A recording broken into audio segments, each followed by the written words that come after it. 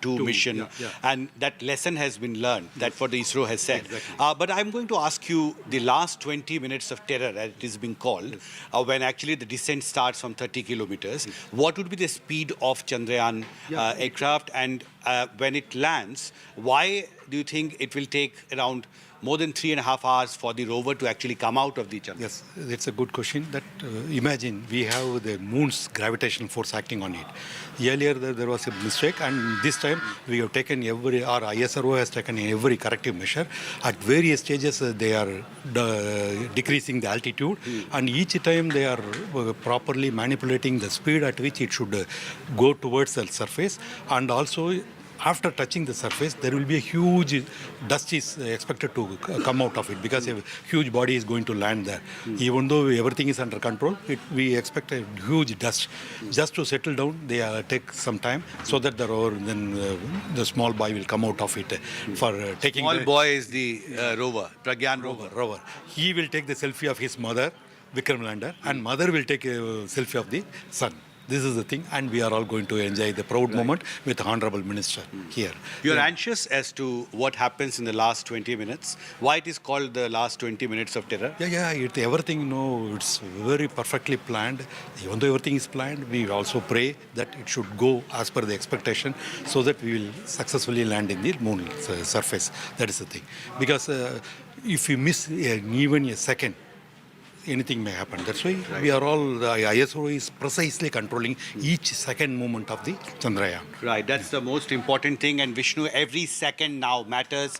Every planning, all the long planning. Remember, 4 years back, Chandrayaan 2 mission was launched. We do know, we have an experience to fall back on.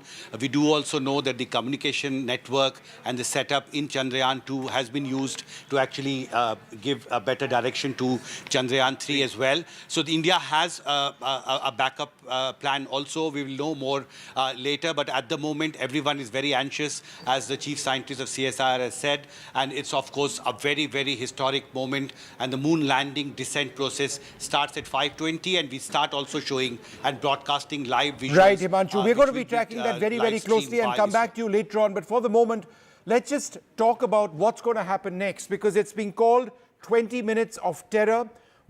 How exactly does the Vikram lander descend onto the surface of the moon? Remember, there is horizontal velocity, there is vertical velocity, and as it all comes just meters away from the surface, the lander has to be at a particular speed in order to ensure that it makes a safe touchdown. And in doing that, it is equipped to ensure that it doesn't detect any boulders or craters or anything in its way. It's got artificial intelligence to ensure that it lands at a safe spot. So the 20 minutes of terror, what is that all about? Let's take a look.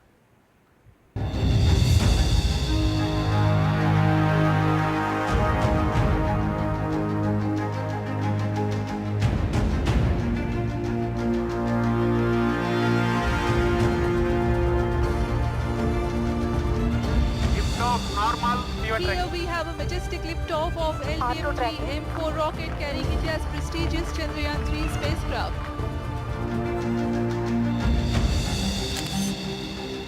India's celestial 20 minutes of terror.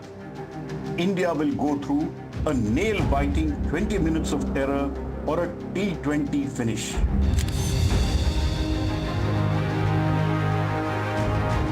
Liftoff normal, P1 tracking.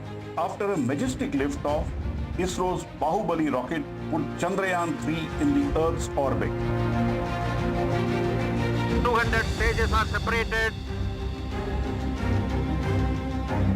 Chandrayaan 3 took many rounds of the Earth gaining velocity. On August 1st, 2023, Chandrayaan was nudged towards the moon on its 3.84 lakh kilometer lonely journey. On August 5th, 2023, the Chandrayaan satellite gently entered into the moon's orbit and settled in its embrace.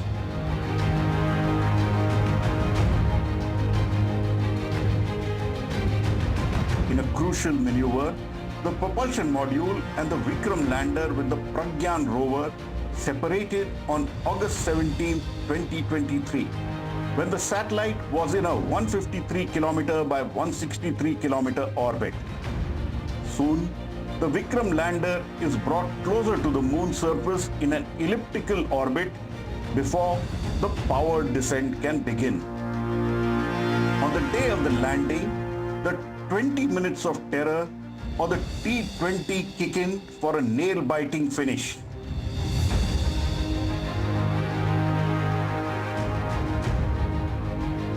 In the powered descent, the Vikram starts hurtling down towards the moon surface at a velocity of 1.68 kilometers per second, which is nearly 6,048 kilometers per hour, almost 10 times the velocity of an airplane.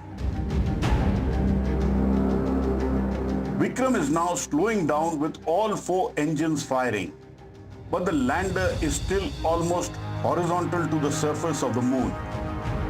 It then touches down on the lunar surface with just 2 engines firing, and the legs have been designed to take a maximum impact of 3 meters per second or about 10.8 kilometers per hour. Once the sensors on the legs feel the surface, the engines are shut down and the 20 minutes of terror are over. India's flag reaches the moon surface.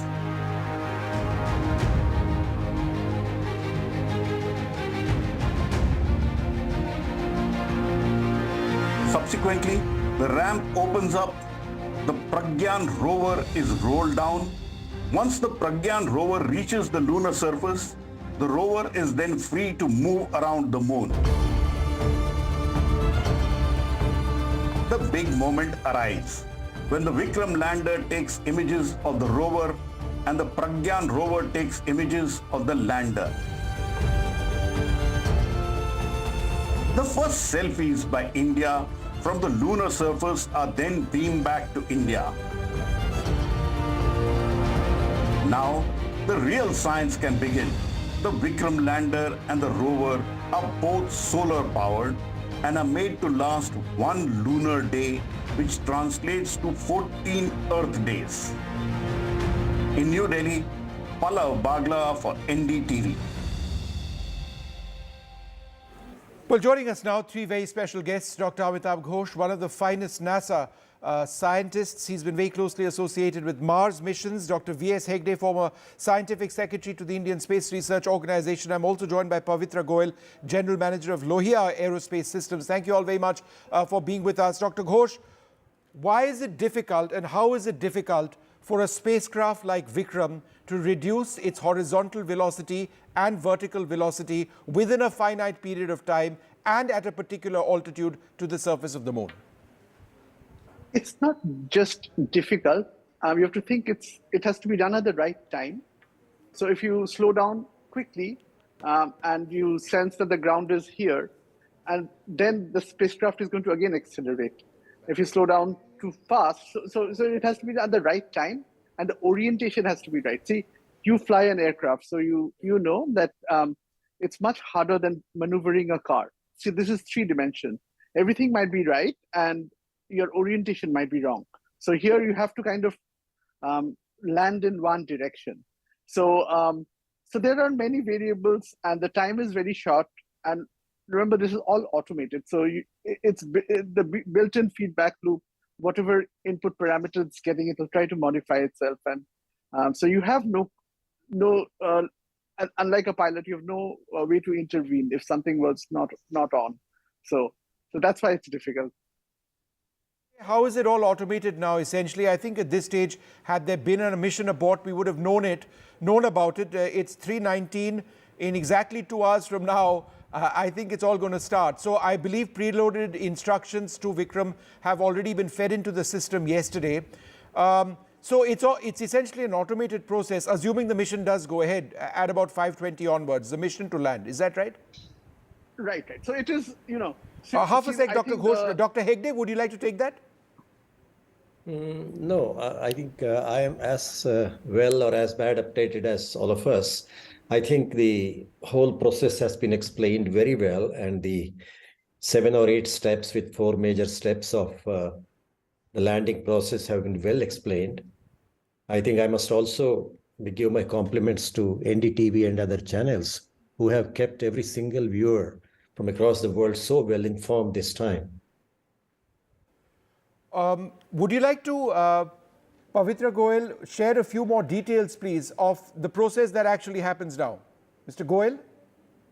Yeah, hi, Vishnu. So as far as the process, I think the last minute checks are done or are being done as we speak from the tracking stations. And like you said, most of it is now automated.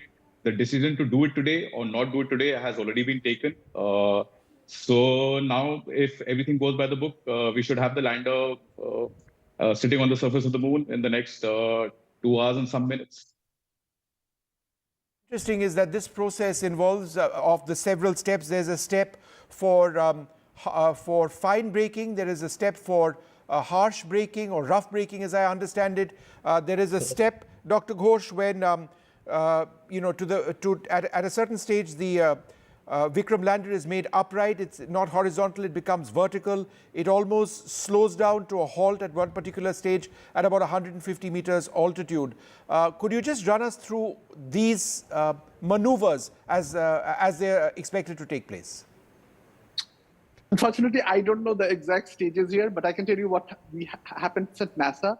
If it's a smaller rover, then we have aerobrakings, parachutes, then finally, we land on airbags. And of course, retro rockets. Retro rockets means, so as your visual showed, you have the rockets firing in the opposite direction to decelerate it. If we have a larger rover, we have something called a sky crane, which parks itself above the landing site and then gently, so for larger rovers means like a 1-ton rover, which is Curiosity and Perseverance.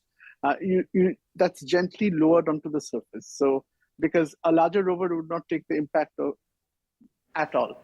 So here I do see retro rockets, and so there will be multiple stages, of course. So the thing is also each stage, that's the other fine print, that each stage has to kick in at the right time and last for the right duration. All right, well, that is absolutely incredible stuff. Let me just go back quickly to Pavitra Goel. The fact of the matter is that there have been four prior attempts at landing on the moon, which have been unsuccessful. The Russians were the latest one. Our own Chandrayaan 2 didn't work out. So it is extremely difficult. And even if you've been in this game for several decades, as for example the Russians, there is no guarantee that this would work. So in as much as we say, Pavitra, that we're going to do it 100%, let's be honest, it's what, 60 to 70% likelihood, right? Not getting into specifics of percentage of success, but yes, absolutely, it is the toughest and hardest part of the space mission is now what we experience in the next 2 hours and some more. And I think there are always takeaways from a mission, whether successful or not. And I'm sure we've learned a lot from the last unsuccessful soft landing mission, which otherwise was a success in terms of a lot of the communication that Chandrayaan 3 will ultimately have from Earth will be through Chandrayaan 2's orbiter, which is still orbiting Moon. So I'm sure there are some takeaways and some learnings that we'll take away from this mission. And in our eyes, as production partners to ISRO, I think it's a success that we are where we are today. It's like you said, it's not an easy space. It's not an easy frontier. The space, there is a reason why a lot of countries with all the resources and all the legacy that they have put in, such as they were not successful. And there is no guarantee that we would be that we'll be successful or not. All right. Well, let's see what finally takes place. We're going to take a short break at this stage, and we're going to continue tracking this incredible mission. And remember, for the benefit of our viewers, 5:20 Mission Control, ISRO. We're going to be tuning in live, finding out what exactly is happening. Our friends in ISRO have told us that, it's all been done. All the data has been fed into the Vikram lander. That's images from, look, they're smiling, they're happy. So, they think that it's all going to work out. And why shouldn't it work out? They've been working for years on this. The health of the mission has been good so far. 5:20 p.m. is when it's all going to happen. We'll be cutting across to Mission Center. We'll be getting live updates from there. A little after 6 p.m., about 6:04 p.m. is when the Vikram lander touches down on the surface of the moon.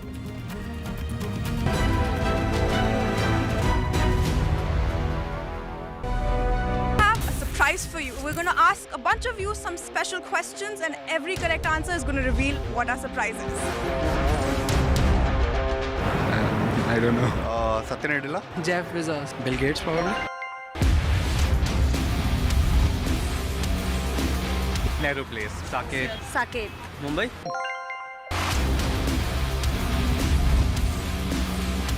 Technical Guruji. Tech Guruji. Technical Guruji. Technical Guruji. चलिए शुरू करते हैं।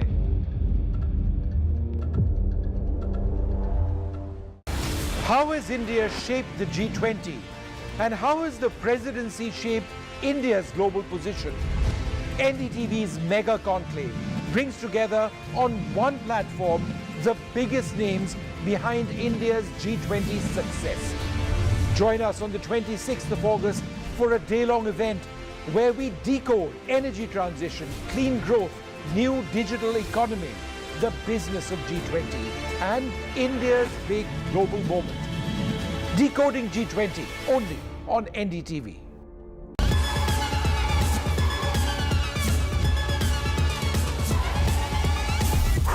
That was fast, right? But tech is evolving even quicker than our abilities to adapt, and that's how I like to roll.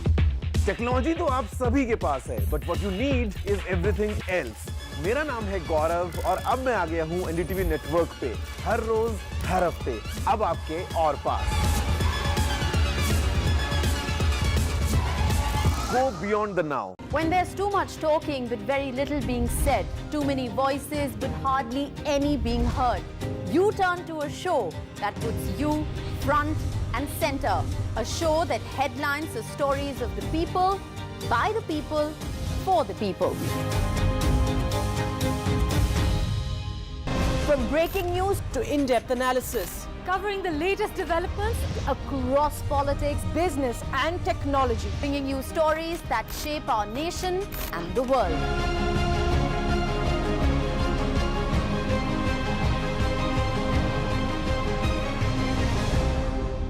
In a world with rapidly shifting power dynamics, India is emerging as a global power.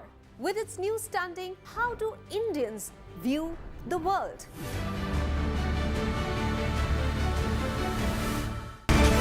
23 years of the big fight.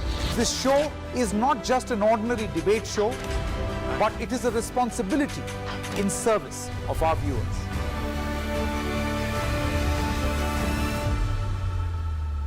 NDTV for news you can trust. No sensationalism, no ugly debates, no agenda.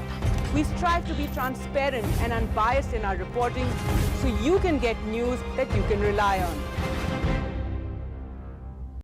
A debate has many facets, perhaps no one right answer. Left, right and center. Conversations that get to the core of the debate.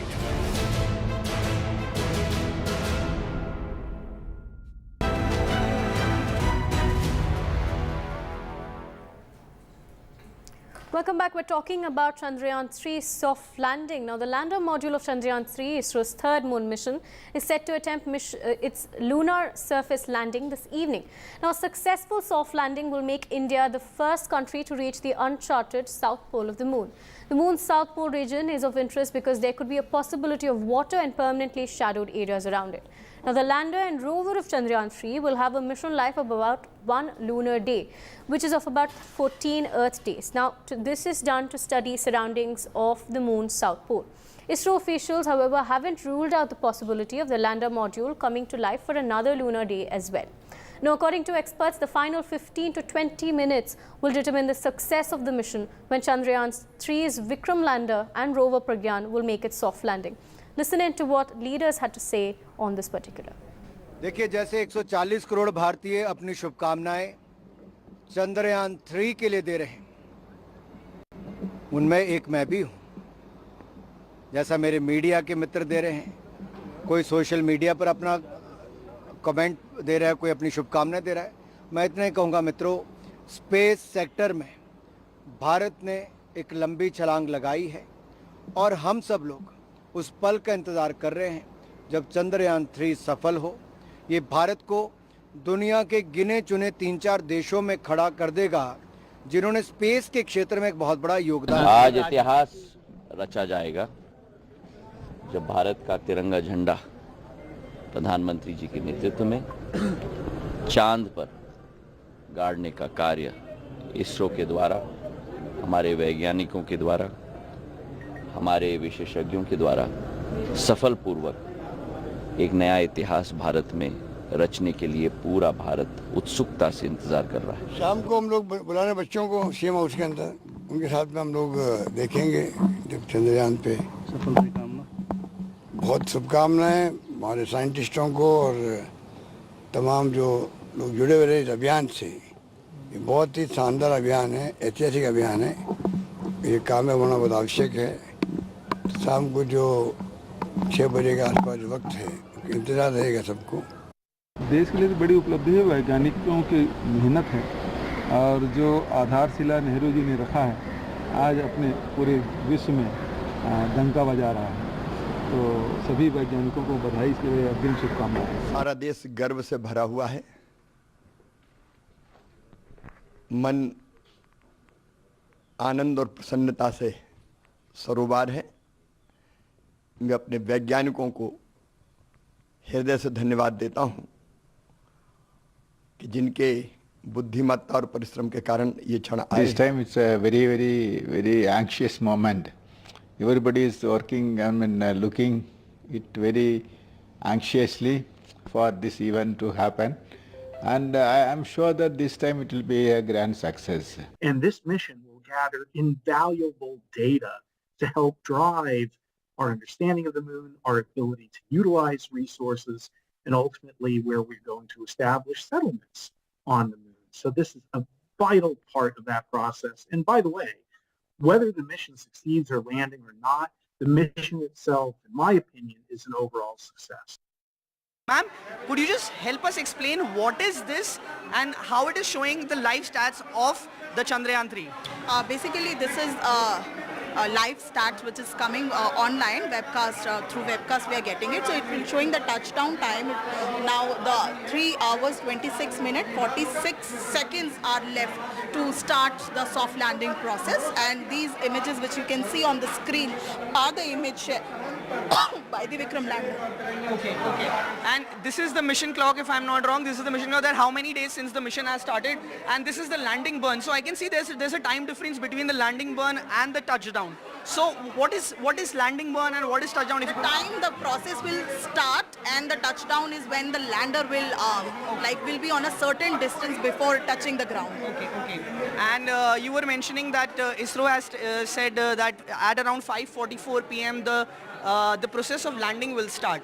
So how long is it going to take, especially about the last 15 minutes that is going to be, that I said it's going to be very crucial. What about that? So as they said, mission is all right, mission is stable, everything is okay, and ISRO will start the automatic process because after 5:44, everything will be decision taken by the Vikram only. ISRO do not do any kind of a interruption in this entire mission. Okay. So after 5:44, probably they start the next 15-16 minutes will be very crucial for landing. Okay, and if we talk about, you said there's a lot of difference between Chandrayaan 2 and Chandrayaan 3. What extra, technological advancement is there in Chandrayaan 3, extra sensors you were saying about? Could you just help us explain that? Definitely, Chandrayaan 3 is an upgraded version of Chandrayaan 2. We have extra fuel capacity, we have extra sensors in Chandrayaan 3. Also, it is very flexible. The kind of a decision this time Vikram lander could take, like the last minute changes or they have to change the landing time. Like also ISRO have said if not today, then probably we'll try again on 27th of the August. So these kind of a flexibility to taking decision capabilities this time Vikram do have. And this makes the entire mission very unique in itself.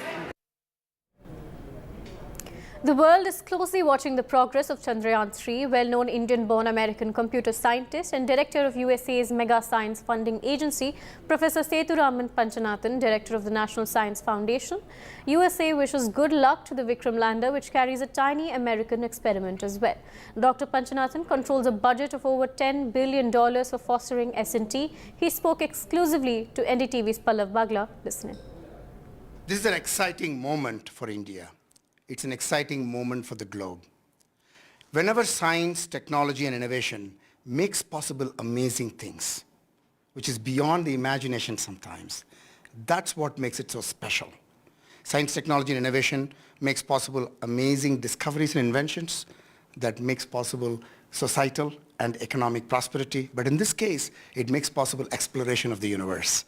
And so very excited for the moment and wishing the very best and all the good luck for this mission. Now, Vikram lander, when it lands, it is landing nearer the south pole of the moon. And one of India's satellites found the presence of... Prime Minister Modi is addressing. Let's listen in. Excellency Rashtrapati Putin, Excellency Rashtrapati Xi, ladies and gentlemen,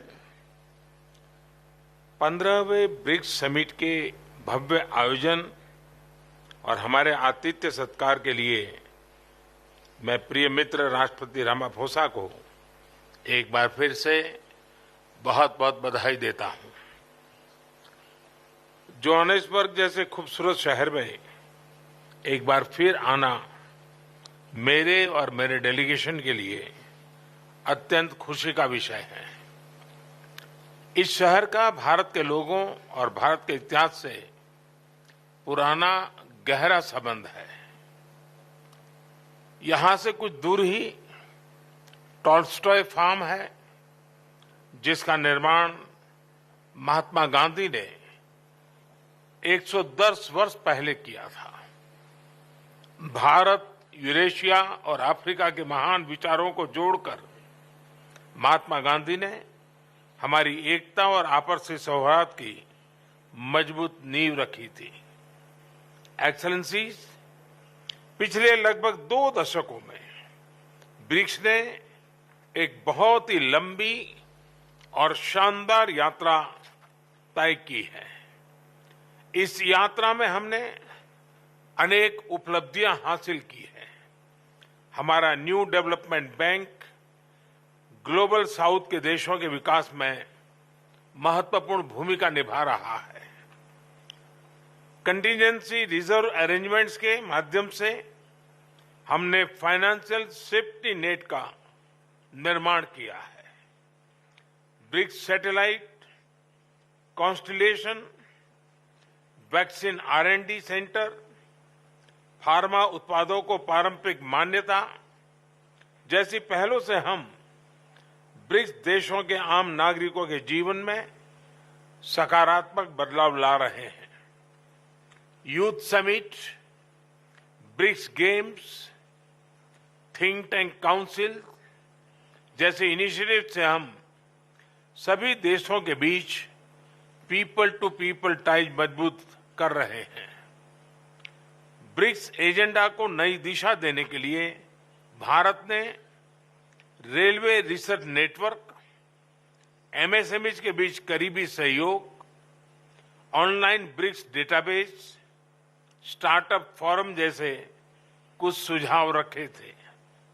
मुझे खुशी है कि इन विषयों पर उल्लेखनीय प्रगति हुई है। Excellencies, हमारे करीबी सहयोग को और व्यापक बनाने के लिए मैं कुछ सुझाव आपके सामने रखना चाहूंगा।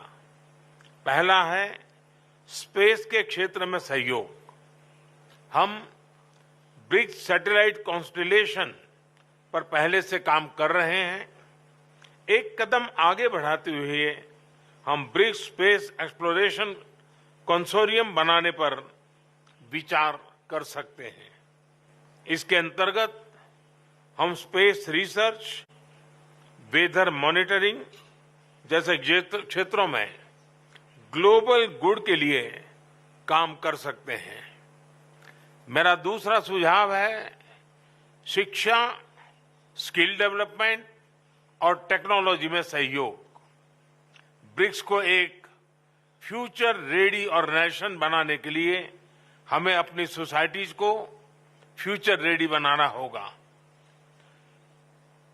इसमें टेक्नोलॉजी की अहम भूमिका रहेगी। भारत में हमने दूर सुदूर तथा ग्रामीण क्षेत्रों के बच्चों और उनके तक शिक्षा पहुंचाने के लिए दीक्षा यानी digital infrastructure for knowledge sharing platform बनाया है। साथ ही स्कूल के विद्यार्थियों के बीच इनोवेशन को बढ़ावा देने के लिए हमने देश भर में 10,000 अटल टिंकरिंग लैब्स बनाए हैं। भाषा संबंधी बाधाओं को हटाने के लिए भारत में AI based language platform Bhashini का इस्तेमाल किया जा रहा है। वैक्सीनेशन के लिए कोविन प्लेटफॉर्म बनाया गया है। डिजिटल पब्लिक इंफ्रास्ट्रक्चर यानी इंडिया स्टैक के माध्यम से पब्लिक सर्विस डिलीवरी को रिवॉल्यूशनराइज किया जा रहा है। विविधता भारत की एक बहुत बड़ी ताकत है। भारत में किसी समस्या का हल इस विविधता की कसौटी से निकलकर आता है। इसलिए ये सॉल्यूशंस विश्व के किसी भी कोने में आसानी से लागू हो सकते हैं। इस संदर्भ में भारत में विकसित इन सभी प्लेटफॉर्म्स को ब्रिक्स पार्टनर्स के साथ साझा करने में हमें खुशी होगी। मेरा दूसरा सुझाव है कि एक दूसरे की ताकतों की पहचान करने के लिए हम मिलकर स्किल मैपिंग पर कर सकते हैं। इसके माध्यम से हम विकास यात्रा में एक दूसरे के पूरक बन सकते हैं। मेरा चौथा सुझाव है बिग कैट्स के संबंध में। ब्रिक्स के 5 देशों में बड़ी संख्या में विभिन्न प्रजातियों के बिग कैट्स पाए जाते हैं। इंटरनेशनल बिग कैट अलायंस के अंतर्गत हम इनके संरक्षण के लिए साझा प्रयास कर सकते हैं। मेरा 5वां सुझाव है ट्रेडिशनल मेडिसिन को लेकर। हम सभी देशों में ट्रेडिशनल मेडिसिन का इकोसिस्टम है।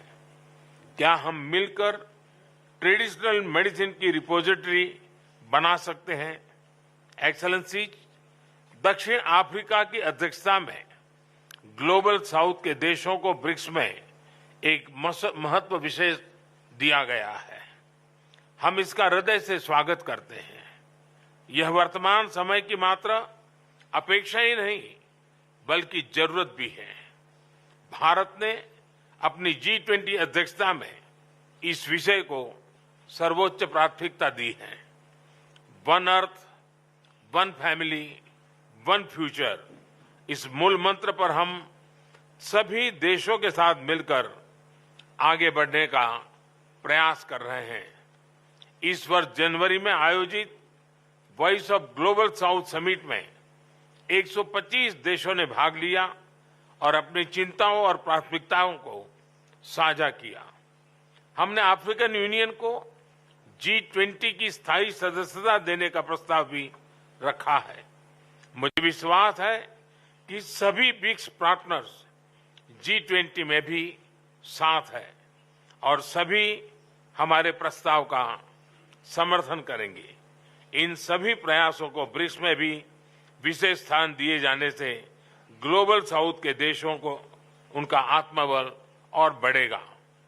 एक्सेलेंसी, भारत ब्रिक्स की सदस्यता में विस्तार का पूरा समर्थन करता है और इसमें कॉन्सेंसस के साथ आगे बढ़ने का स्वागत करता है। 2016 में भारत की अध्यक्षता के दौरान हमने ब्रिक्स को building responsive, inclusive and collective solution से परिभाषित किया था। 7 साल बाद हम कह सकते हैं कि BRICS will be breaking barriers, revitalising economies, inspiring innovation, creating opportunities and shaping the future. हम सभी ब्रिक्स पार्टनर के साथ मिलकर इस नई परिभाषा को सार्थक करने में सक्रिय योगदान देते रहेंगे। बहुत बहुत धन्यवाद।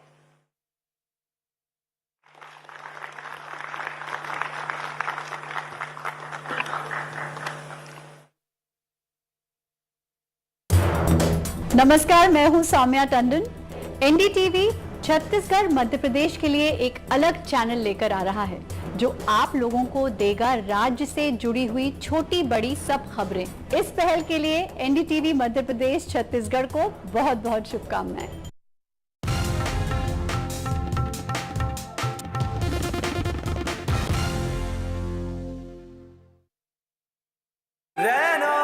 In a world filled with noise, we bring you news that you can rely on with accuracy and integrity, because at NDTV, trust is everything.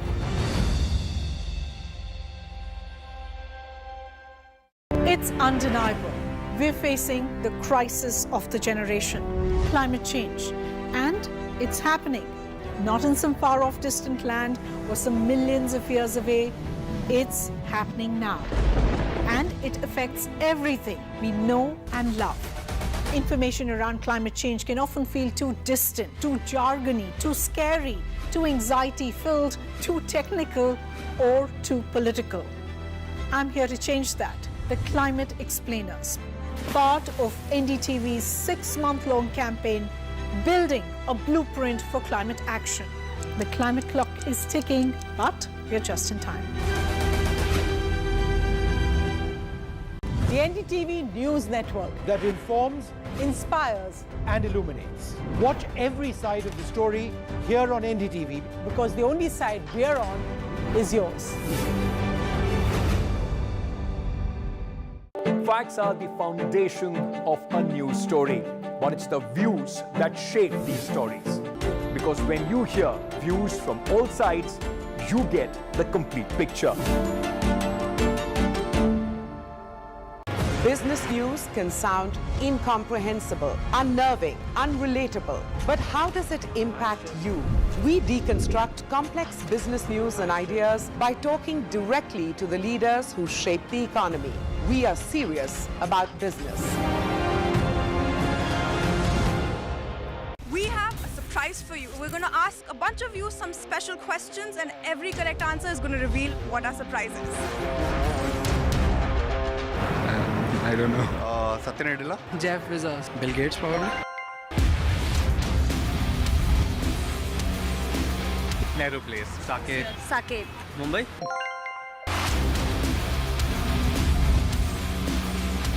Technical Guruji. Tech Guruji. Technical Guruji. Technical Guruji.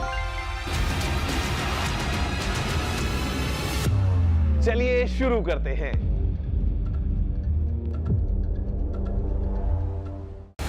How has India shaped the G20? And how has the presidency shaped India's global position?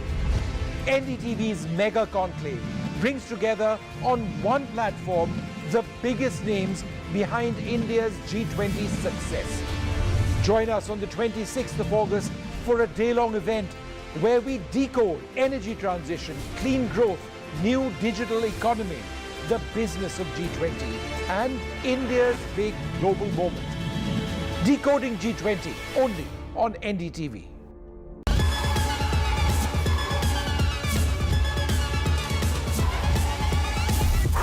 That was fast, right? But tech is evolving even quicker than our abilities to adapt. And that's how I like to roll. Technology तो आप सभी के पास है, but what you need is everything else. मेरा नाम है गौरव और अब मैं आ गया हूँ एनडीटीवी नेटवर्क पे हर रोज हर हफ्ते, अब आपके और पास.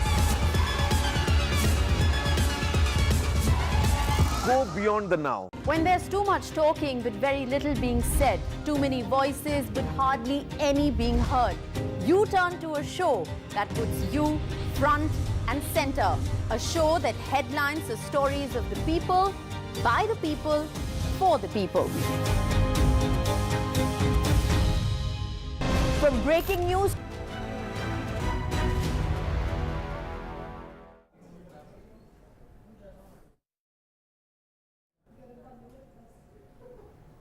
Welcome back. We're of course talking about Chandrayaan 3's soft landing. All eyes are on the Chandrayaan 3 mission, which of course took 4 years to complete. Earlier, of course, emotions were high at the time of Chandrayaan 2.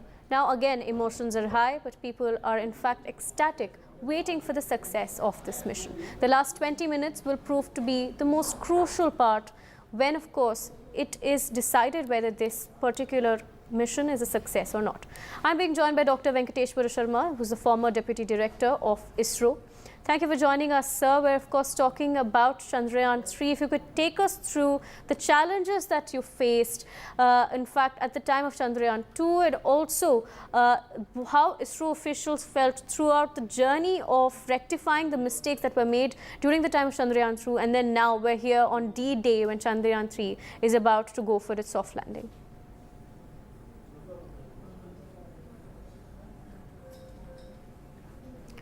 Dr. Venkateshwar, please unmute yourself, sir.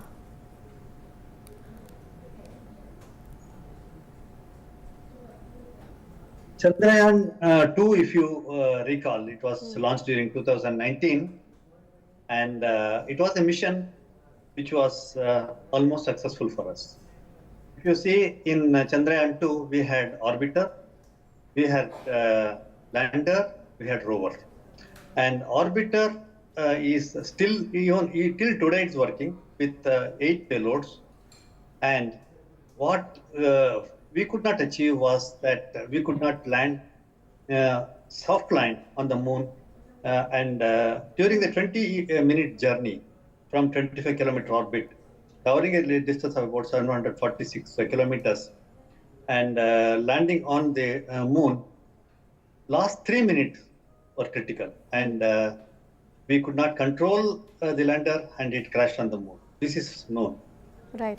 We had a detailed study of what went wrong, what strengthening had to be done for Chandrayaan 2 mission so that Chandrayaan 3 will be successful. Therefore, what we have improved in this is that we have improved the thrust engines from 440 newtons to 720 newtons, and this is throttleable, where you can control the thrust, where it was earlier, it was 440 nutons, fixed thrust.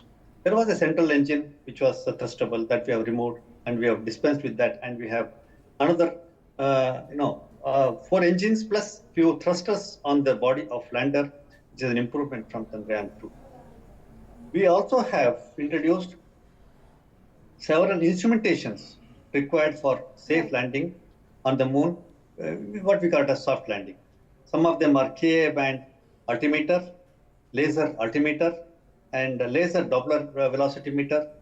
Those things are all the three new things where even in the dust condition, even in the worst of the worst conditions, they work normally. This is the cross connection, correction. However, every system has been ruggedized, and every system has been improved, and the performance has been improved, and we have ensured that there is sufficient reliability in every one of these systems. To summarize, there is an improvement in the hardware, there is improvement in the software, there is improvement in the firmware. On top of all that, there is also improvement in terms of the algorithms, what is required to control the entire mission, right from liftoff till the landing. Right. Right, Dr. Sharma, now this in fact is a time when India, the entire of India is very excited that we're going to finally land on the moon, right? But help us understand the scientific importance behind exploring the south polar region of the moon. Now that's something that help, in fact, from a scientific point of view, help the layman understand why it's so important. I want to split this question into 2 halves. One is, you mentioned 2 words. I will take on those 2 words. One is the scientific achievements of this mission, namely lander landing softly on the South Pole, and layman. I wouldn't say layman, it is the countryman, our 140 crore countrymen. What is that they gain, or what is that they achieve by doing this type of scientific mission? As far as scientific mission is concerned from the lander and the rover point of view, right, you must understand that traveling a distance of 5 kilometers to the moon, then going around the moon, capturing the moon, going around the moon, and coming down to 25 kilometer, 150 kilometer orbit, then landing on the moon itself is a very big scientific. Absolutely. Not many countries have done it. Only 3 countries, and we are the 4th country. Okay, and then opening out the door for rover to roll out. Roller comes out, and coming out and maneuvering on the moon is the second biggest scientific achievement. third achievement Absolutely. is also that we have scientific instruments Right. which are there in lander as well as rover, Right, which are Dr. also Sharma. continuously working. Thank you for joining us and taking us through your perspective on that. Unfortunately, we're short of time, so we're going to have to end this bulletin. We'll continue tracking the story for you. Now we're taking a short break.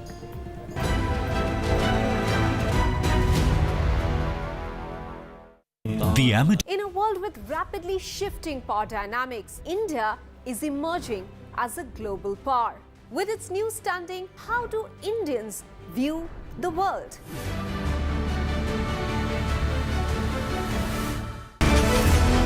Years of the big fight. This show is not just an ordinary debate show, but it is a responsibility in service of our viewers.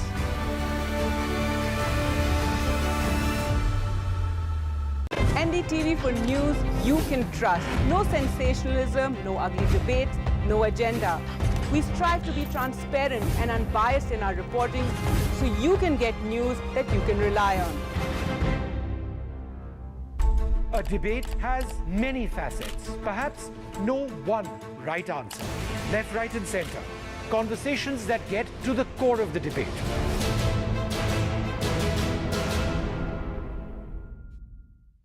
In a world filled with noise, we bring you news that you can rely on with accuracy and integrity, because at NDTV, trust is everything.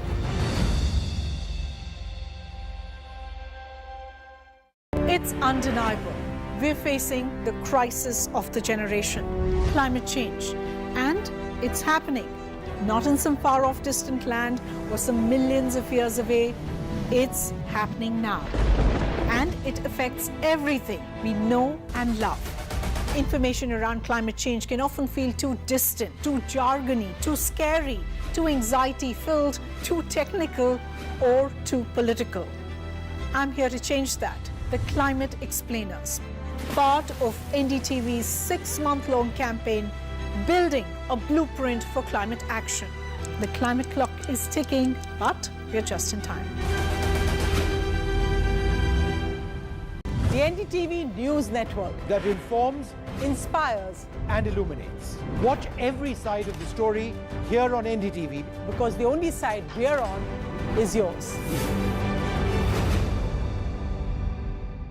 Facts are the foundation of a news story, but it's the views that shape these stories. Because when you hear views from all sides, you get the complete picture. Business news can sound incomprehensible, unnerving, unrelatable. But how does it impact you? We deconstruct complex business news and ideas by talking directly to the leaders who shape the economy. We are serious about business. We have a surprise for you. We're going to ask a bunch of you some special questions, and every correct answer is going to reveal what our surprise is. I don't know. Jeff Bezos. Bill Gates, probably. Nehru Place. Saket. Saket. Mumbai.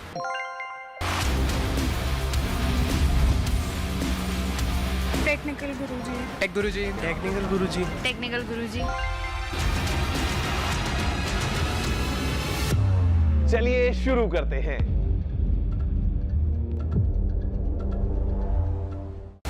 How has India shaped the G20?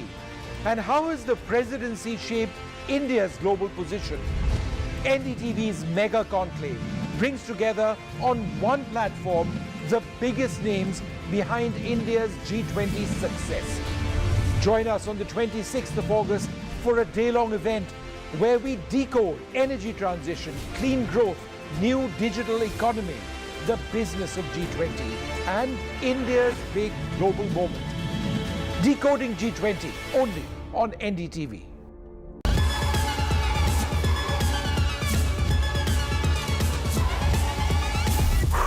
That was fast, right? But tech is evolving even quicker than our abilities to adapt. And that's how I like to roll. Technology तो आप सभी के पास है, but what you need is everything else. मेरा नाम है गौरव और अब मैं आ गया हूँ NDTV नेटवर्क पे हर रोज हर हफ्ते अब आपके और पास. go beyond the now. When there's too much talking but very little being said, too many voices but hardly any being heard, you turn to a show that puts you front and center. A show that headlines the stories of the people, by the people, for the people.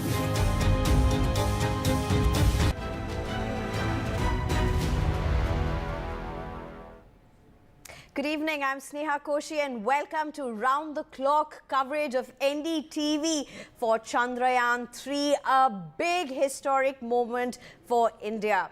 The lander module of Chandrayaan 3, ISRO's third moon mission, is set to attempt landing on the lunar mission this evening. In fact, just about, say, 2 hours from now, around 6:04 is when we are expecting the landing. A successful soft landing will make India the first country to reach the uncharted south pole of the moon.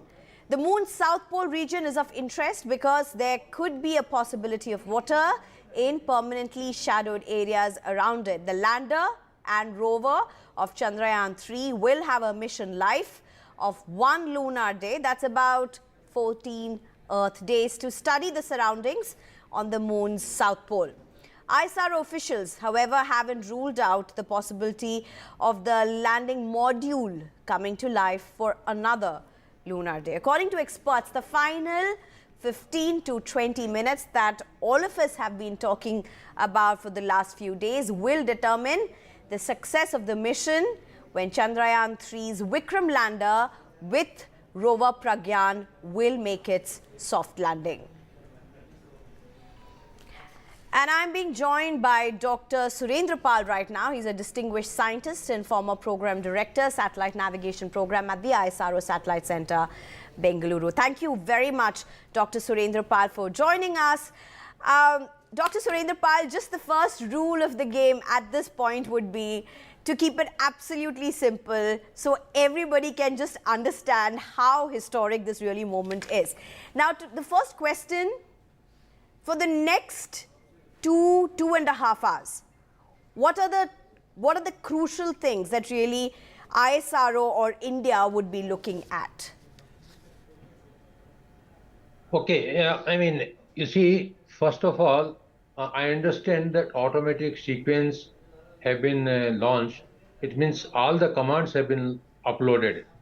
So when it comes to 7.54 kilometers height, 25 kilometers height it comes, it will be brought down to 7.4 kilometers. It will be all automatic. See, all the softwares, the hardwares have been tested so many times, and there are thrusters which can be regulated. There are high, thrust levels are high. 4 thrusters which you see in the photograph, they are of 800 newtons. Some are approximately 740 newtons will be used.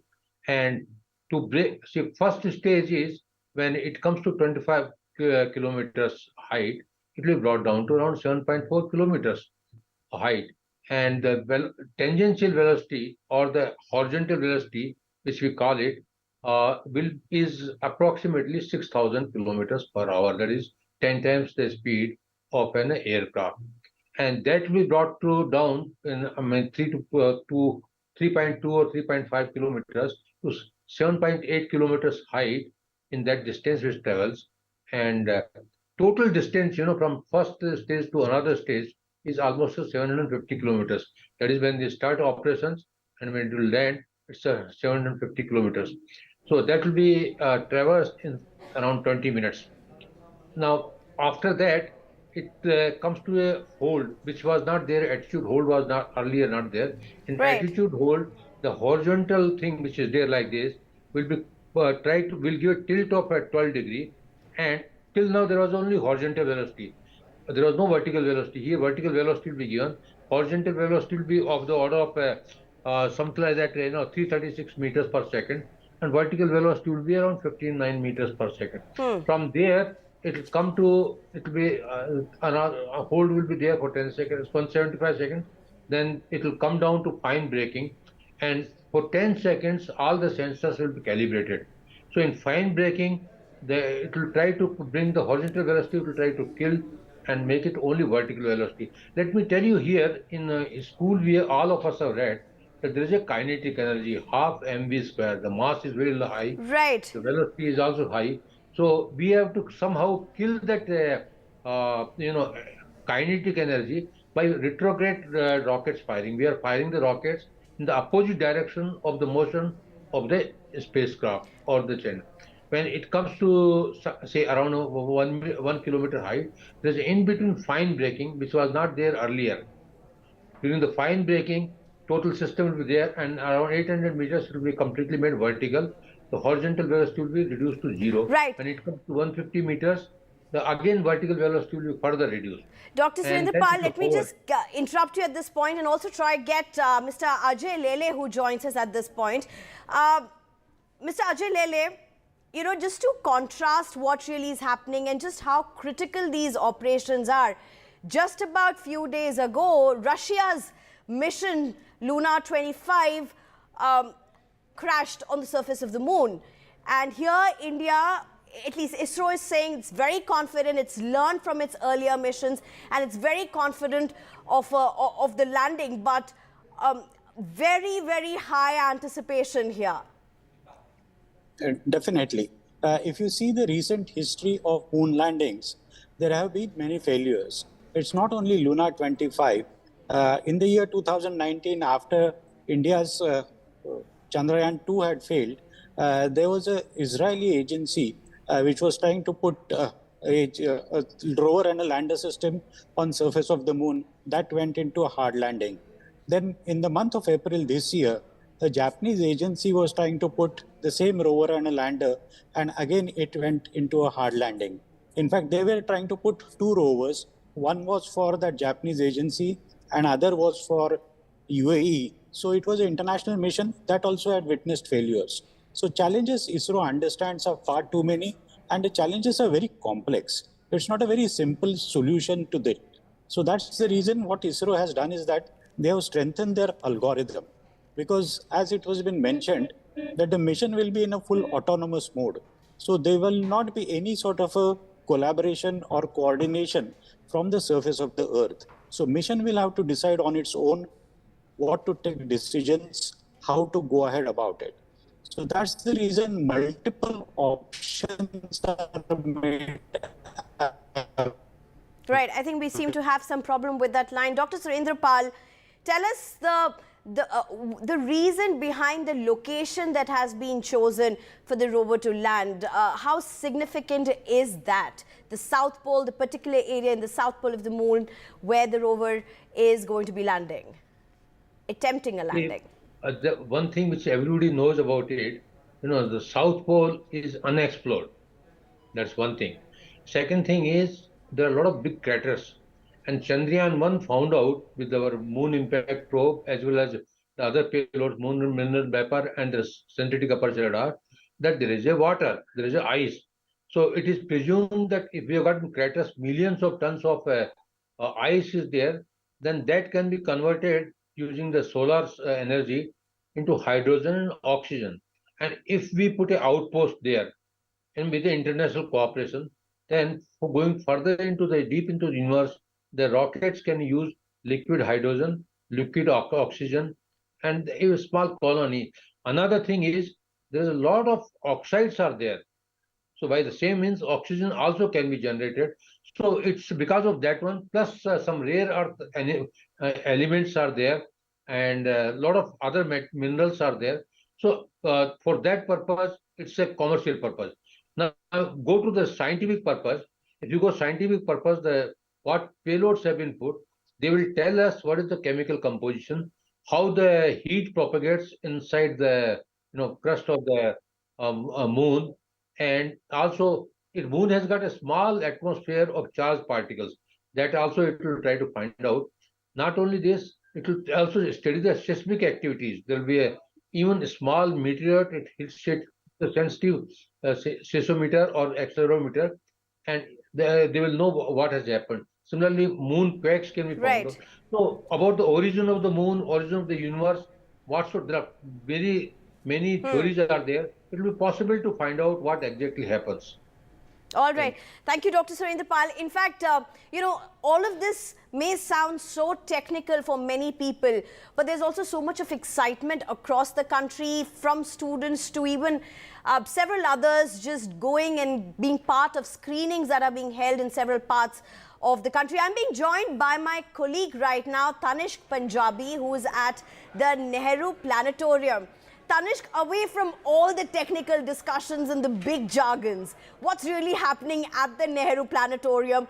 Who all have come there? What's the age group? What are they really looking at? Tell us the background of these people who are there. Just break this down for us. Why the Aam Janta, the common people, are so interested in this? Well, Sneha, as the sun sets, India will be on the moon.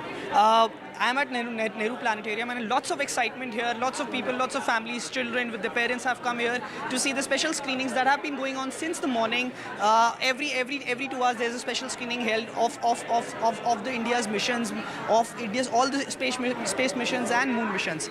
I'm just joined by a father and a daughter here who are very excited and who have come with all their excitement here to support India's mission to the moon. आप अपना नाम बताइए? मेरा नाम संदीप मिश्रा है. Okay, तो आप क्या excited हैं इसके लिए? कैसा लग रहा है आपको कि इंडिया फाइनली मून पे जाने वाला है?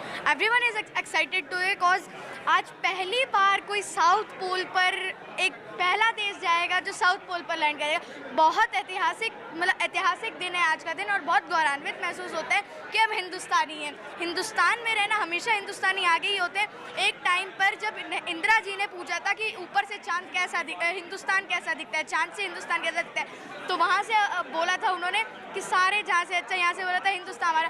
तो हिंदुस्तान हमारा सबसे अच्छा ही है, सबसे प्यारा ही है, और आज दक्षिण में पहुँच जाएगा तो ये बहुत गर्व की बात है कि पहला देश होगा. और 6:04 की जो टाइमिंग रखी गई है, ये भी बहुत सोच समझ के मेरे साइंटिस्ट ने रखी है कि 6:04 सूरज की धूप आ जाएगी चांद के दक्षिण हिस्से पर, साउथ पोल पर सूरज की धूप आ जाएगी. तो मतलब यहाँ के 14 दिन, वहाँ का एक दिन होगा. सोलर पावर से प्रज्ञान काम कर रहा है, तो मतलब 14 दिन काम करेगा. ये बहुत बड़ी बात है. और जैसे कि हम सब जानते हैं कि प्रज्ञान का प्रज्ञान से मिलन हो ही चुका है, ये बहुत बड़ी बात है. और ये डबल धमाका, डबल सेलिब्रेशन है कि प्रज्ञान चंद्रयान 2 भी मिल गया है. वो फेलियर नहीं था, वो सक्सीड था. अब ये 2 भांजे अपने मामा के यहाँ जा रहे हैं, ये बहुत खुशी की बात है. तो एक बहुत बड़ी टीम लगी हुई है इसके ऊपर, जिन्होंने ये पूरा मिशन करने की कोशिश करी है. उनको क्या मैसेज रहेगा आपका? फिर हम आपसे उनका परिश्रम, उनकी मेहनत बहुत रंग लाई है, और बिल्कुल रंग लाएगी. पिछली बार थोड़ी सी हमारे आंखों में आंसू आ गए थे कि कनेक्शन फेल हो गया, लेकिन इस बार वो नहीं होगा. इस बार हमारा सफल होगा, सॉफ्ट लैंडिंग होगी और बहुत अच्छा होगा. हमारा देश इस पहली बार पहला देश बनेगा जो साउथ पोल पे जाएगा. I would like to speak to her father also. Sir, आपका नाम? मैं संदीप मिश्रा हूँ, और मैं यही लिख कर लाया हूँ कि इंडिया कर दिखाया, चांद सिमट बाहों में आया. जब चंद्रयान 2 की बारी थी तो मैंने एक शेर लिखा था कि चाहा सभी ने चांद, कितनों को ये मिला है, मिलकर मुझसे बिछड़ गया इस बात का गिला है. आज वो गिला सिकवा मिटाने का टाइम है, जब विक्रम की बाहों से निकलकर प्रज्ञान आएगा और चांद की ज़मीन को चूमेगा. और जब वो अपने नन्हे कदमों से भारत का तिरंगा बनाता हुआ चांद के दिल से आगे बढ़ेगा, तो पूरी दुनिया देखेगी भारत के एहतराम को, भारत के स्वागत करेगा, भारत का इकबाल करेगा, और चांद से दुनिया बोलेगी जय जय हिंदुस्तान, जय जय हिंदुस्तान महान. ये अपने आप में बड़े गौरव का क्षण है, और मैं NDTV के माध्यम से तमाम उन वैज्ञानिकों को नमन करता हूं, साधुवाद करता हूं, जिन्होंने अपना एक एक पल, एक एक क्षण, एक एक खुशी वार दी तिरंगे के शान और सम्मान के लिए. वो मेहनत के आज रंग लाएगी. और मैं प्रधानमंत्री मोदी जी का भी धन्यवाद करना चाहूँगा. माननीय मोदी जी का वो लम्हा मैं याद करता हूँ जब पिछली बार चंद्रयान 2 नाकामयाब रहा था, और इसरो के तत्काल अध्यक्ष उनके कंधे पर सिर रखकर आंखों में आंसू लेकर आए थे. तब प्रधानमंत्री जी ने कहा था, घबराइए नहीं, मैं हूं ना. 4 साल बाद उसी दम, उसी ताकत से आज हम चांद की दहलीज पर दस्तक दे रहे हैं. मैं कहता हूं मोदी जी ने ये मुमकिन कर दिखाया है. उन्होंने बहुत मेहनत की, भारत के वैज्ञानिकों पे भरोसा किया है. वाकई ये लम्हात हम सब के लिए गौरवान्वित क्षण है. परिश्रम की पराकाष्ठा की पटकथा लिखने के लिए आज मंदिर में पूजा हो रही है, मस्जिद में अजान है, गुरबानी है, प्रेयर है. हर जुबान पर एक ही बात है, जय जय Hindustan. So see, lot of excitement here in the people, and everybody is looking forward. So there is excitement also, and there is a little nervousness also that what is going to happen at 6:04 p.m. Everybody is hoping that our mission to moon, Chandrayaan 3, is successful. Over to you, Sneha. Thank you so much, Tanishq. It's great to hear such young people speak so confidently. Expectations and emotions extremely high. I'm also being joined by Himanshu, who is at CSIR. Himanshu, what are you seeing around you? The mood here is upbeat, but the scientists of CSIR are also very anxious and nervous because, you know, this is a very, very sensitive process. The descent process is expected to start in a short while, a little over an hour from now, exactly at 5:20. That's when ISRO will start the live streaming of the descent process. And as it is being called, the 20 minutes of terror, the last 20 minutes are the most crucial of any such moon mission. And so here also there is, mood is upbeat, but at the same time, lots of anxiousness, lots of tension here among the scientists. You can see I'm in the CSIR headquarters now. On my right side, you can see there's a big screen that has been put in, and you can see these ISRO scientists on the screen now. These are the images, live images, being live streamed here from the ISRO command center, from where the descent process will be given the command around 5:20. That's when the descent process will start. The landing, as we know, is at 6:04, and that is the moment when Union Minister for Science and Technology is also expected to be here. Around 500 people have been invited to see the live video of this moon landing that will be attempted around 6:04.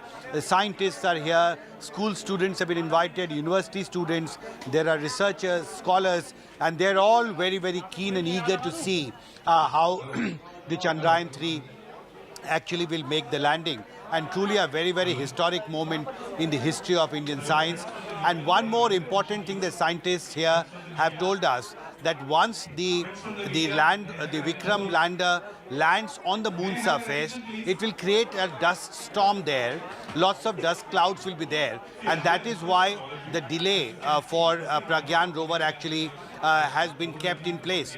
Remember, 6:04 is the landing time, and around 9:30 is the time when the Pragyan rover will actually come out of Vikram lander, because that is the time that will be needed for the dust to settle down. Scientists here have told me that they very carefully and consciously ISRO has delayed the process when the Pragyan rover will actually come out of Vikram lander, because they want to ascertain that the dust that will be created once the landing takes place of the Vikram lander is settled down. Because if they don't wait for the dust to settle down, that can damage the equipments there. So clearly, last 20 minutes, most crucial, the last 20 minutes of terror, but at the same time, there is a lot of optimism here, and scientists here have told us that we have learned the lessons from Chandrayaan 2 mission, and all those lessons have been incorporated while planning and executing Chandrayaan 3 mission. Right. Sneha. Thank you very much, Himanshu, for those details, for what you're expecting and what you're seeing around at CSIR. I'm also being joined again by Dr. Surendra Pal at this moment. He's a distinguished scientist and former program director for the satellite navigation program at ISRO Satellite Center, Bengaluru. Thank you for joining us again, Mr. Surendra Pal. You know, let's just talk about the soft landing. There are just about 3 countries who have been able to do this successfully till now. This is India's 3rd moon mission. It's learned a lot from the 1st and 2nd. But if you have to really break down the 20 minutes of terror, as all the scientists have been calling this at ISRO, what would you say would be the major challenges? Is it the speed that needs to be regulated but cannot be? It's largely an autonomous process, or the fact that it's such an unexpected, uncharted territory as it is? Yeah. Last attempt. Yeah. The present generation, I must have recruited them, and I must have been on their promotion board as chairman. So I know each one of them. They're very hardworking person, but in emotions they must have used it.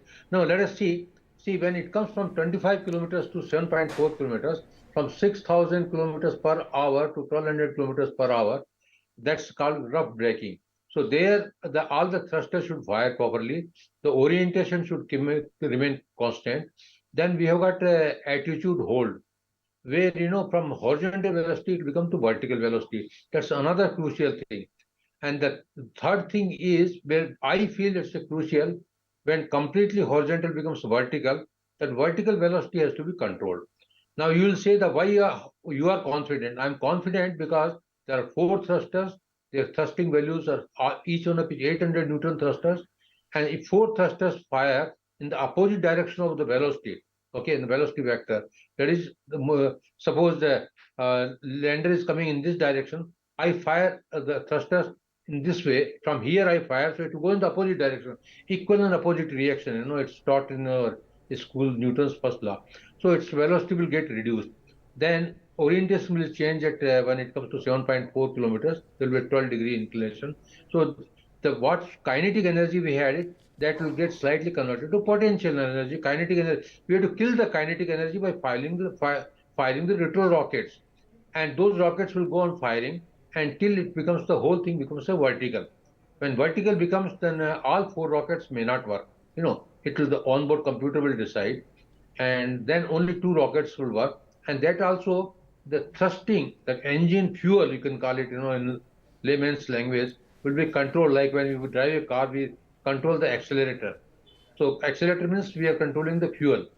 Here also it will control the fuel, and depending on the feedback, velocity, the like laser Doppler velocity meter, the accelerometer, the gyros, and the altimeters, RF altimeter, carbon altimeter, plus the laser altimeter, their inputs will go on the onboard processor. And there is a redundancy in software, there is a redundancy in hardware, so it will decide what sort of thrust should go and how many engines should go. And slowly it will come. Now, soft landing, it means it's not a zero velocity. It will have around 1.86 to 2 kilometers per second. So with that sort of third it will come. But if you are going to helicopter, it will be almost like that sort of thing. Helicopter also, when it lands, we feel little bit of thing. Now the legs which are there, they can tolerate up to 3 meters per second. That is, if you throw somebody from a 20-story or 15-story building, what sort of thing will happen. So that sort of thing, well, the impact will be there. But those legs can take that sort of impact. They can take a slope also. And the logic which is there inside, which was not there in Chandrayaan 2 or Lander 2, is that it can hover like a helicopter. If it does not find a proper... Newspapers are rising. Dainik Bhaskar Group is proud. From breaking news to in-depth analysis, covering the latest developments across politics, business and technology, bringing you stories that shape our nation and the world.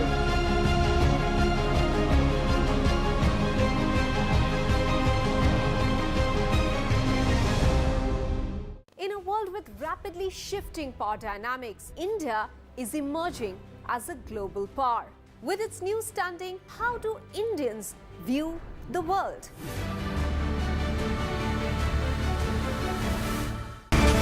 23 years of the big fight. This show is not just an ordinary debate show, but it is a responsibility in service of our viewers.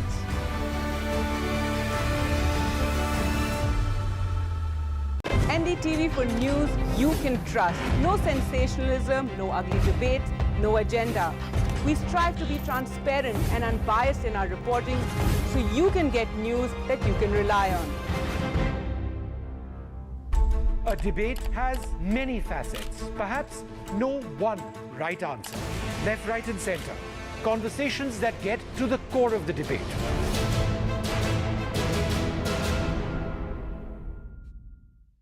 In a world filled with noise, we bring you news that you can rely on with accuracy and integrity, because at NDTV, trust is everything.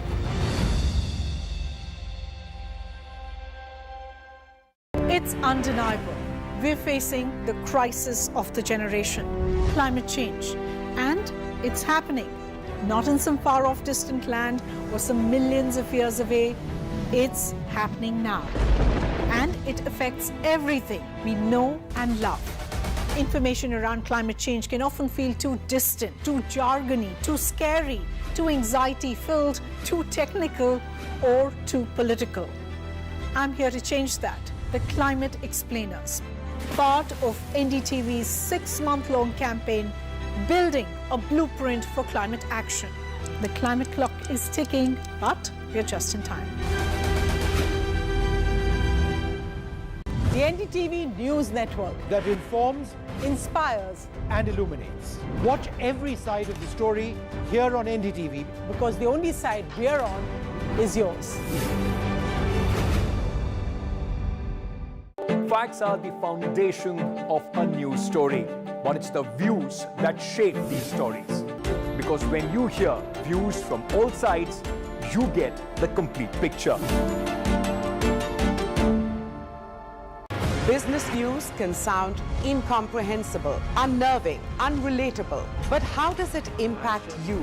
We deconstruct complex business news and ideas by talking directly to the leaders who shape the economy. We are serious about business. We have a surprise for you. We're going to ask a bunch of you some special questions, and every correct answer is going to reveal what our surprise is. I don't know. Satya Nadella? Jeff Bezos. Bill Gates, probably. Nehru Place. Saket. Saket. Mumbai.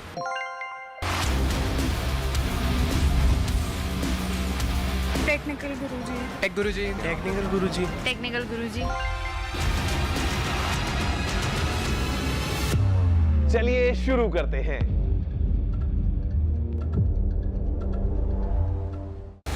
how has India shaped the G20? And how has the presidency shaped India? जी तो आप सभी के पास है, but what you need is everything else. मेरा नाम है गौरव और अब मैं आ गया हूँ NDTV नेटवर्क पे, हर रोज हर हफ्ते, अब आपके और पास। Go beyond the now. When there's too much talking but very little being said, too many voices but hardly any being heard, you turn to a show that puts you front and center. A show that headlines the stories of the people, by the people, for the people. From breaking news to in-depth analysis, covering the latest developments across politics, business and technology, bringing you stories that shape our nation and the world.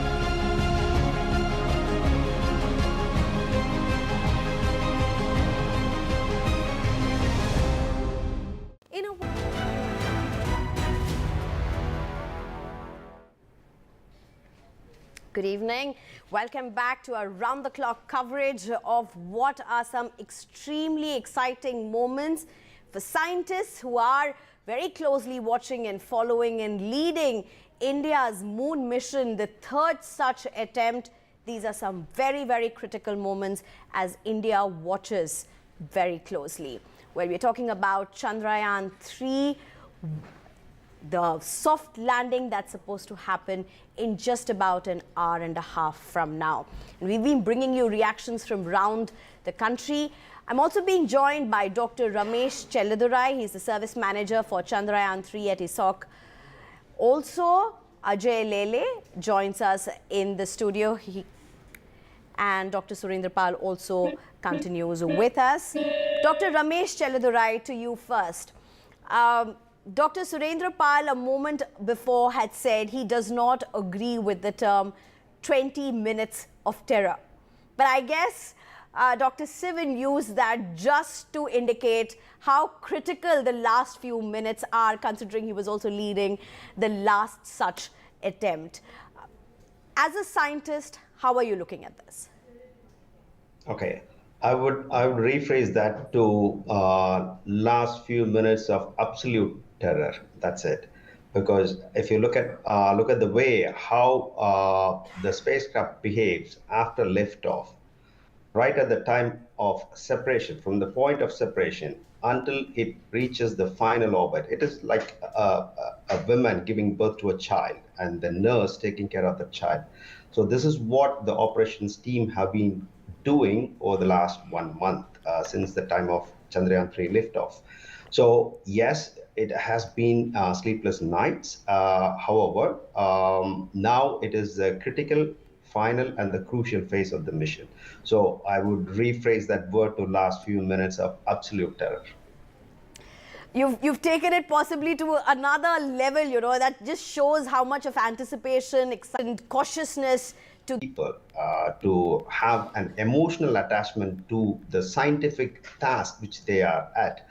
I think that it itself is a big, very big achievement. Right.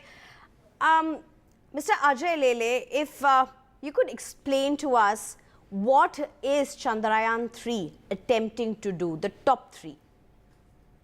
Okay. I will take on to the terminology of a terror. You call it as a terror or you call 20 minutes of happiness. At the end of the day, what we all want is a success. And I think that's what we are expecting ISRO to give it to us. As far as the achievements of this mission are concerned, there are two aspects to it. One is that it is about a technology demonstration that we can undertake a soft landing, and at the same time we can even allow our rover to move freely on the surface of the moon and pick up some observations. The other aspect is a scientific aspect, that what we have achieved during Chandrayaan 1 mission about finding the water on the surface of the moon, we want to carry that quest further. So there will be a chemical mapping, mineralogical mapping, information could be gathered about seismology. Moon is supposed to be having some sort of a earthquake prone area too. So we want to know more about it from the point of view of future missions. One interesting aspect of this entire mission is that you got a unit which got separated from the lander, and that particular unit is having a different type of a sensor called SHAPE, which is trying to understand the Earth from the moon's area. The purpose over here is to understand how a habitable planet looks like. So based on these things, subsequently in future, we could undertake certain amount of missions where to find more amount of a possibility of a habitation over that planet. And I think that's also going to be a very interesting aspect of this entire mission, where you got a unit which is going to look at it not only at the moon, but also it is going to look at it about the Earth too. In fact, what really are the components of Chandrayaan 3? You have the propulsion module, the Vikram lander and the Pragyan rover. The propulsion module carries Vikram lander to 100-kilometer orbit around the moon. Vikram lander will soft land on moon's surface. Vikram lander will deploy Pragyan rover. Rover will carry out the scientific analysis of the moon's surface, something that Mr. Ajay Lele did explain to us. Now, Dr. Surendra Pal, how different is Chandrayaan 3 from Chandrayaan 1 and Chandrayaan 2 in very, very simple layman language? See, Chandrayaan 1, we had 11 experiments, you know, and out of that, to my remembrance, 5 experiments were from abroad, like ESA, Bulgaria, NASA, and I think France. So that provided quite a bit of scientific knowledge to us, including the presence of water. That was Chandrayaan 1. And it was a small but very complex system. And in first attempt, we went into the orbit. See, it's very difficult to go into another planet's orbit because it has got 3 components, you know. Either you can go in elliptical orbit, or you can crash on it, or you can become a paraboloid or hyperboloid. So we have to go to elliptical orbit. In entering into the gravitational field and becoming elliptical orbit is a big maneuver, in my opinion, than landing. So that we have done in Chandrayaan 1. Chandrayaan 2, it was done. Orbiter is working wonderfully well. As far as the lander is concerned, in the lander, Vikram lander, a lot of redundancy has been built. The total system has been tested.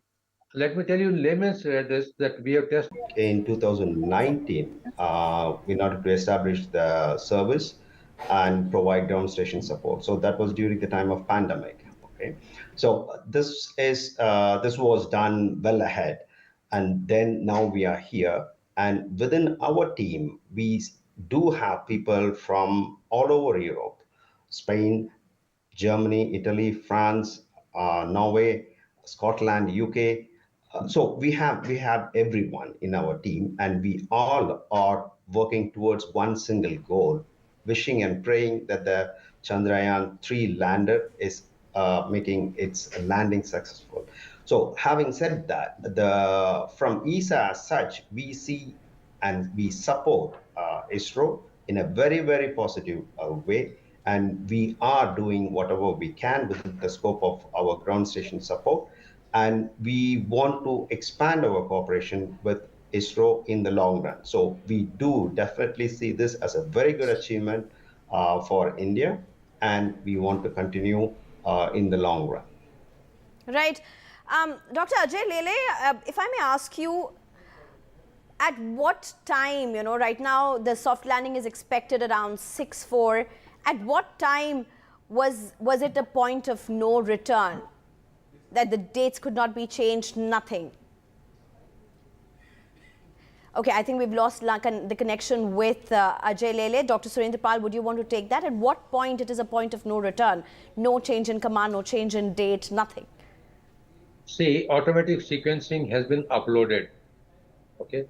So, and if ISRO was to decide, I think now they can decide, they must have already decided that we are going up. Otherwise, 2 hours before they could have decided that we will go on 27th. So, in my opinion, I cannot confirm whether it's the official version. We are at the no return point. As far as the lander is concerned, when the speed is reduced, I told you, there are a lot of redundancies are built. There are thrusters are there. 4 thrusters, we can fire 2 thrusters, 3 thrusters, and the total system is such that even 1 thruster we can land it. All the softwares have been tested properly. So, if it's can't land at a designated place, it will go to another 100 meters, and that way it can go on hovering. Now, out of the 8 locations will land. So, in my organization. And the mission control, you can see images recorded a little while back. They are all set for this mission to land the Chandrayaan probe, which is the Vikram rover, on the surface of the moon. That's a process which will take approximately 20 odd minutes. The process of the movement starting is going to start at about 5:20, 6:04 p.m. is when touchdown is expected. Now just think about it.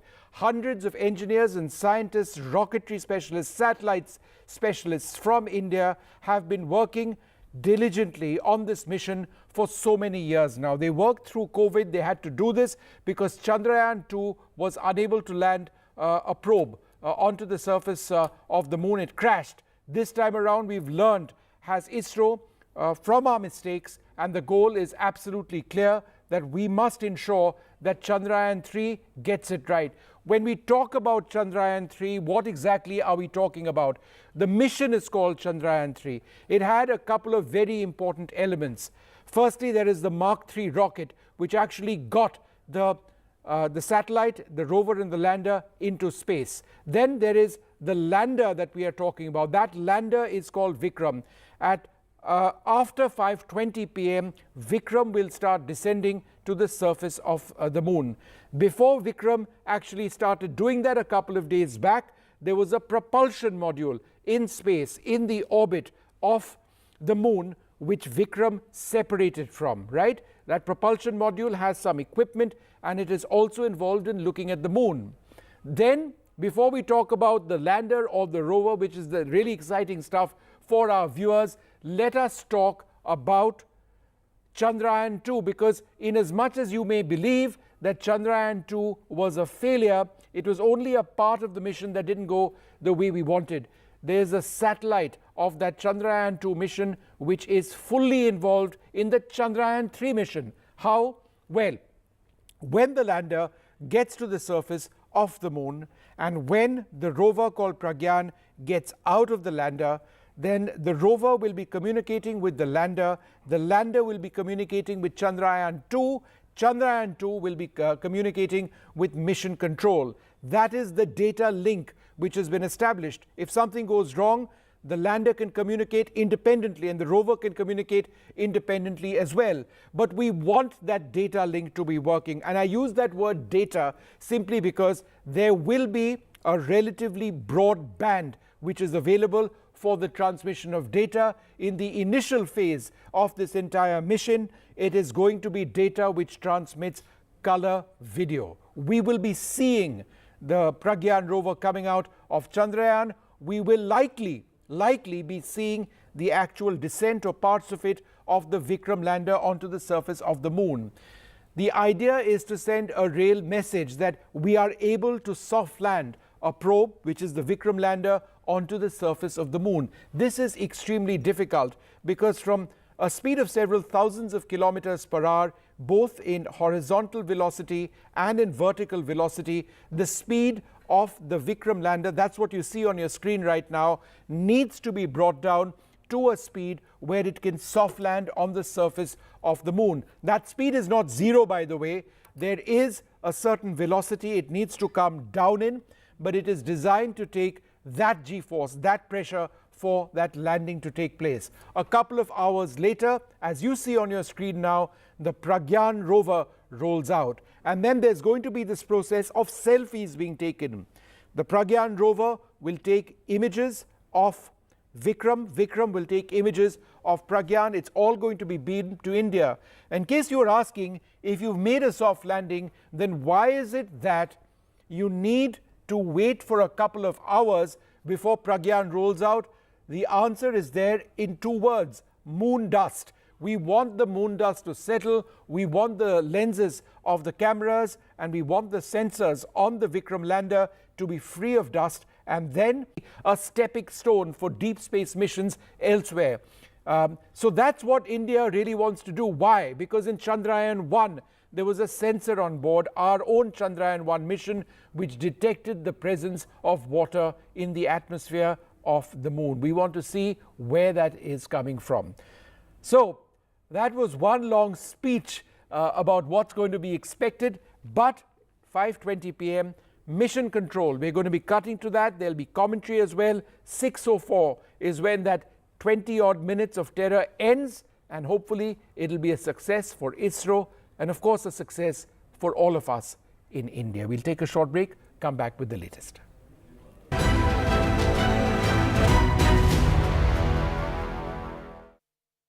The Amity. In a world with rapidly shifting power dynamics, India is emerging as a global power. With its new standing, how do Indians view the world?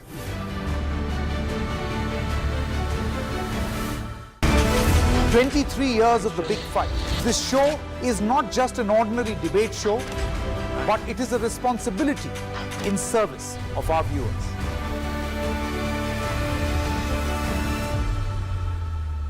NDTV for news you can trust. No sensationalism, no ugly debates, no agenda. We strive to be transparent and unbiased in our reporting so you can get news that you can rely on. A debate has many facets, perhaps no one right answer. Left, right and center. Conversations that get to the core of the debate.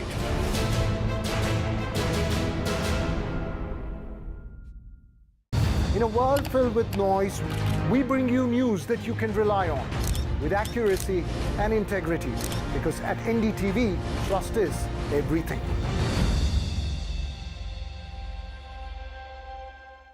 It's undeniable. We're facing the crisis of the generation, climate change, and it's happening. Not in some far-off distant land or some millions of years away. It's happening now. And it affects everything we know and love.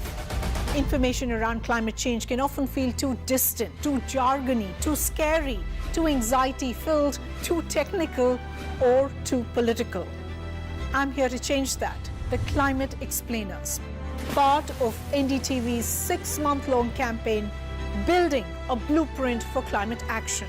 The climate clock is ticking, but we're just in time. The NDTV News Network that informs, inspires, and illuminates. Watch every side of the story here on NDTV, because the only side we're on is yours. Facts are the foundation of a news story, but it's the views that shape these stories. Because when you hear views from all sides, you get the complete picture. Mission control at the Indian Space Research Organization goes live. That's when orders which have already been fed into the Vikram lander will be activated and the process of descent to the moon actually begins. Very few countries have been able to do this anywhere in the moon. No country has landed on the South Pole, polar region of the moon. The last 3 or 4 missions, I believe, which have attempted to touch down have not worked out, including Luna of Russia just a couple of days back, and earlier India's Chandrayaan 2 probe. This is an entirely new day. It's a big day for ISRO, for India. The spirit of science and engineering, and ISRO, remarkable organization. But what is difficult? What's going to actually happen? Take a look.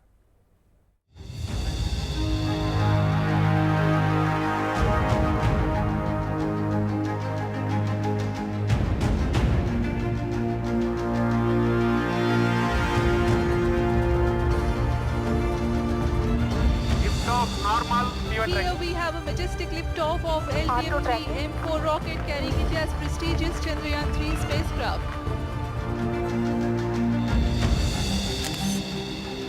India's celestial 20 minutes of terror.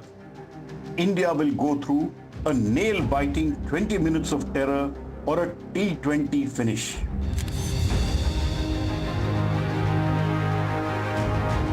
Liftoff normal, P1 tracking.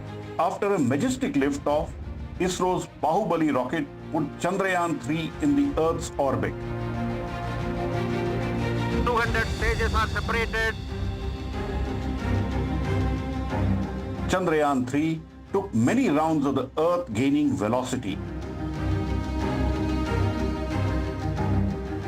On August 1st, 2023, Chandrayaan was nudged towards the moon on its 3.84 lakh kilometer lonely journey. On August 5th, 2023, the Chandrayaan satellite gently entered into the moon's orbit and settled in its embrace.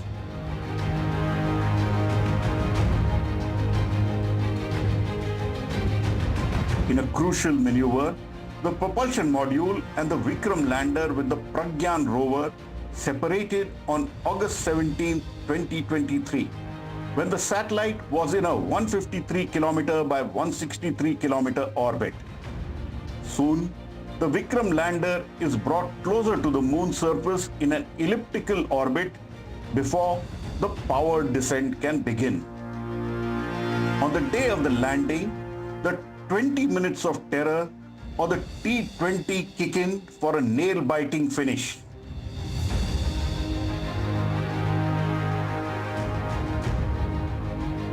In the powered descent, the Vikram starts hurtling down towards the moon's surface at a velocity of 1.68 kilometers per second, which is nearly 6,048 kilometers per hour, almost 10 times the velocity of an airplane. Vikram is now slowing down with all 4 engines firing, but the lander is still almost horizontal to the surface of the moon. It then touches down on the lunar surface with just 2 engines firing, and the legs have been designed to take a maximum impact of 3 meters per second or about 10.8 kilometers per hour. Once the sensors on the legs feel the surface, the engines are shut down and the 20 minutes of terror are over. India's flag reaches the moon surface.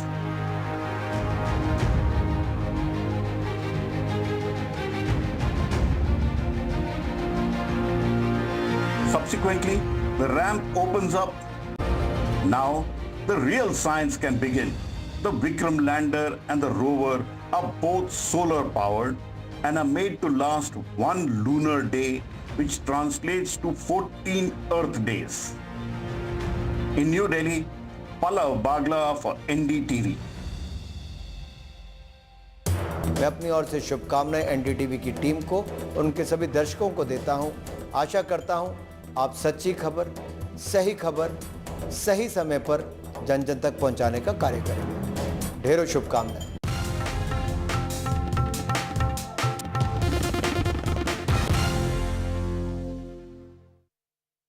Namaskar. I have a surprise for you. We're going to ask about. Namaskar. I have a surprise for you. We're going to ask a bunch of you some special questions, and every correct answer is going to reveal what our surprise is. I don't know. Satya Nadella. Jeff Bezos. Bill Gates probably. Narrow place. Saket. Saket. Mumbai.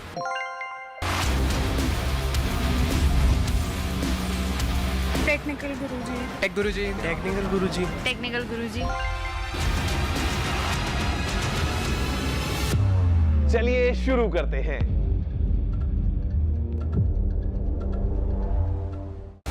How has India shaped the G20? And how has the presidency shaped India's global position? NDTV's mega conclave brings together on one platform the biggest names behind India's G20 success.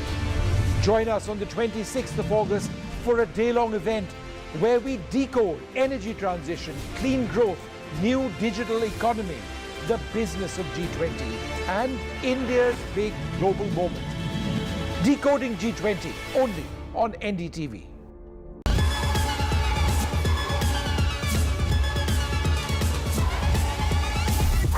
That was fast, right? But tech is evolving even quicker than our abilities to adapt. And that's how I like to roll. Technology तो आप सभी के पास है, but what you need is everything else. मेरा नाम है गौरव और अब मैं आ गया हूँ एनडीटीवी नेटवर्क पे हर रोज हर हफ्ते अब आपके और पास. Go beyond the now. When there's too much talking but very little being said, too many voices but hardly any being heard, you turn to a show that puts you front and center. A show that headlines the stories of the people, by the people, for the people.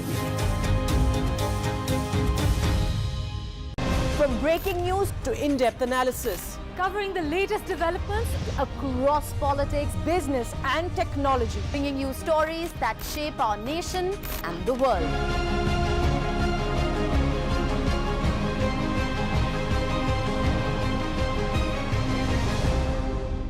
In a world with rapidly shifting power dynamics, India is emerging as a global power. With its new standing, how do Indians view the world?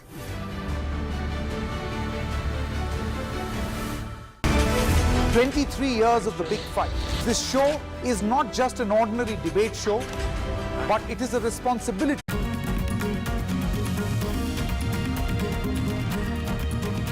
Good evening and welcome. Well, this is a day, this is an hour that we've been waiting, a lot of us have been waiting for years. After Chandrayaan 2 didn't quite work out the way we wanted, there has always been hope about Chandrayaan 3. People praying across the country.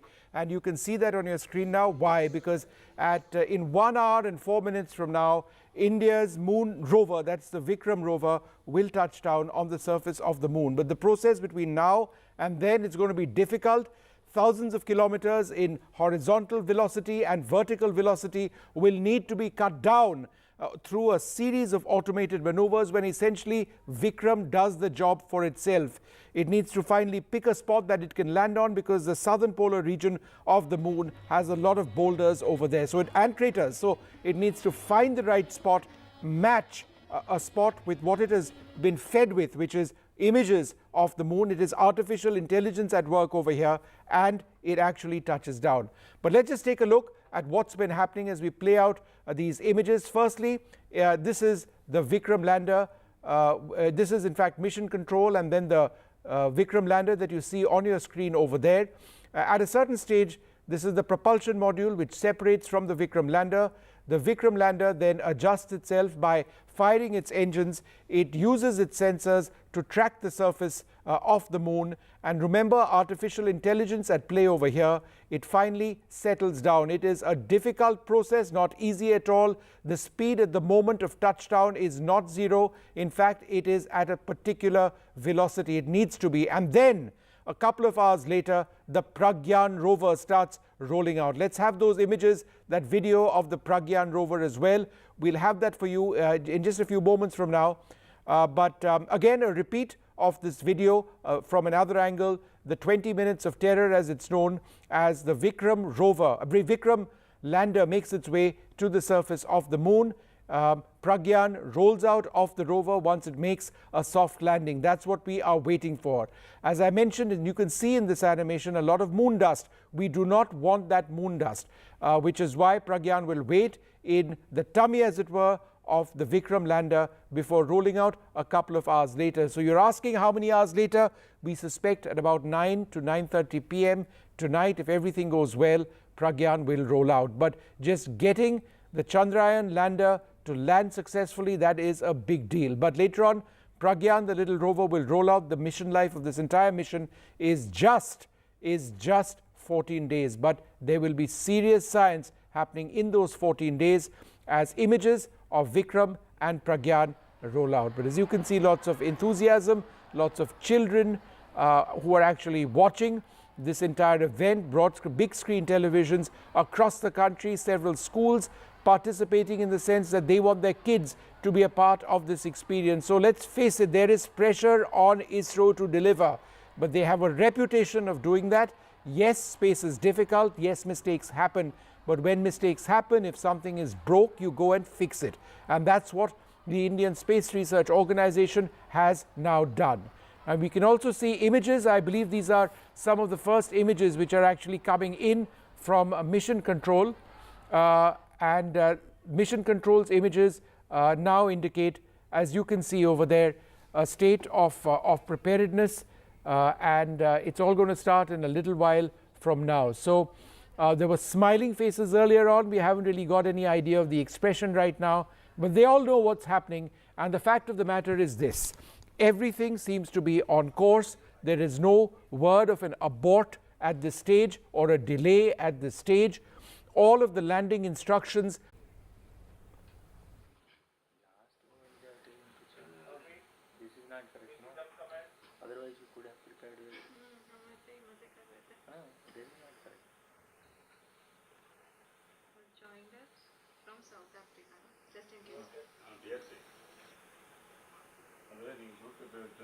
full level test பண்ணிங்களா level complete சொல்றாங்க இங்க video from Nadi mode yes just correct மாட்டேங்க நம்ம setting பண்றாங்க இல்லையா அவங்க level பண்றாங்க तो आप क्या कर सकते हैं इंट्रोडक्शन में ही ऐड कर सकते हैं करेक्ट ना okay out of mission control. They are all getting set for the big moment. Before we come to that, let's just bring you this report on what the process of landing the rover on the surface of the moon will be.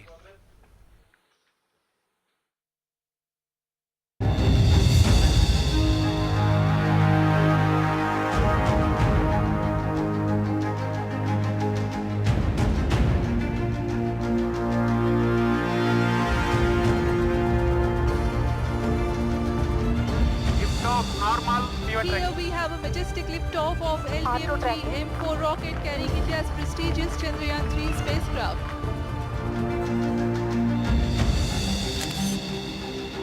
India's celestial 20 minutes of terror. India will go through a nail-biting 20 minutes of terror or a T20 finish.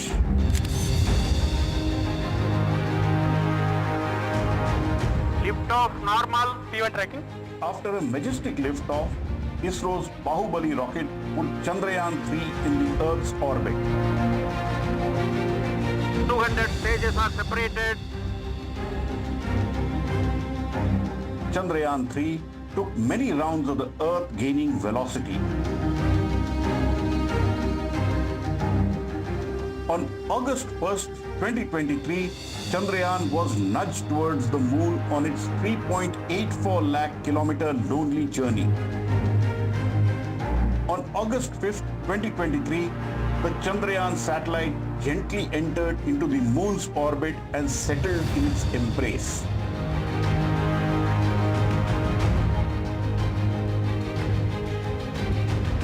In a crucial maneuver, the propulsion module and the Vikram lander with the Pragyan rover separated on August 17, 2023, when the satellite was in a 153 kilometer by 163 kilometer orbit.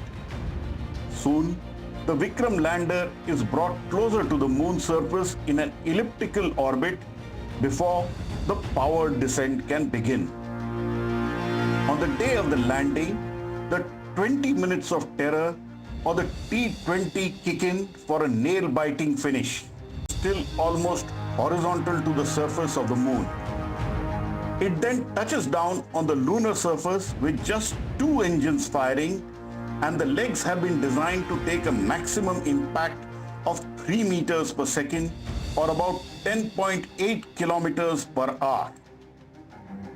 Once the sensors on the legs feel the surface, the engines are shut down and the 20 minutes of terror are over.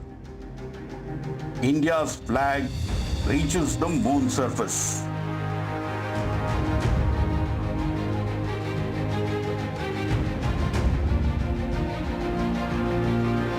Subsequently, the ramp opens up, the Pragyan rover is rolled down.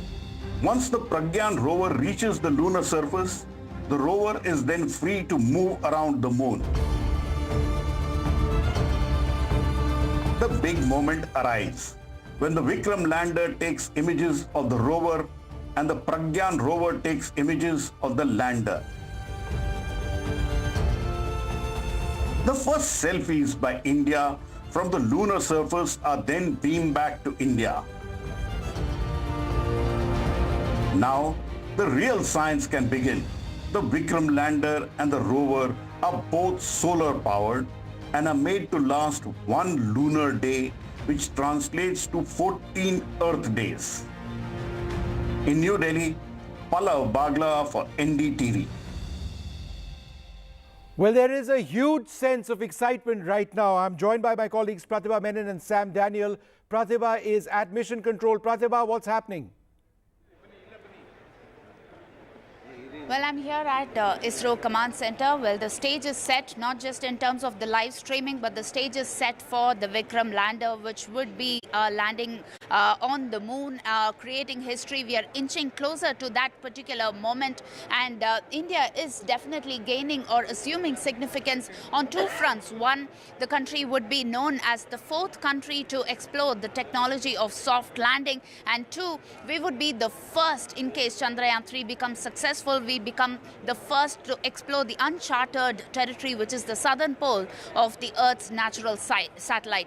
Now, why is this so very significant is one, because there is evidence that the craters of the southern pole at the moon's surface is found to have water as well as ice, and this could open up new opportunities, new windows in terms of research, discoveries as well as new findings. And if India achieves that success with Chandrayaan 3, then this is definitely a remarkable moment as well as a moment that all of us should be really proud of. So all eyes are on that particular moment between 5:44 p.m. to 6 p.m. Well, we would be knowing whether Chandrayaan 3 would create a success story or not. All right, Sam, you've got kids around you. Kids, such an important part of what India is trying to project. Sam, go ahead, tell us what's happening around you.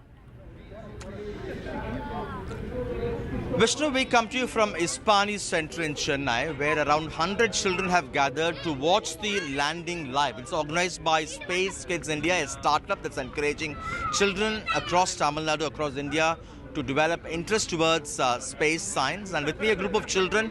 Let's talk to them. How exciting or how excited are you? I'm very excited. Because? Because it's a very historical moment, and it has never been done before. Landing on the south side of the moon is a very historical moment for India. Last time Chandrayaan was not successful. What has changed this time? You're very hopeful. And the failure of Chandrayaan 2, it failed in some points. So ISRO scientists noted the points, and in the making of Chandrayaan 3, they concentrated more on the points, and it became well.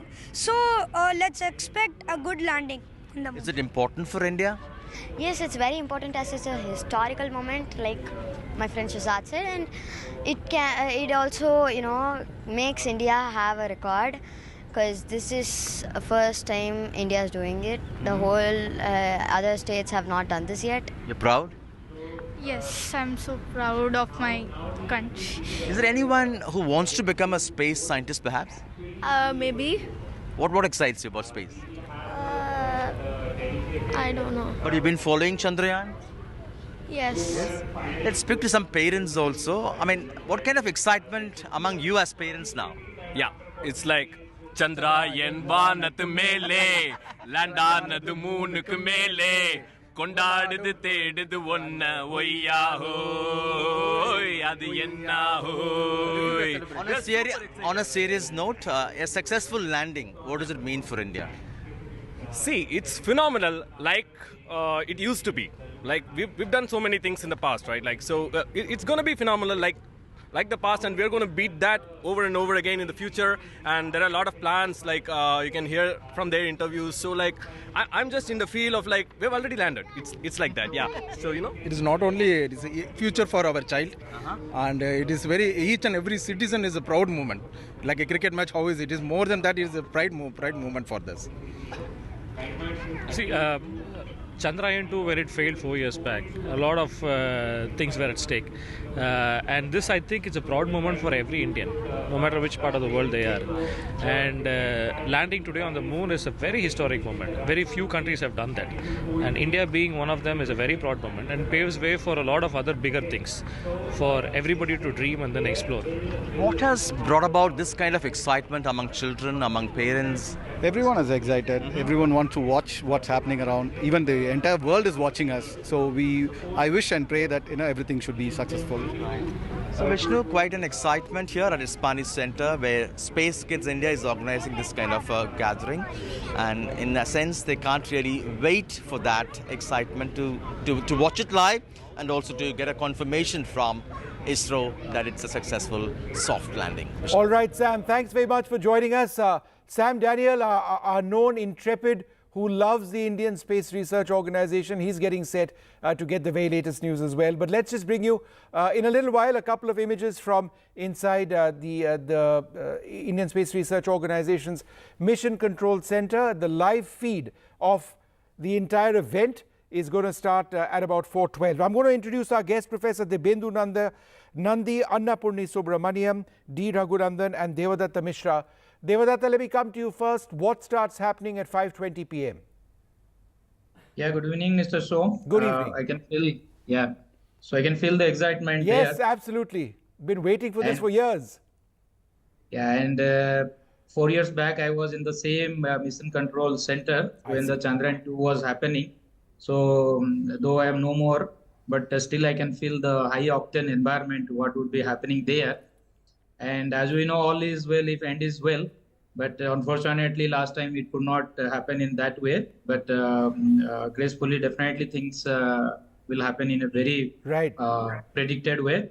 And coming back to your question, actually this landing happens autonomously. You can see that in the control center, if you have access now, you can see people will be crossed hands and they'll be sitting ideal, because before the descending operation starts, all the commands will be fed into the onboard computer. And that's taken place yesterday. So it's just a question of activating the sequence, right? Yeah. So it will do the activities sequentially by its own. So now the onboard computer is the boss of the lander Vikram, and no scientist. Now all the scientists would have been done their work and they would be just gossiping. So Vikram is the boss right now. Mr. Raghunandan, you want to talk a little bit about that? It's now into the hands of fate, as it were, in about once ISRO gives the final command to activate the prefed sequences, Vikram does its job or not. Yeah, in fact, we've been speaking so much about these 20 minutes of terror. I think the terror is what we feel when we have no control over the situation.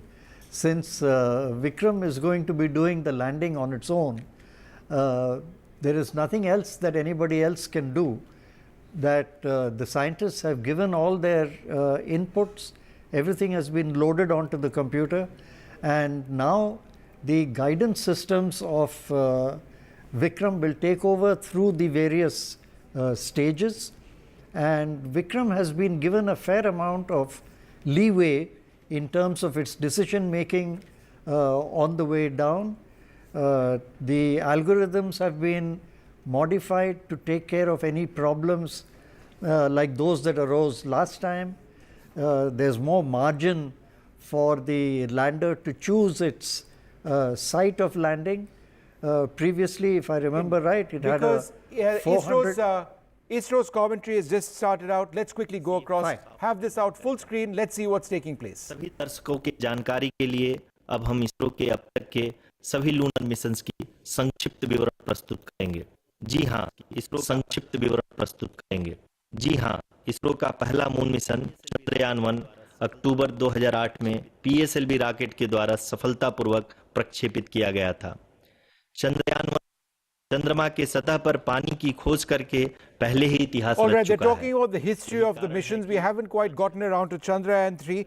But Annapurni Subramaniam, could you describe to us the process that now starts taking place? What exactly happens as Vikram makes its way down to the surface of the moon?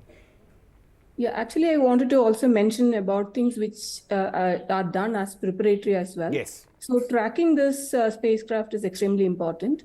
If you actually look at the deep sky space network of NASA, it is already tracking. So you can see the antenna stationed at Canberra tracking these channels. You can see some commanding going up, and you can see the power, and it takes a round time of about 2.5 seconds kind of a thing is listed there. So the actual commanding to the lander is one thing, but metadata, which is transmitted down, is important thing regarding its parameters as well. So that is what is being displayed and monitored there. So we should also make sure that all the communication network, which is happening along with collaborations with ESA and NASA, and also ISRO's own network, Deep Sky Network, is actually collecting the data so that we can actually see what is happening there. So after that, once the time happens for it to be landing, when in the orbit, it comes above the region where you're supposed to initiate that thing. So initiating command will actually they have to initiate that. So there will be some amount of uplink, but then most of the downlink is regarding the metadata regarding the parameters. Okay. Let me just quickly go across to Professor Dibyendu Nandi as well. What is the science that we're looking for in this mission, the science? Well, so the Pragyan rover has a few instruments. The instruments are primarily looking at the surface composition of the lunar surface near the South Pole at about 70 degrees. We're looking for elemental abundances. There is a alpha spectrometer, X-ray spectrometer, proton alpha spectrometer. We also have a laser-induced spectrometer, which looks at firing a laser into the lunar surface and breaking down the surface layers and then sampling the content of the lunar surface. These are all from the perspective of looking for resources, mineralogy and resources for future missions, not just Indian missions, but I think this is a big step from India for the world in the sense of being able to guide the exploration and the vision of the Artemis mission as well, which we have now we have agreed to be part of. This is a global collaboration. So in a sense, what Chandrayaan discovers in the South Pole. Media personnel and dear viewers, a very good evening to all of you. We at ISRO welcome you to the live coverage of India's prestigious Chandrayaan 3 mission's landing event on the lunar surface. These are the visuals from Mission Operation Complex at ISRO's Telemetry Tracking and Command Network, ISTRAC, situated in Namma, Bengaluru, Karnataka. I, Arushi Seth, and my colleague, Dr. Padamdeo Mishra, are your hosts for the evening and shall accompany you on the journey of the landing event from powered descent start to touchdown. Today, we shall be witnessing the final phase of the critical and most technologically challenging mission operations of Chandrayaan 3, wherein the lander module will be making a safe and soft landing on the surface of the moon. These display screens show the countdown to the power descent start as well as the path that will be followed by the lander module. We are 18 minutes away from the commencement of power descent. India is at the brink of creating history as we all await with bated breath to witness the landing on Moon's south polar region.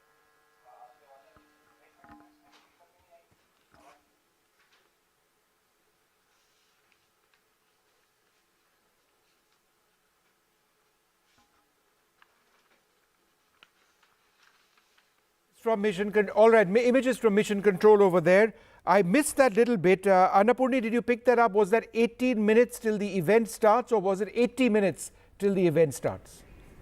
18 minutes. 18 minutes. Yeah. Okay. So 18 minutes later is when the process starts. 5:42 approximately is when it should actually be taking place.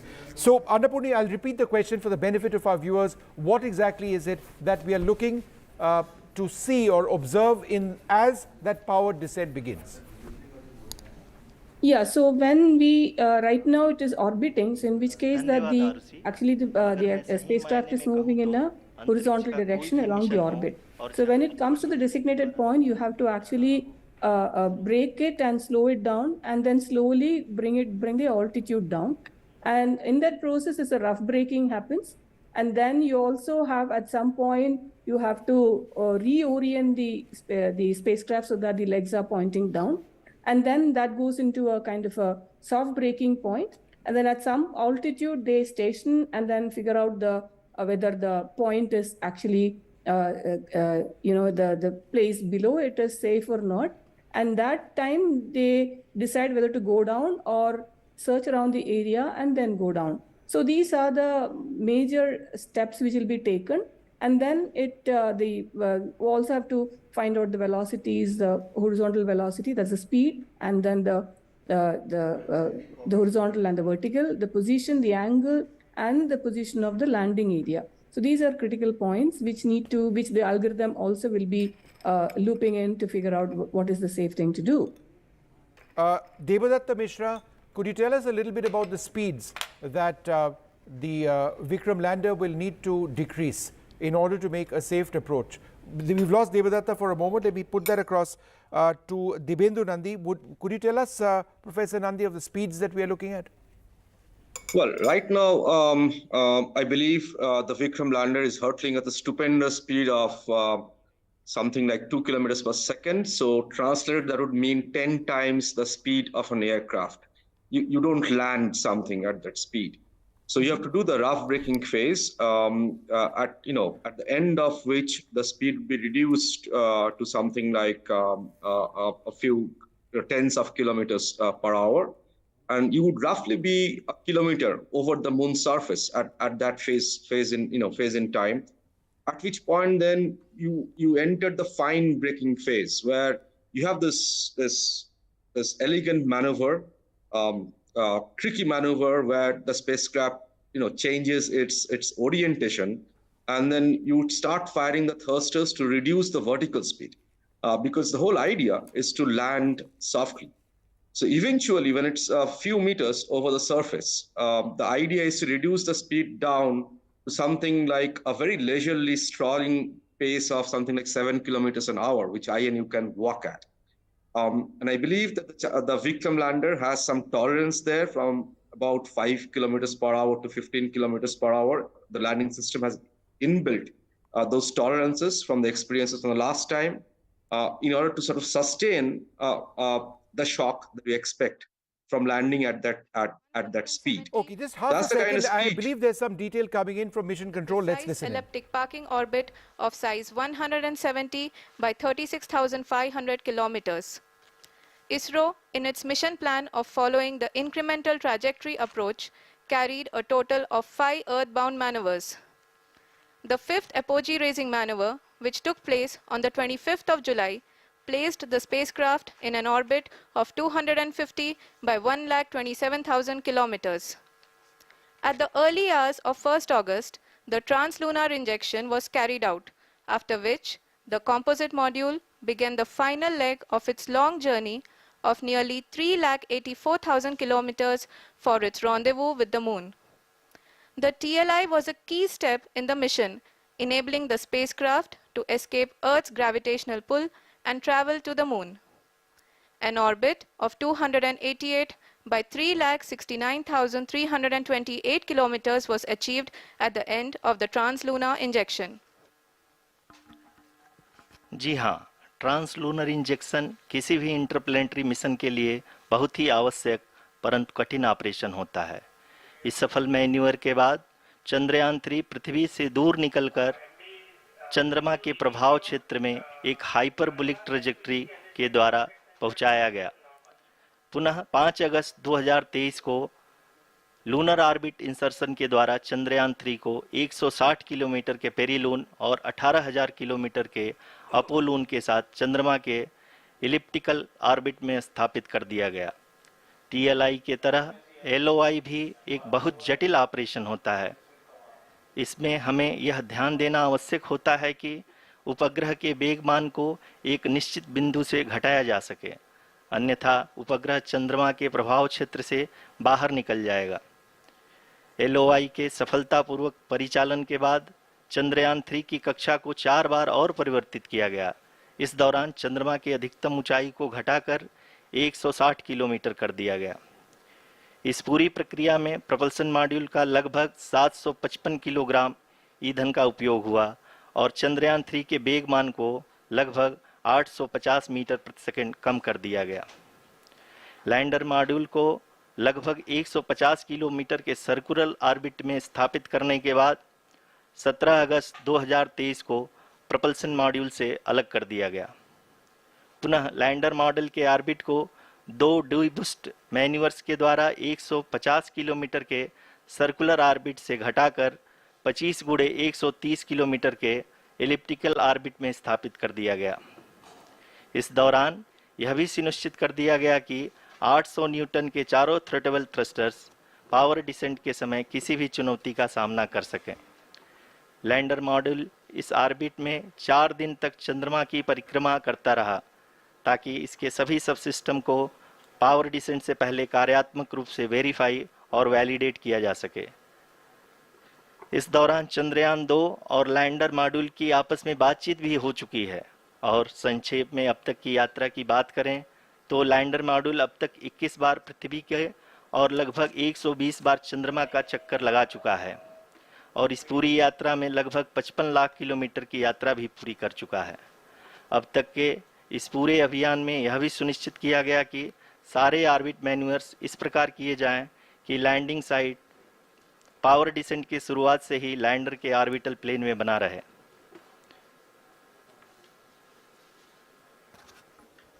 Make it further complicated. That is true indeed.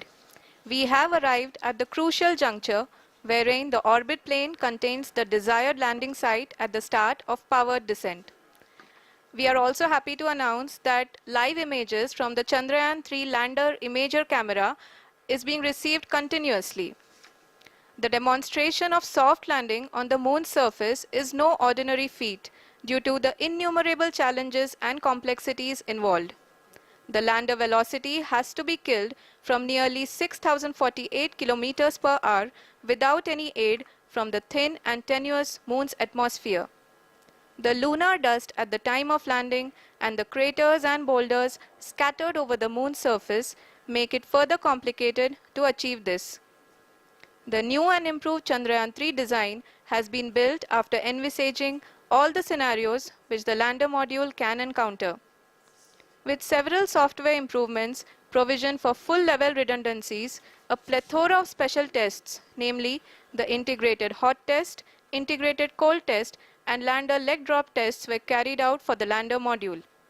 The success of these tests has provided great confidence in the performance of all the onboard sensors, propulsion system, and associated guidance, control, and navigation algorithms.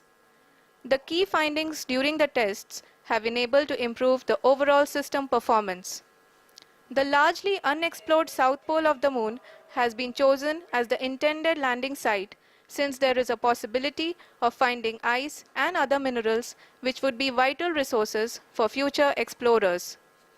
Apart from continuing investigations pioneered by Chandrayaan 1 and Chandrayaan 2, the Chandrayaan 3 mission will also provide invaluable data to the science community around the world.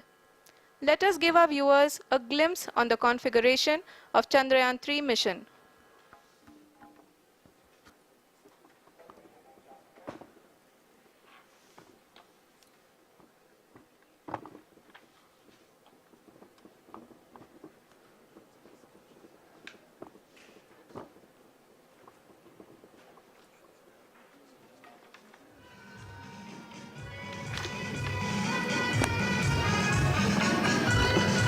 Chandrayaan 3 का mission plan लगभग चंद्रयान 2 के तरह ही बनाया गया है।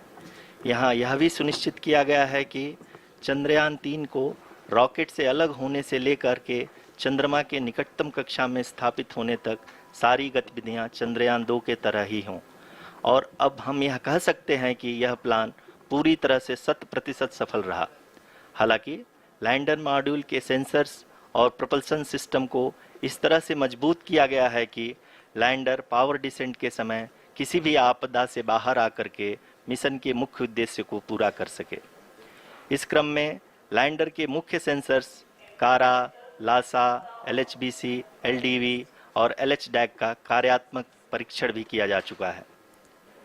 LDV जो कि पूर्णतः स्वदेशी तकनीकी से बनाया गया एक नया सेंसर है, इसका मुख्य कार्य लैंडर के वेलोसिटी को तीनों अक्षों में कंप्यूट करना है। पावर डिसेंट के दौरान लैंडर के सटीक पोजीशन और वेलोसिटी का ज्ञान होना बहुत ही आवश्यक है। लिराप यानी laser inertial referencing and accelerometer package इस कार्य को पावर डिसेंट के दौरान बखूबी निभाएगा। ट्रैजेक्टरी जनरेशन जो कि चंद्रयान 3 मिशन के लिए बहुत ही अहम है, क्योंकि हर ऑर्बिट मैन्यूवर के बाद यह सुनिश्चित किया जाता है कि लैंडर की मिशन ऑब्जेक्टिव को ना बदले। इस क्रम में मैं यह भी आपको बता दूं कि ऑर्बिट डिटर्मिनेशन जो कि उपग्रह के पोजीशन और वेलोसिटी को बहुत ही एक्यूरेटली बताता है, एक बहुत ही कठिन और जटिल कंप्यूटेशन और एस्टिमेशन होता है। यहाँ यह भी जानना महत्वपूर्ण है कि चंद्रयान 2 का OHRC पेलोड अब तक काफ़ी ऊंचे स्तर का डैम प्रदान किया है, जिसके फलस्वरूप लैंडिंग साइट के सीमा को बढ़ाकर 4 × 2.4 किलोमीटर कर दिया गया है, जो कि पावर डिसेंट के दौरान सॉफ्ट लैंडिंग कराने में काफ़ी सहायक सिद्ध होगा। Apart from the sensors, Chandrayaan 3 is equipped with a suite of sophisticated payload instruments. While Chandrayaan 1 and Chandrayaan 2 orbiter have provided abundant remote sensing data of Moon, equally important are the on-site localized measurements that provide ground truths. Lander and rover have payloads which are completely new and will perform in situ analysis of lunar surface. The two spectroscopes on rover, APXS and LIBS, will actively measure the surface elemental abundances at the landing location and surrounding area. The lander carries a seismometer ILSA that can sense impact events and lunar quakes. The thermal probe CHAST will measure the temperature profile and thermal conductivity of Moon's regolith. The Rambha payload will carry out lunar ionosphere studies, while the laser retroreflector array shall be a passive location indicator for future spacecraft equipped with laser altimeter. The propulsion module has not been left behind, and an experimental shape payload has been added to it as a value addition. It will help in understanding the nature and characteristics of water-rich planets and will also aid in the future study of potentially habitable exoplanets. We are minutes away from the start of powered descent. The entire powered descent shall be carried out by the onboard autonomous landing sequencer, or ALS, which is a series of instructions preloaded to the lander module. These instructions include the commands to be executed, data to be collected and analyzed, and decisions to be made and executed autonomously throughout the powered descent.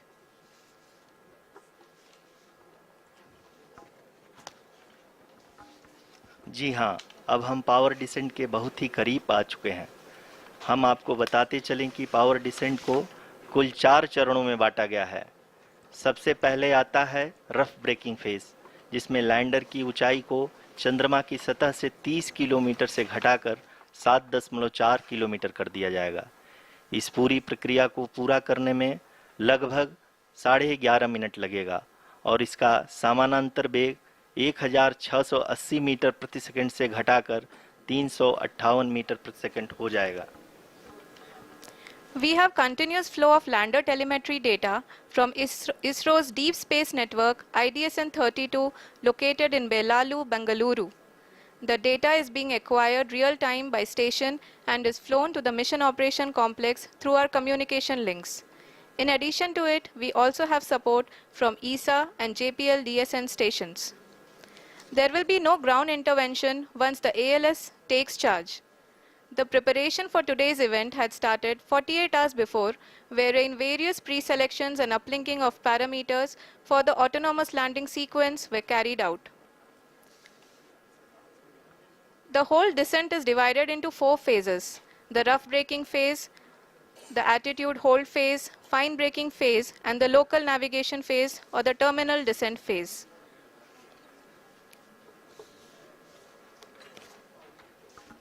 जी हाँ, attitude hold phase जो कि power descent का दूसरा चरण है, एक बहुत ही महत्वपूर्ण फेज है। इस 10 सेकंड के स्मॉल ड्यूरेशन के दौरान लैंडर के 2 महत्वपूर्ण सेंसर कारा और लासा लैंडर की ऊंचाई की गणना करेंगे। इस फेज के पूरा होते ही लैंडर चंद्रमा के सतह से कुल 6.8 किलोमीटर की ऊंचाई पर होगा। During the rough braking phase, the lander velocity shall be brought down from 1,680 meters per second to 358 meters per second. The altitude will be brought down from 30 kilometers to 7.4 kilometers at the end of rough braking.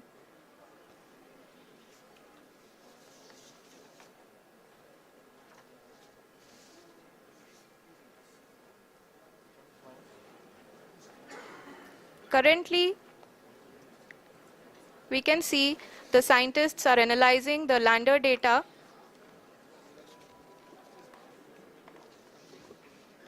जी हाँ, हम ये देख सकते हैं कि mission operation complex रूप में बैठे सभी वैज्ञानिक ये जो भी डेटा देख रहे हैं वो डीप स्पेस नेटवर्क IDSN-32 के द्वारा प्रोवाइड किया जा रहा है। और अगर हम अब बात करें पावर डिसेंट के तीसरे चरण का, जो कि फाइन ब्रेकिंग फेज होगा, जिसमें लैंडिंग साइट से जस्ट 800 मीटर की ऊंचाई पर वर्टिकली होगा। इस चरण को पूरा होने में लगभग 3 मिनट लगेंगे और इस चरण के पूरा होते ही लैंडर की वेलोसिटी लगभग 0 हो जाएगी। The scientists here at ISRO are glued to their systems, analyzing all sorts of complex data. We are very close to the power descent, to the start of the power descent phase.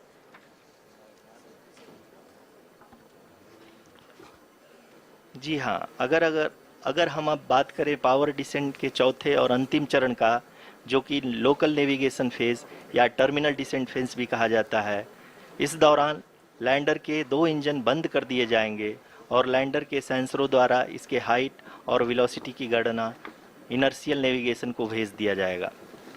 इस दौरान lander 150 metre की ऊंचाई को प्राप्त करने के बाद कुल 131 सेकंड लगाएगा। इस पड़ाव पे आने के बाद पुनः लैंडर 22 सेकंड के लिए हवरिंग करेगा।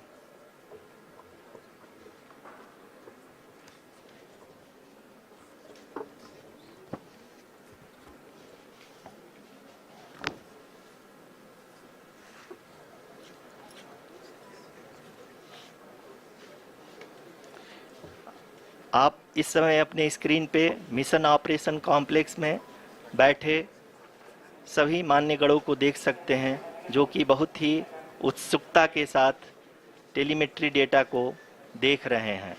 अभी हम लोग पावर डिसेंट शुरू होने से जस्ट कुछ ही पल दूर हैं।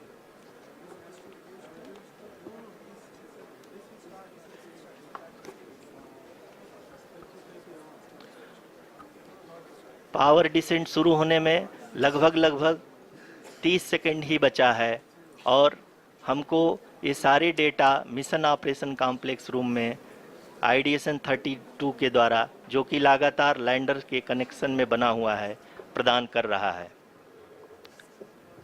Our descent has begun and the lander module is from 1680 meters per second to 358 meters per second. The altitude will be brought down from 30 kilometers to 7.4 kilometers at the end of rough braking.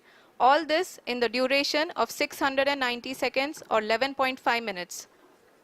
Currently, the Laser Inertial Reference and Accelerometer package, LIRAP, is aiding in the navigation. जी हाँ, अभी आप अपनी screen पे देख सकते हैं कि lander अब तक कुल 191 किलोमीटर हॉरिजेंटल दिशा में चल चुका है और अभी तक इसकी वेलोसिटी लगभग 31 किलोमीटर बनी हुई है।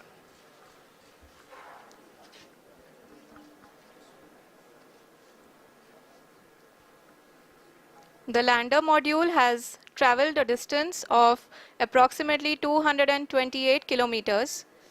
The complete downrange that will be traveled during this phase shall be nearly 713.5 kilometers.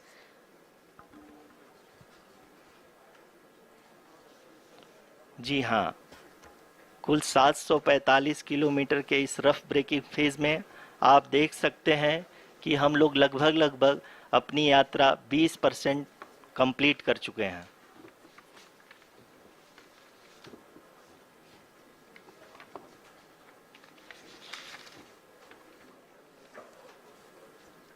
Power descent की यह शुरुआत हम कह सकते हैं कि बहुत ही सटीक और सधी हुई है, जिसमें लैंडर अपने वेगमान को अनुमानित तरीके से घटा रहा है।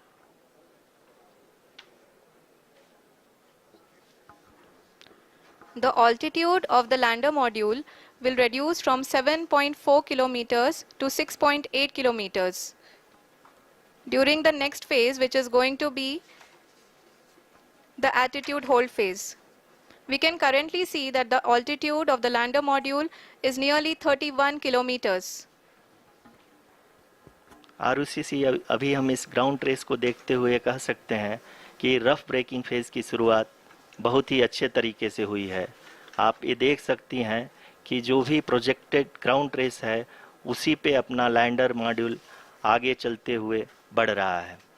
अभी तक ये देखा जा सकता है कि लैंडर मॉड्यूल लगभग 370 किलोमीटर क्षैतिज दिशा में चल चुका है। The mission operations team is analyzing the data. We can all see the seriousness and the concentration with which each and every parameter of the lander module is being analyzed. The performance so far seems to be nominal. जी आरुषि, चूंकि ALS activate किया जा चुका है इसलिए ground से कोई commanding नहीं की जा रही है। इस दौरान आपके स्क्रीन पे ये सारे डेटा इसरो के डीप स्पेस नेटवर्क से रियल टाइम में आ रहे हैं। इस मिशन में सेकेंड और थर्ड ऑर्डर गाइडेंस पॉलिनोमियल का प्रयोग हुआ है, जो कि इनर्शियल थ्रस्ट और एंगल के हमेशा सुनिश्चित करेगा। During the entire descent, there is no ground intervention as the ALS has taken charge. The preparation for today's event had started nearly 48 hours before, wherein various pre-selections and uplinking of parameters were done. We can see that the vertical velocity of the lander module has been brought down. It is continuously coming down. And the ALS had already been initiated 1 hour before the scheduled time of the power descent start. Following this, the throttleable engine electronics module, the TECM, was switched on. धीरे अब कम होता हुआ दिख रहा है और जो कि एक्सपेक्टेड भी है। धीरे अब कम होता हुआ दिख रहा है और जो कि एक्सपेक्टेड भी है। अभी हम बात करें करंट अल्टीट्यूड की, तो जो कि 28.6 किलोमीटर के आसपास है। आप स्क्रीन पर ये भी देख सकते हैं Chandrayaan 3 lander imager display. The lander imager is continuously taking photographs of the moon's surface, and that is also being streamed here. Currently, the horizontal velocity has been brought down and the distance traveled is 507 phase is the attitude hold phase, which will be for a duration of nearly 10 seconds. The lander will be oriented such that both the altimeters will be looking exactly towards the moon's surface. At the end of this attitude hold phase, height measurement update to navigation system will be given from the laser and car band altimeters. Currently, we are in the middle of the rough braking phase. जी हाँ, अगर हम ध्यान से देखें तो लगभग 8 minute की यात्रा के बाद लैंडर अपनी हॉरिजेंटल वेलोसिटी को लगातार कम करते हुए अपनी ऊंचाई, अभी की ऊंचाई के समय 24 किलोमीटर की ऊंचाई प्राप्त कर चुका है।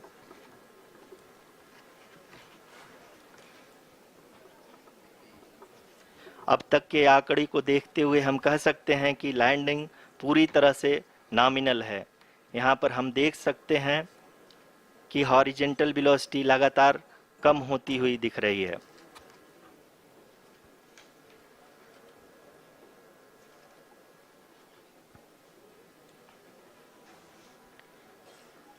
The altitude of lander from ground is currently 22 kilometer, which is again going to be coming down, and that is expected. For the viewers who have joined now, we are in the powered descent phase, and we are in the rough braking phase, which is the first phase of the powered descent.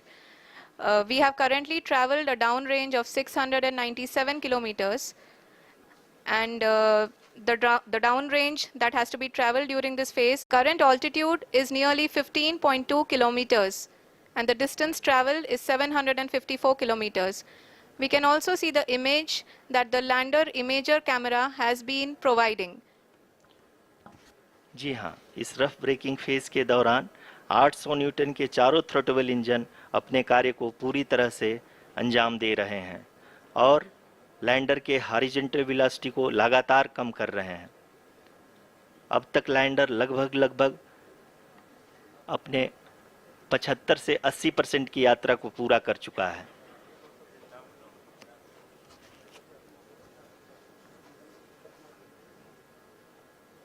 After the rough braking and the attitude hold phase, we shall be having the fine braking phase, which will continue for nearly 3 minutes. The whole phase is being driven by the autonomous landing sequencer, and there is no intervention from ground. जी हाँ आरुषि, अभी आप अपनी screen पे देख सकती हैं कि जो करंट आल्टीट्यूड है चंद्रमा के सतह से लगभग 10 किलोमीटर के आसपास है। जी हाँ,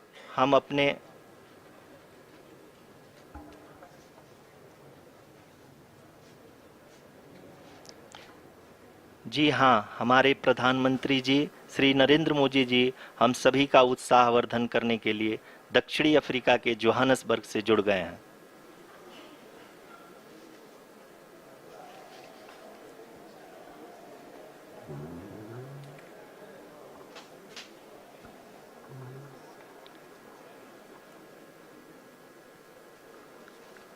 Yes, we are privileged to have with us Honorable Prime Minister of India, Shri Narendra Modi ji, who has joined us from South Africa's Johannesburg to encourage us.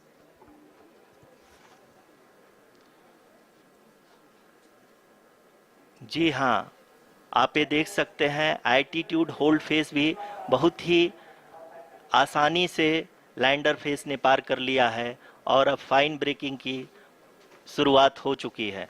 अभी हम ये देख सकते हैं कि लैंडर की ऊंचाई लगभग 5.6 किलोमीटर है, जो कि इस फेज के उपरांत लगभग 800 मीटर हो जाएगी।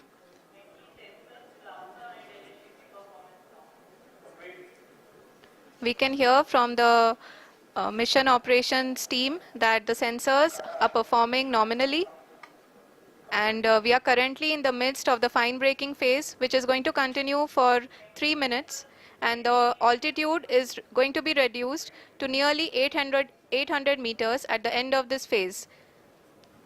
जी हाँ, जैसा कि आरुषि जी ने बताया कि लगभग 3 मिनट के उपरांत लैंडर की हाइट लगभग 800 मीटर वर्टिकली होगी और यहाँ पे लैंडर की horizontal velocity, vertical velocity, even down range भी लगभग शून्य होगा। We can see the visual of the lander module, and we can see that the downrange traveled is nearly 831 kilometers.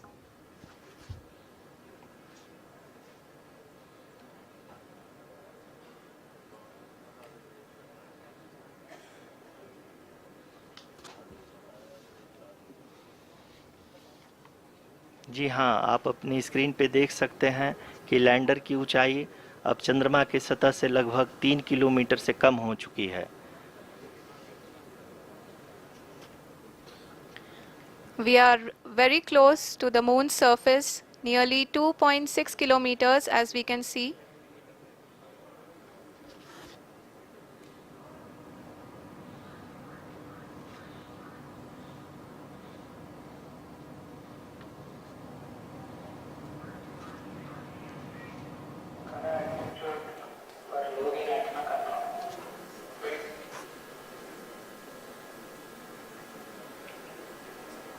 जी हाँ, अभी आप देख सकते हैं कि लैंडर की ऊंचाई लगभग 1 किलोमीटर के आसपास है।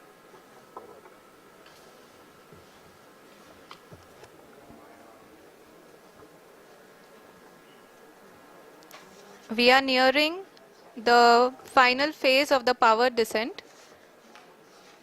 which is going to be the vertical descent phase or the local navigation phase.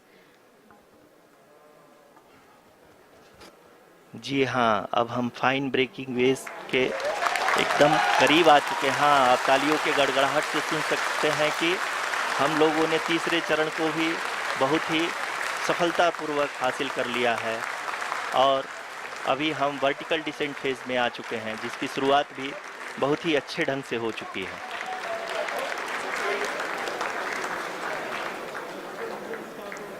Lot of applause indicates that till now the performance has been nominal.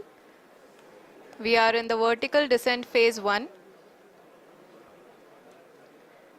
The altitude is being brought down from 800 meters and we are nearing and approaching the lunar surface. जी, आप अपने screen पे देख सकते हैं कि lander का height लगातार कम होता जा रहा है। इस समय हम लैंडिंग साइट के जस्ट ऊपर हैं और इस समय इसकी ऊंचाई लगभग 600 मीटर के आसपास है। इस फेज के दौरान लगभग 150 मीटर के ऊंचाई पे पहुंचने के बाद लैंडर अगेन लगभग 20 से 22 सेकंड के लिए हॉवरिंग करेगा। We are above the landing site.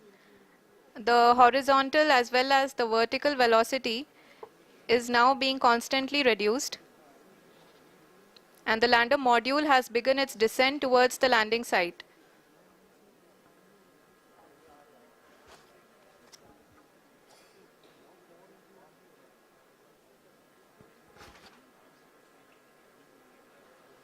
जी हाँ, आप अपने स्क्रीन पे देख सकते हैं ये जो पथ निर्धारित किया गया है, लैंडर पूरी तरह से उसी को ही फॉलो कर रहा है। इस समय हम लगभग 200 मीटर की हाइट से भी कम आ चुके हैं।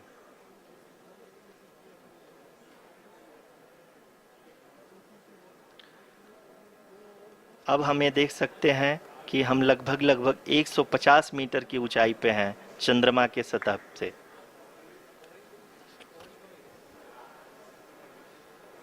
We are approaching the vertical descent phase 2, which will have the lander module hovering at nearly 150 meters above the lunar surface. जी हाँ, आप इस तालियों के गड़गड़ाहट को सुन सकते हैं, जो कि सेकंड हैवरिक फेज के कंप्लीट होने के बाद इन सारे वैज्ञानिकों के द्वारा की जा रही है।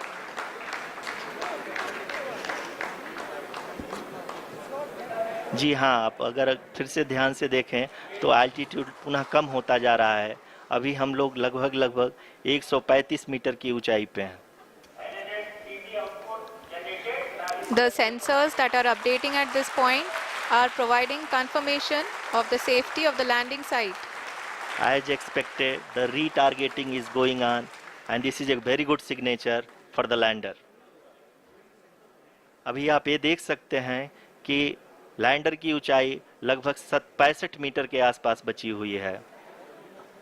Shri Narendra Modi ji, who is here to encourage us, and he is critically looking at the visuals.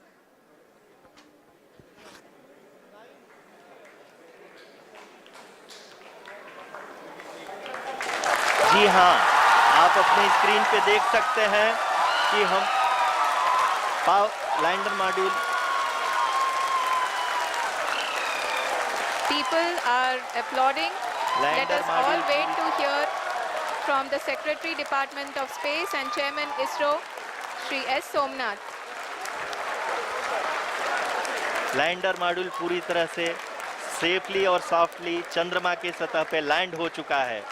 ये हम लोगों के लिए बहुत ही गर्व की बात है. हिंदी में एक कहावत है कि चंदा मामा दूर के, लेकिन अब हम एक कह सकते हैं कि चंदा मामा अपने घर के. बहुत ही उम्दा. The hard work of the entire ISRO community has come to fruition.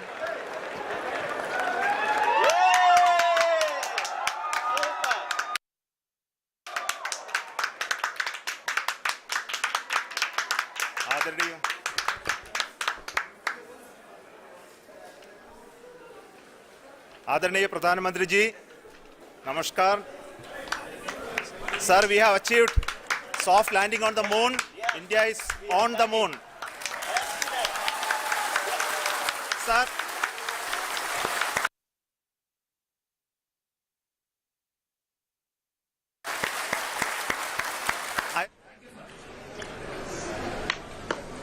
मेरे प्यारे परिवारजनों, जब हम अपनी आंखों के सामने ऐसा इतिहास बनते हुए देखते हैं तो जीवन धन्य हो जाता है. ऐसी ऐतिहासिक घटनाएं राष्ट्र जीवन की चिरंजीव चेतना बन जाती है. ये पल अविस्मरणीय है. ये क्षण अभूतपूर्व है. ये क्षण विकसित भारत के शंखनाद का है. ये क्षण नए भारत के जयघोष का है. ये क्षण मुश्किलों के महासागर को पार करने का है. ये क्षण जीत के चंद्र पथ पर चलने का है. ये क्षण 140 करोड़ धड़कनों के सामर्थ्य का है. ये क्षण भारत में नई ऊर्जा, नया विश्वास, नई चेतना का है. ये क्षण भारत के उदयमान भाग्य के आह्वान का है. अमृत काल की प्रथम प्रभा में सफलता की ये अमृत वर्षा हुई है. हमने धरती पर संकल्प लिया और चांद पर उसे साकार किया. और हमारे वैज्ञानिक साथियों ने भी कहा, India is now on the moon. आज हम अंतरिक्ष में नए भारत की नई उड़ान के साक्षी बने हैं. साथियों, मैं इस समय ब्रिक्स समिट में हिस्सा लेने के लिए दक्षिण अफ्रीका अपने देशवासियों के साथ, अपने परिवारजनों के साथ इस उमंग और उल्लास से जुड़ा हुआ हूं. मैं टीम चंद्रयान को, इसरो को और देश के सभी वैज्ञानिकों को जी जान से बहुत बहुत बधाई देता हूं, जिन्होंने इस पल के लिए वर्षों तक इतना परिश्रम किया है। उत्साह, उमंग, आनंद और भावुकता से भरे इस अद्भुत पल के लिए मैं 140 करोड़ देशवासियों को भी कोटि कोटि बधाइयां देता हूं। मेरे परिवारजनों, हमारे वैज्ञानिकों के परिश्रम और प्रतिभा से भारत चंद्रमा के उस दक्षिणी ध्रुव पर पहुंचा है, जहां आज तक दुनिया का कोई भी देश नहीं पहुंच सका। अब आज के बाद से चांद से जुड़े मिथक बदल जाएंगे, कथानक भी बदल जाएंगे और नई पीढ़ी के लिए कहावतें भी बदल जाएगी। भारत में तो हम सभी लोग धरती को मां कहते हैं और चांद को मामा बुलाते हैं। कभी कहा जाता था, चंदा मामा बहुत दूर के हैं। चंदा मामा बहुत दूर के हैं। अब एक दिन वो भी आएगा जब बच्चे कहा करेंगे, चंदा मामा बस एक टूर के हैं।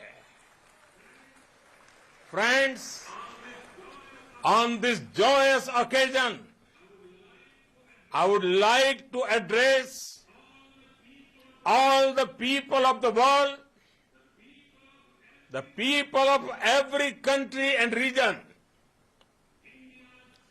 India's successful moon mission is not just India's alone. This is a year in which the world is witnessing India's G20 presidency. Our approach of one earth, one family, one future is resonating across the globe. This human-centric approach in all countries in the world, including those from the global south, are capable of achieving such feats. We can all aspire for the moon and beyond. मेरे परिवारजनों, चंद्रयान महाअभियान की ये उपलब्धि भारत की उड़ान को चंद्रमा की कक्षाओं से आगे जाएगी। हम हमारे सौर मंडल की सीमाओं का सामर्थ्य परखेंगे और मानव के लिए ब्रह्मांड की अनेक संभावनाओं को साकार करने के लिए भी जरूर काम करेंगे। हमने भविष्य के लिए कई बड़े और महत्वाकांक्षी लक्ष्य तय किए हैं। जल्द ही सूर्य के विस्तृत अध्ययन के लिए ISRO Aditya L1 mission launch करने जा रहा है। इसके बाद शुक्र भी इसरो के लक्ष्यों में से एक है। गगनयान के जरिए देश अपने पहले ह्यूमन स्पेस फ्लाइट मिशन के लिए भी पूरी तैयारी के साथ जुटा है। भारत बार बार ये साबित कर रहा है कि sky is not the limit. साथियों, साइंस और टेक्नोलॉजी देश के उज्जवल भविष्य का आधार है। इसलिए आज के इस दिन को देश हमेशा हमेशा के लिए याद रखेगा।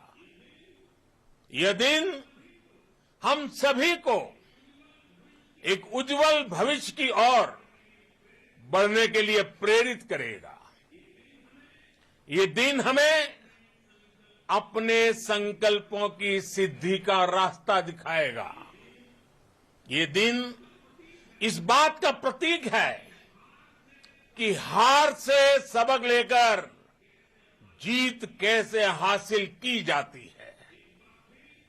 एक बार फिर देश के सभी वैज्ञानिकों को बहुत बहुत बधाई और भविष्य के मिशन के लिए ढेरों शुभकामनाएं। बहुत बहुत धन्यवाद।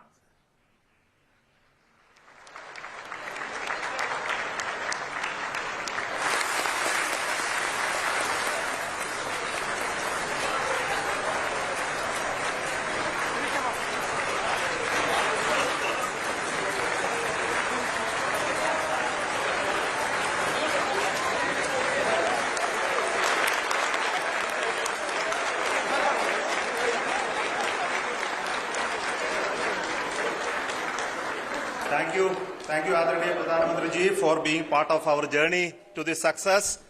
And let me take this opportunity to thank the people behind this mission, the project director of Chandrayaan 3. He is here. Vikram, congratulations to you. The associate project director, Kalpana, and the mission operations director, Srikanth. And the satellite was built at your house satellite center, Shankar and the director.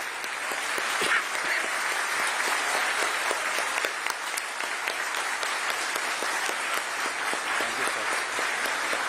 Hello. Go to near to the south pole of the moon.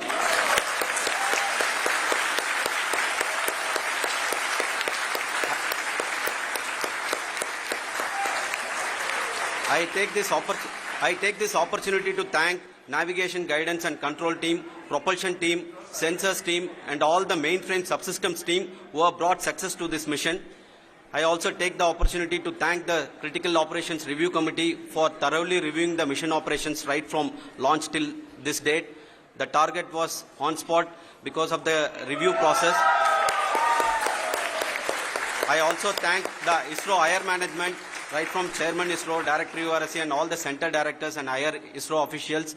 And finally, my thanks to the Chandrayaan 3 project executives spread across the ISRO centers. Thank you.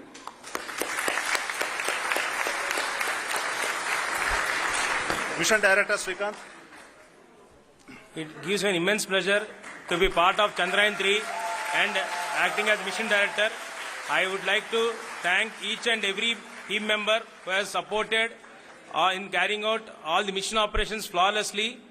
And I would like to thank my senior management, Chairman ISRO, Director URSC, my senior colleagues and my team members for carrying out and supporting all the things carrying out in a proper way. Thank you very much. Associate Project Director Kalpana. Good evening to all. This will remain the most memorable and the happiest moment for all of us, for our team Chandrayaan 3. We have achieved our goal flawlessly.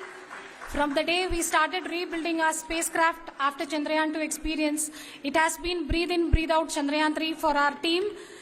And starting from the reconfiguration to all the special tests and the simulations we have conducted meticulously, and this has been possible only because of our immense effort from our Chandrayaan 3 team, and of course with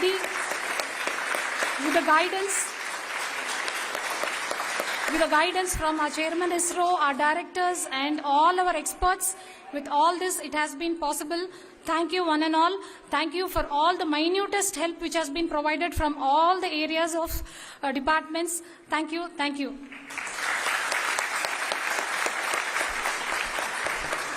Now, Chandrayaan 3 is a result of the work done by thousands of scientists, engineers, our staff and industries and support team across ISRO and other places, other institutions. And Shankaran has been the lead of the center which integrated all of these efforts in the last so many years. So I request him to speak on behalf of all of you.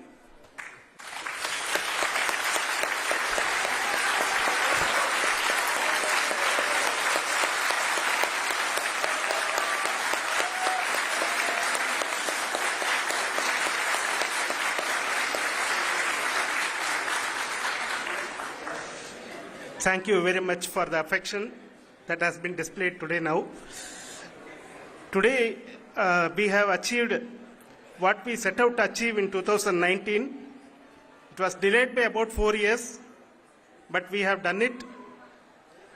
When Chandrayaan 3 was launched, they have been living, sleeping, eating, breathing Chandrayaan for the last 4 years. They have been supported by such a large number of people, particularly in the navigation, guidance and control area, propulsion system.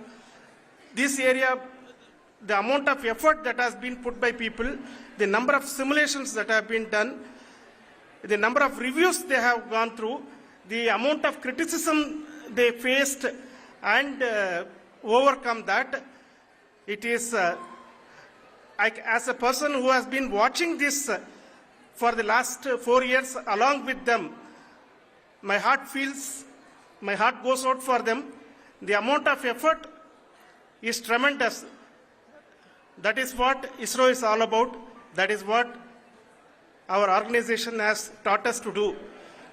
Now today this success has put us even more higher responsibility, as the Honorable Prime Minister was telling, because we have set the bar now so high. Nothing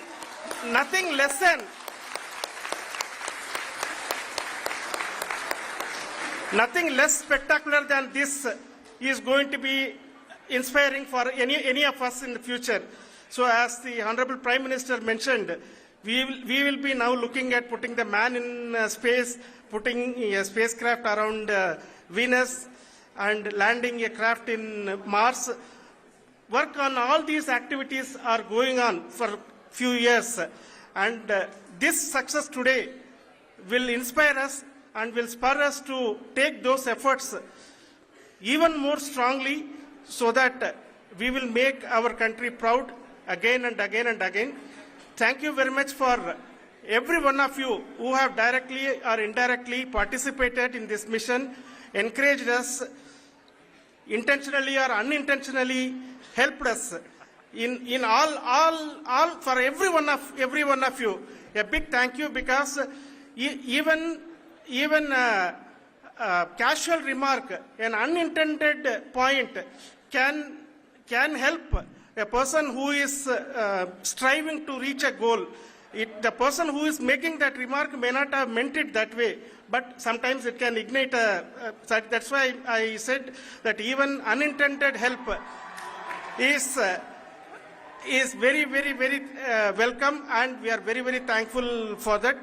Thank you, Team ISRO, for supporting all of us. The amount of affection we received when this mission came into this final stage, the number of people who gave us confidence that nothing can go wrong and this is going to be successful. In fact, I was not that much confident, because we have seen a couple of times issues, because I know very well as a person who has been doing in this domain for 36 years, I know there are thousands of things. Any of that can anytime go wrong and derail. But so many of the people, because that I only see as the reflection of the effort we have put, that people are so happy to see this effort and they want us to succeed. It is not that they know that we are going to succeed. The people want us to succeed. So thank you very much for everyone for your love and affection. We will continue to do our best and make our flag fly, ISRO's as well as India's flag fly high. Thank you very much.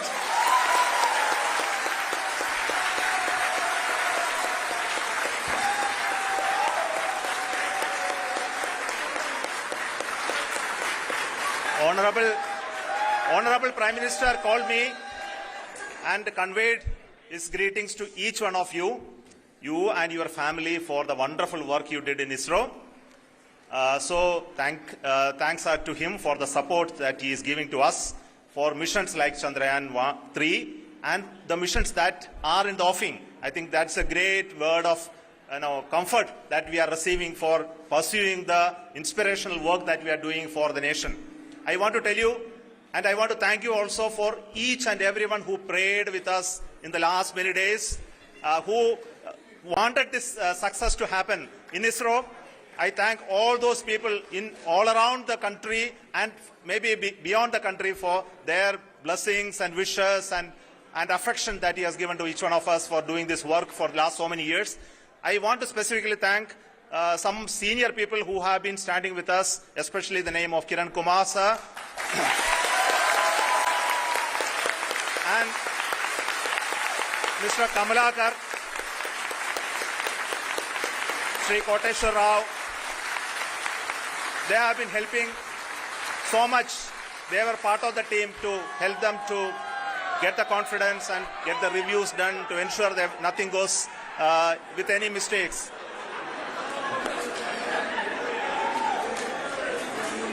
And of course, this is not the work of us alone. This is a work of a generation of ISRO leadership and ISRO scientists. And this is a journey we started in Chandrayaan 1, continued in Chandrayaan 2, and Chandrayaan 2 craft is still working and doing a lot of communication work with us.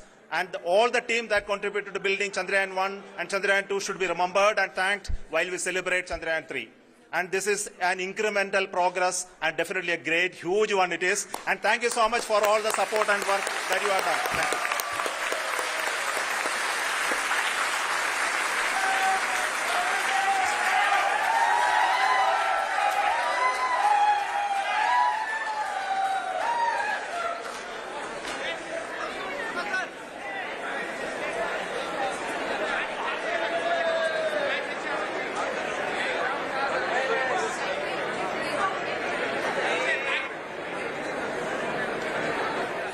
Well, this is the moment that we've all been waiting for. India is on the moon. The Vikram lander has touched down successfully on the surface of the moon. It is a remarkable day for the Indian Space Research Organization. The celebrations you're seeing are taking place at Mission Control of ISRO, but I can tell you the celebrations are far and wide. My friend Pallav Bagla with me in the studio, and he's been celebrating.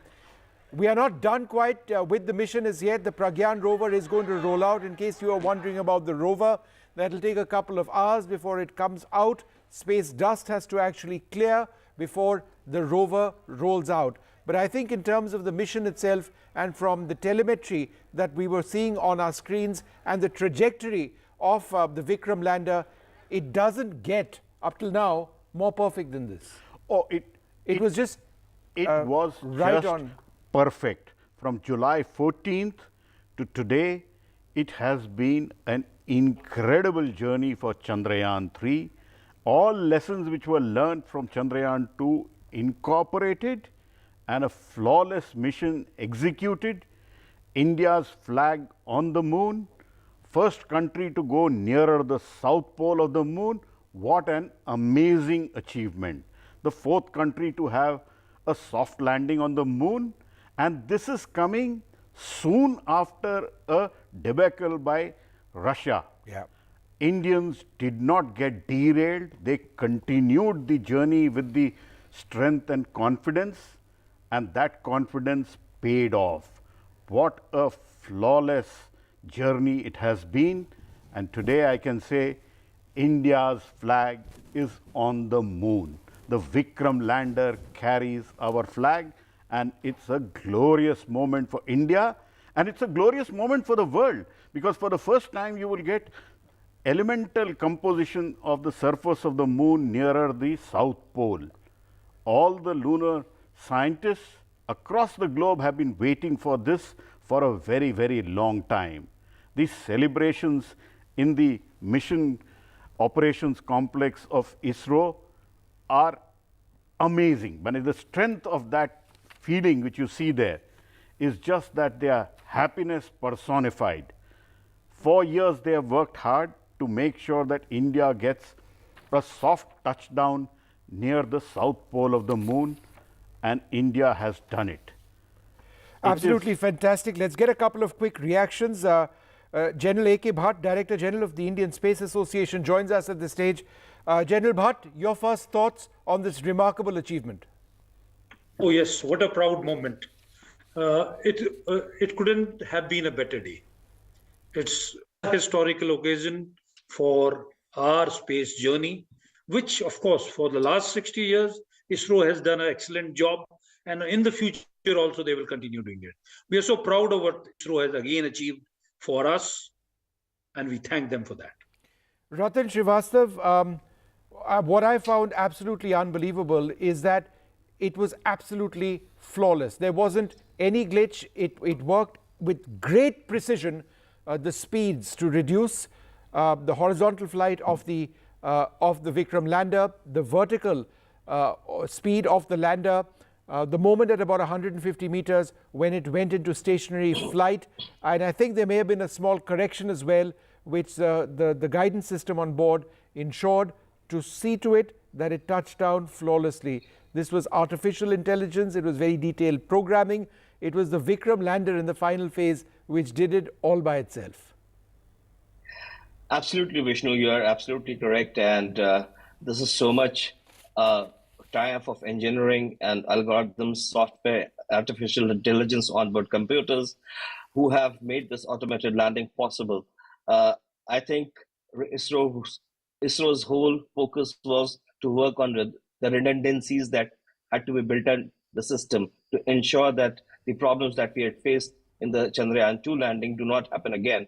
And as we are probably aware, that it was made in such a manner that in case it is not able to land at the designated area, there was a large area, 4 kilometers by 2.5 kilometers, where it could find an alternate landing space based upon what the cameras were telling them. And based upon that, as you must have seen when in the penultimate moments, there was a little deviation from the path, but then the cameras were able to do their job, the algorithm did its job, and it did its soft landing. What Palla was saying, 20 minutes of terror led to at least the cheer that we have all seen and goosebumps. Was there a deviation? That's interesting that you picked that up. Or could it in fact be a little bit of a course correction because the software on board picks the spot that they want to land? If there's a boulder, a crater, or some sort of an obstruction, it avoids that. Do you believe that that kicked in the last few moments? That did, Vishnu. If you see carefully the way it was hovering around towards the end in the last few seconds, it moved a bit.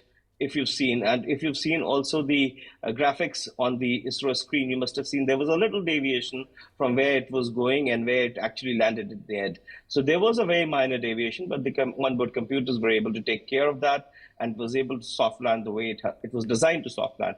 As I said, Mr. Somnath, the chairman of ISRO, has been focused on saying that they are working on redundancies to make sure that all that could go wrong may go wrong and still to land. This is the statement that he had made, and I think he has stuck true to that statement. General, let me ask you this question, General Bhatt. This gives India and ISRO a great deal of confidence, right, for future missions. We've got lots of plans, but this was a key technology hurdle that India needed to cross. The ability to soft land on the surface of a moon. It paves the way for attempting a soft landing, who knows, on Mars in the future. Oh, definitely, it's a very major step. And as you would have heard, and all the things which were going on, this landing in the last 20 minutes were very critical. There were so many variables which had to be handled, and they were being handled by the lander itself because of its algorithms, because of its AI, because of the correction mechanisms which were there. And kudos for that we have achieved this. And this is definitely a major milestone for definitely if we want to try landing into Mars or the planets, and maybe sometime in future, human landing on the moon.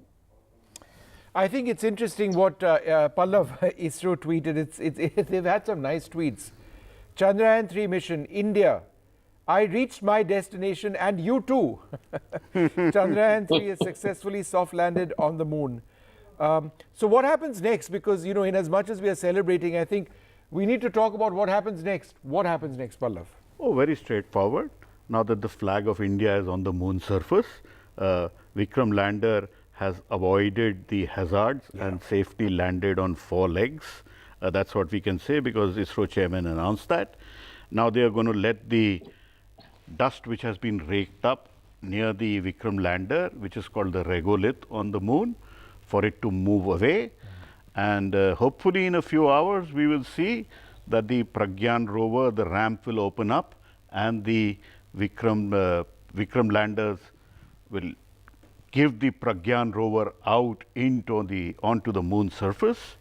So the Pragyan rover, when it rolls out, that would be a glorious moment for India, because a soft landing is one, and then to have a rover on the moon nearer the South Pole, oh, amazing moment for India. And we will have to wait for a few hours for that, and then to get the pictures back. In between, I am hoping we should be able to get the live streaming video as Vikram was going down. I am sure ISRO is getting the feed from various deep space networks, and we should get that feed very soon. You know, we actually saw on ISRO screens the video of the landing. So there was no pause, delay as they analyzed data. Has it happened? Has it not happened? We knew right away. They started clapping because they saw it on their screens. That is the radio signals which was coming No, back. even the video, Pallav, on the screen next to it, there was video as well. And we'll see a lot more of that video. Let's go across to Sam Daniel. Sam, you're at ISRO, huge celebrations over there, I'm sure. Give us an idea of what's happening in Chennai. Vishnu, there is celebration at the Ispani Center where the Space Kids team organized a live watching of the landing. And here you see a big cake being cut and given to all the children as mark of celebration here. A cake in the form of Chandrayaan. Of course, now it's a lot over now, but all these children are enjoying. And I'll speak to some children here. When you saw the Chandrayaan making its soft landing, what ran in your mind? I feel very proud that our Chandrayaan 3 mission is successfully landed on the moon. It's proud and emotionally proud to our India. And I feel that I will also become a scientist and I will make a huge mission that will benefit to all India, and it's our India get to a high position. Okay. This is the fourth. Our India is the 4th place on the launching the satellite on the moon. Right. I think that India should launch many satellites to moon, and it will be the first place on the launching satellites. Okay. What would this mean for India? This will get India proud, and the peoples will get beneficial about the Chandrayaan. I remember the sound which is that Chandrayaan 2 is completely failed. Are you now waiting to see the rover coming out? Yes sir. I'm just waiting for the rover. The baby from the mother was coming out. I'm so interested to see that. And to see the selfies. Yeah. Right. Let's also speak to some parents who have been watching it live. What would this mean for India? It is a very proud moment for every citizen. And the one thing which we learned from Chandrayaan to Chandrayaan 3 is it is not a failure. It is a hope. Don't lose the hope in your life anytime. It is a big lesson for any kid and every parent. Very few countries have this kind of successful, huge, big technology to be able to make the soft landing. What would this mean in that sense? It's a huge and proud moment, and technologically speaking, I think it puts a slap on the face of people who say that India cannot is far behind on a space exploration mission. And having a rover landing on the surface of the moon, especially on the southern side, means a lot to the world. And you've come prepared with a song. You've tuned a popular number to celebrate Chandrayaan's soft landing. Raja has everything on his packet, you know, like Chandrayaan banat mele. Landana the moon kumele kondadudu tedudu onna oyya hoy adu enna ho. Raja would never have expected this song would be the celebration song for Chandrayaan soft landing. Let's also speak to Srimati, who runs the startup space kits, which encourages children to do research in the spirit of space. A proud moment for India? Oh my, glorious moment, not a proud moment, glorious moment I should say. It's for children, what does it historic. For children, it's the beginning, I would say. You know, today we have ignited a spark in them. This is beyond textbooks, because nothing is, you get from studying from textbooks. You need to see to understand. So this is a great impact and impression that is made in their minds. Thank you so much, Sri. And now people can't wait to watch that rover Pragyan coming out of Vikram Vishnu. Thanks very much, Sam. We're going to go straight across to my colleague Pratibha Raman at the Mission Control Center in Bengaluru. Give us an idea, Pratibha, of what's happening. Well, just minutes before the entire place was resounding with a lot of applause, hooting, whistling, everybody celebrating this extremely proud moment for the country for two reasons. One, India being one of the first countries to explore the South Pole, which is one of the uncharted territories, and number two, being the fourth in the world to master the technology of soft moon landing.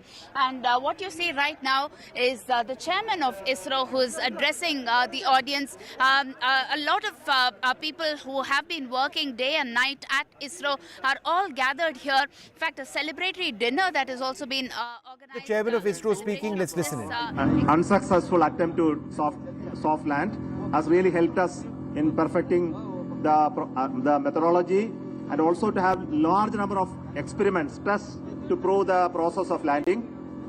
And it has paid dividends today. And we had a very soft landing, and it actually achieved most of the nominal conditions for the landing, including the velocity of touchdown. In fact, I didn't get it exactly. Possibly my team will be able to tell them. The velocity was far less than 2 meters per second. It actually gives us a lot of confidence that the health of the craft will be very good. And we'll be able to continue with the experiments, including the Pragyan rover coming out and then doing all the experiments. So we are looking for very, very exciting 14 days from now for Chandrayaan 3. And as Honorable Prime Minister has mentioned, it is not Chandrayaan 3 alone, it is for future scientific exploratory missions. This is the beginning of a golden era. That is a message I get from what our Prime Minister told. So we are looking for launch of Aditya L1 now next month, and also the launches of many other science missions, including the mission for the human spaceflight as well. So thanking each one of you for your support. And I cannot tell you the type of that excitement that is created in the whole of India. Every school child, every school, every village, every mohalla is excited by the showcasing of this landing videos and broadcast. And all of them are praying, having lot of pujas and homas and other methods of prayers suitable for each one of them for the success of this mission. And I want to thank each one of you for your excitement, your love for the nation, and for whatever we achieved today. It's all dedicated to yourself and for your courage and strength to support us. Thank you so much.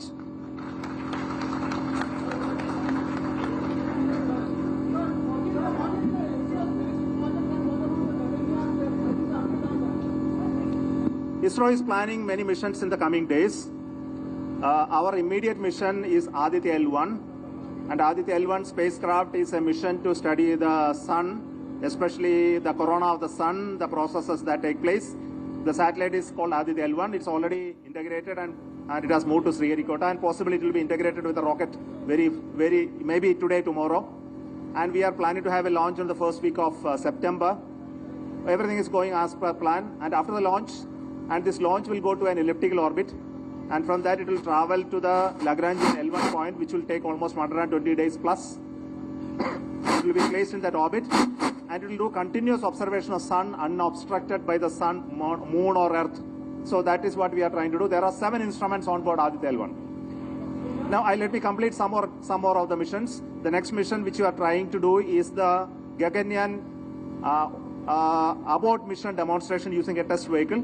For this also the preparations are very well going on. We are targeting to have it in the end of September or possibly first week of October. So everything is going as per plan. After that we have a GSLV mission for INSAT 3DS, the weather forecasting mission. We also have a mission in PSLV which is scheduled now. And we also have to have the SSLV D3 mission, which is the third development flight of SSLV. So this much is for a short time of next 3 months. And further years, I should not announce at this moment because we are working very hard to achieve those targets. Thank you so much.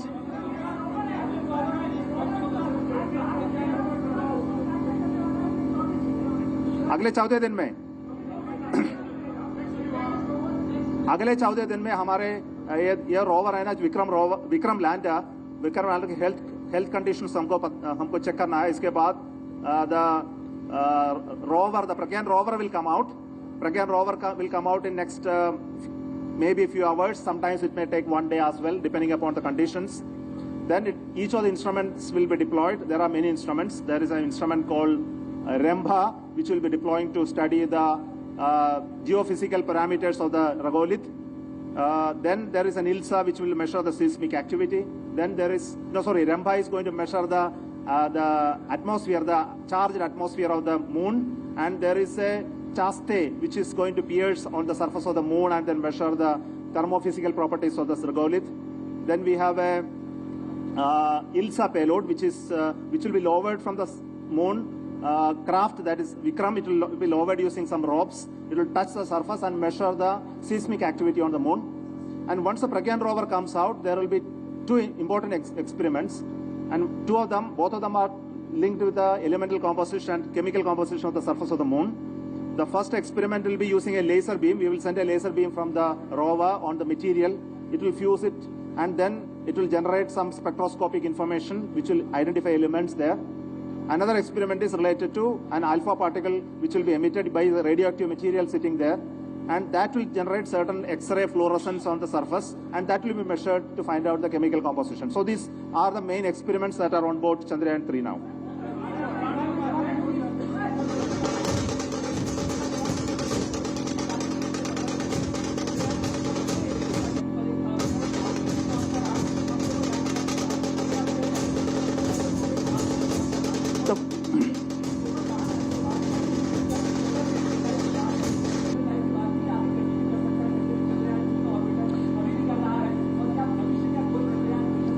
Shall I answer in English? Okay, so say the most difficult part of the mission is to launch itself. Say the GSLV Mar-3, you should not forget that GSLV Mar-3, LVM-3 has done the job of putting it in the right orbit very first time. It went to 36,500 kilometers. From that, we did all that up to translunar injection. It worked very well and captured on the moon. So the first critical event is the launch. The second critical event is called the landing and capturing on the moon. If you miss it by your calculation, then it's gone. We cannot retrieve it, and there is no mission. So this is the second critical mission. The third critical thing is called this separation of the lander and the orbiter, which happened at the appropriate time. This is again after so many days of spending in orbit, the mechanism has to work without any problem. So it worked very well. And the last critical moment is, of course, that you have watched along with us.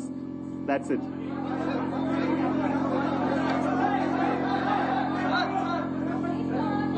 I'll take it. You. Okay, success of Chandrayaan 3 meaning for the future exploration. I think it's all clear to you. I don't have to tell. See, when it is such a tough journey for going to moon and landing, soft landing, which is very difficult for any nation to achieve today, even with the advancement of technology, and we achieving it in just two missions. The first mission had a narrow miss, and now we achieved it so perfectly. It gives confidence to configure missions to not only going to moon, going to Mars, sometimes land on the Mars, maybe in the future going to Venus and other planets, and also sometimes go beyond asteroids and others. We should think about it. I think you should all support us to plan such missions with a very, very cost-effective mission. Nobody in the world can ever do like this what we do, and nobody will be able to succeed maybe in the minimum most attempts. So I request each one of your support, encouragement. The whole of the nation should be behind us to do this.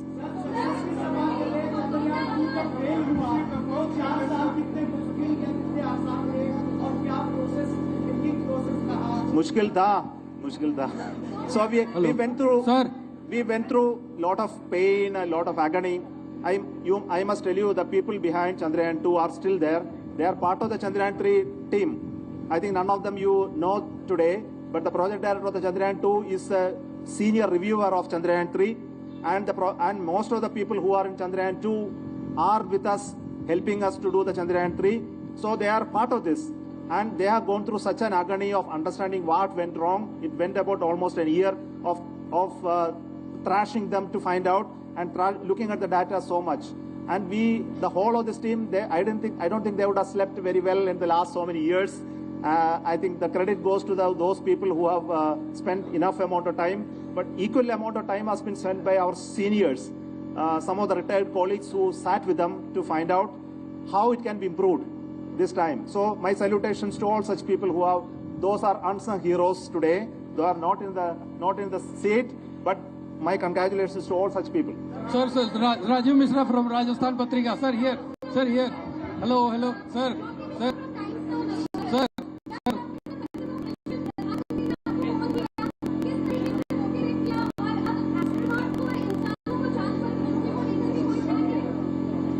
See, Honorable Prime Minister was kind enough to call me, and he connected my name to the Chandrayaan mission. Of course, I am very proud of that. And and he conveyed his greetings to all the scientists in ISRO for the wonderful work they did. Naturally, all of us are proud of that, as I mentioned earlier. And he is very clear about the long-term vision. He wants to make sure that we remain very, very dominant in the area of space exploration and science. It's important for the nation. He is so clear about the Amrit Kal when he was put forth. And we have presented him these ideas and concepts, and I'm very hopeful that he will be supporting us to continue these missions, exploratory missions, science missions, in addition to what is important for societal and commercial needs. Thank you.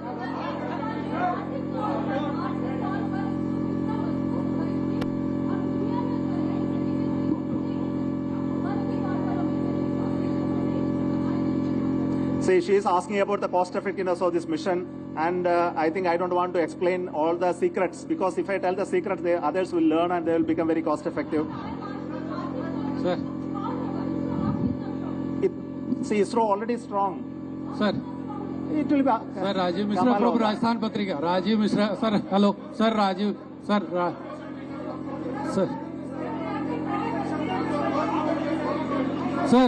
sir, here, sir, here. Sir, here. See, we must also thank, I think there is a question on who all helped us to achieve this mission. And we must thank all those nations which came forth to help us in Chandrayaan 3 mission.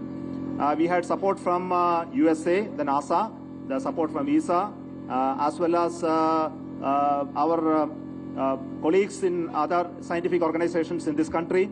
Especially the support came in form of ground stations, the tracking support. You know, from India alone, you cannot see the Chandrayaan 3 all the time. We need other ground stations. One in Australia helped us in Canberra, one in New Inertia helped us, one in UK helped us, and another in NASA's control.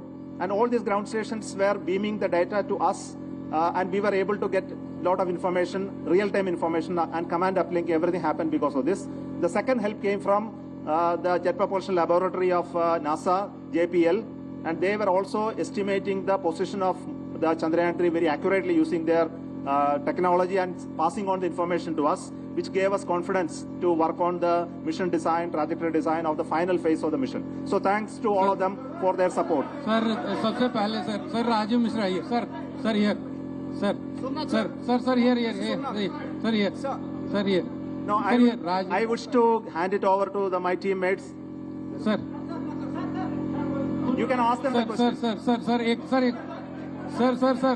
Please, one by one. Please, don't come. Somnath sir, एक minute कर देंगे नहीं comfortably नहीं आप लोगों के लिए है कर देंगे सोमनाथ सर सवाल sir Somnath sir please mission director to come please wait please patience we definitely will give yes sir Somnath sir definitely video photo don't restless sir here sir मेरे दो सवाल है सर मेरे दो सवाल Now there is a question to me. There is a question to me about the technology strength of what we have done, and I must also tell you that the technology that we have in Chandrayaan 3 is no far less complex or inferior to any other technology that goes to the moon. So we have the best of the sensors of the world, the best in the class in the Chandrayaan 3. And I can tell you one story of Chandrayaan 2 to Chandrayaan 3. There is an instrument called the Laser Doppler Velocimeter was added in Chandrayaan 3, which was developed by one of the laboratory of ISRO. And this is a world-class instrument capable of measuring the velocity. And our cameras, which are put on board, developed by Space Application Center Ahmedabad, gave those beautiful pictures from the moon. And the inertial system package, which measures the orientation velocity made by the ISRO Inertial System Center. And our rockets are one of the best that put it in the right orbit. And we will have engines and liquid propulsion made in India by LPSC, the Liquid Propulsion Center of ISRO. So it's a made in India craft. So the capability that we have today is as good as anybody.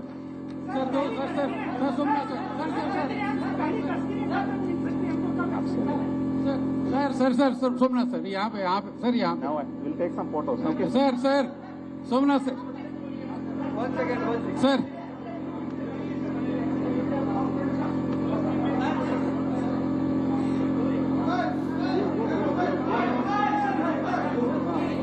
What a glorious photo opportunity, and for the scientists of ISRO, take a bow, Mr. Pallav Bagla. This is such a great moment. Absolutely. What a glorious moment. And you know, we were just discussing just a short while ago, they never looked tense or a little concerned all through yesterday or day before or even today. No, the confidence... Even if they must have been, this feeling must have been seething inside. What will happen, we don't know. No, the confidence level was very high.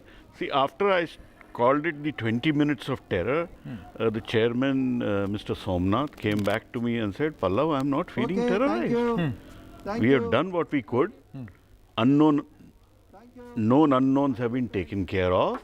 And rest, we will see how it goes. And the confidence exuded as the mission unfolded flawlessly. And we should go back. The mission started on 14th of July. It is a marathon. And it has done flawlessly and gone off exactly as ISRO had planned.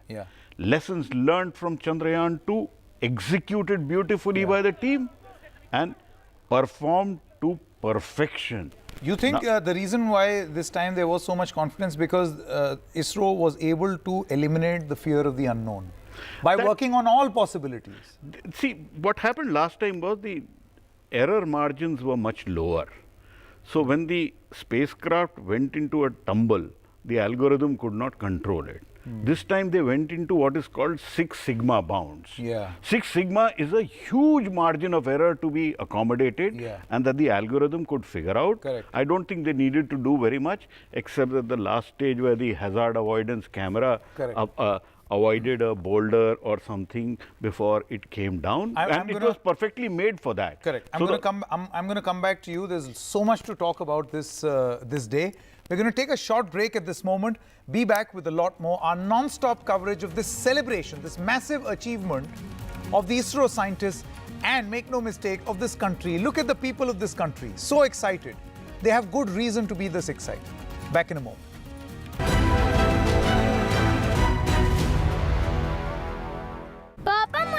In a world filled with noise, we bring you news that you can rely on with accuracy and integrity.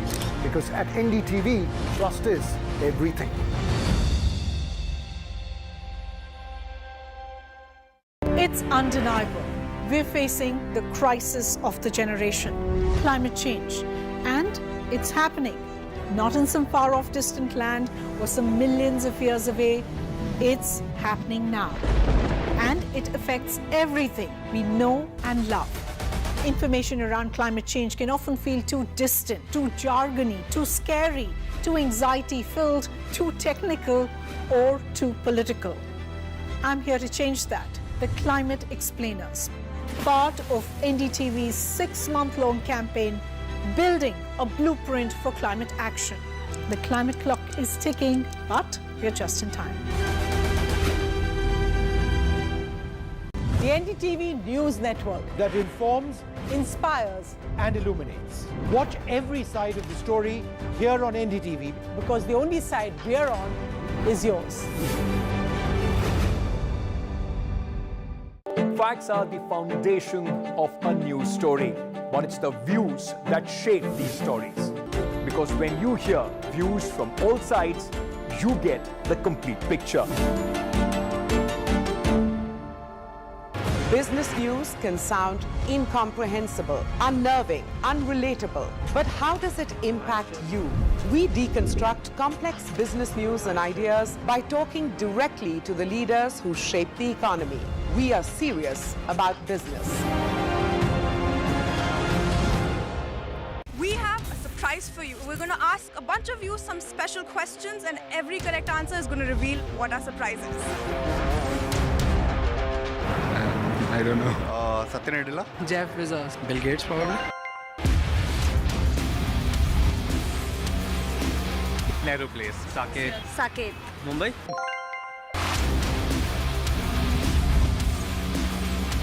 Technical Guruji. Tech Guruji. Technical Guruji. Technical Guruji.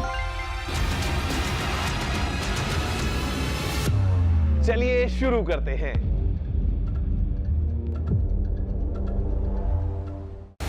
How has India shaped the G20? And how is the president? Sir, we have achieved soft landing on the moon. India is on the moon.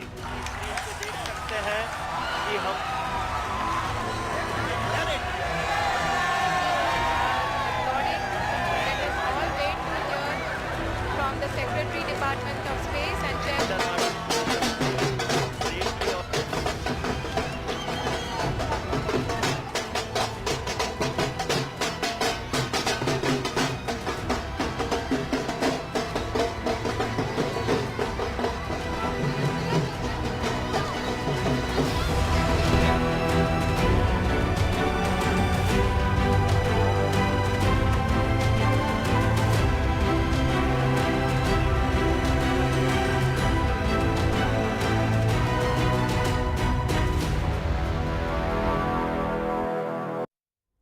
What a proud moment this. Hello and welcome to this special broadcast. Over the next 60 minutes, we here on NDTV are going to overuse the word proud and pride for a very good reason.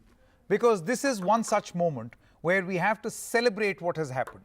Celebrate the achievements of the scientists of ISRO. Celebrate the achievements of that machine which did us all proud. The Vikram lander, and now in just a short moment, the Chandrayaan rover. I have with me Mr. Pallav Bagla, who has been with us through this journey, this amazing journey, from discussing 15 minutes of terror to 20 minutes of terror to great confidence, and then huge and massive smiles that are totally worth it. Today is the day for these scientists, for that beautiful piece of machinery which has been created by these scientists, which is doing an entire nation proud. Absolutely. 1.4 billion Indians rose up in a single voice of cheer. If the sound could have been heard, I'm sure it would have gone all the way to Vikram lander on the moon. How the country was cheering, how the country was praying before that. Finally, to be able to soft land nearer the south pole of the moon and become the first country. Look who else we have beaten. Russia, USSR, America, China. China has had 3 consecutively successful soft landings on the moon. Only one in the 21st century to do that. India. Now we are in the same big league. We were always good at end-to-end space technology, but today we can definitely say, with the frugal resources to be able to pull off a mission like Chandrayaan 3. Let me give you some numbers here. Chandrayaan 3 has cost less than 700 crores. Now, a single Boeing 737-800 plane today costs more than that. And look at that. Air India has ordered more than 400 of those Boeing, of these planes. How much, let's do another comparison. It has cost $75 million. It is less than the cost of the making of the Hollywood blockbuster Oppenheimer. That is true. Oppenheimer has cost about $100 million. And today for India, it is a moment which is bigger than the moment of the Manhattan Project for America. Absolutely. Manhattan Project was making weapons of mass destruction. And what is Chandrayaan 3's Vikram lander doing? Furthering our intelligence. It is sending a message to the world what you can do with peaceful use to explore nearer the south pole of the moon. Sooner than later, maybe not in my lifetime, or sooner maybe, we will have a permanent habitation on the moon. And when that happens, in golden letters it will be written that Chandrayaan 1 mission found the presence of water on the moon, and then Chandrayaan 3 mission with Vikram lander reached nearer the south pole of the moon. And remember, Vikram lander is named after the founder of India's space program, Vikram Sarabhai. Somewhere above, he must be smiling broadly that we have reached successfully. You know, this point that you made about the Hollywood hit, you mentioned Oppenheimer. Let me mention another blockbuster, Hollywood blockbuster, Barbie, which is double the cost of this mission, and yet it has happened. Again, they serve two totally different purposes, but I repeat the word pride and proud. And a very proud NDTV associate of mine, Pratibha, is now at the ISRO Tracking Center. Thank you very much. Sam Daniel is also with us, another proud member of the NDTV family today, with other Indians feeling this sense of pride. Pratibha, let's begin with you first. Can you tell us, or perhaps speak to the people around you, as to what they were feeling about this mission? Because at the ISRO Center, there was great amount of confidence mixed and bundled with certain amount of goosebumps. And at the end, it all was worth it. I mean, you couldn't have put it really better than that, because we have with us the directors. It takes a village to actually ensure that India achieves this extremely proud and glorious moment. And I have with me directors from different space centers here. Let me go to Mr. Rajarajan first.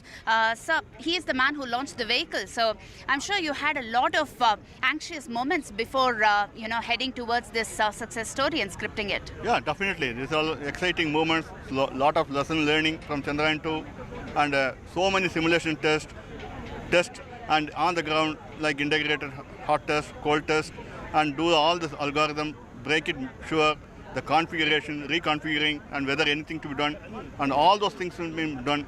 And when everything comes into a synchronized manner of thousands of things, comes in a synchronized manner, it gives a goosebumps to any of them. So even if you so confident that we have done so many, but it gives you a lot of excitement when it is really culminating and making it a successful soft landing on moon. Another unsung hero is Mr. Nilesh Desai. Sir, what were the greatest learnings from Chandrayaan 2, which has been learnt and unlearnt with respect to Chandrayaan 3? Yeah, so it was a great learning experience. So after the failure of Chandrayaan 2 soft landing, all of us put together our brains and worked towards the hazard detection and avoidance scheme, because that has to be the major brain behind soft landing and safe landing. So for that, especially our Space Application Center at Ahmedabad, which is working on the development of various sensors and this processing system. So we worked out, reconfigured the whole system. In fact, we have, in totality, in the total lander configuration, we have made around 21 changes. It is not that everywhere there was some mistakes or some deficiencies, but we try to make it all more robust and rugged, and that way we improved the whole configuration.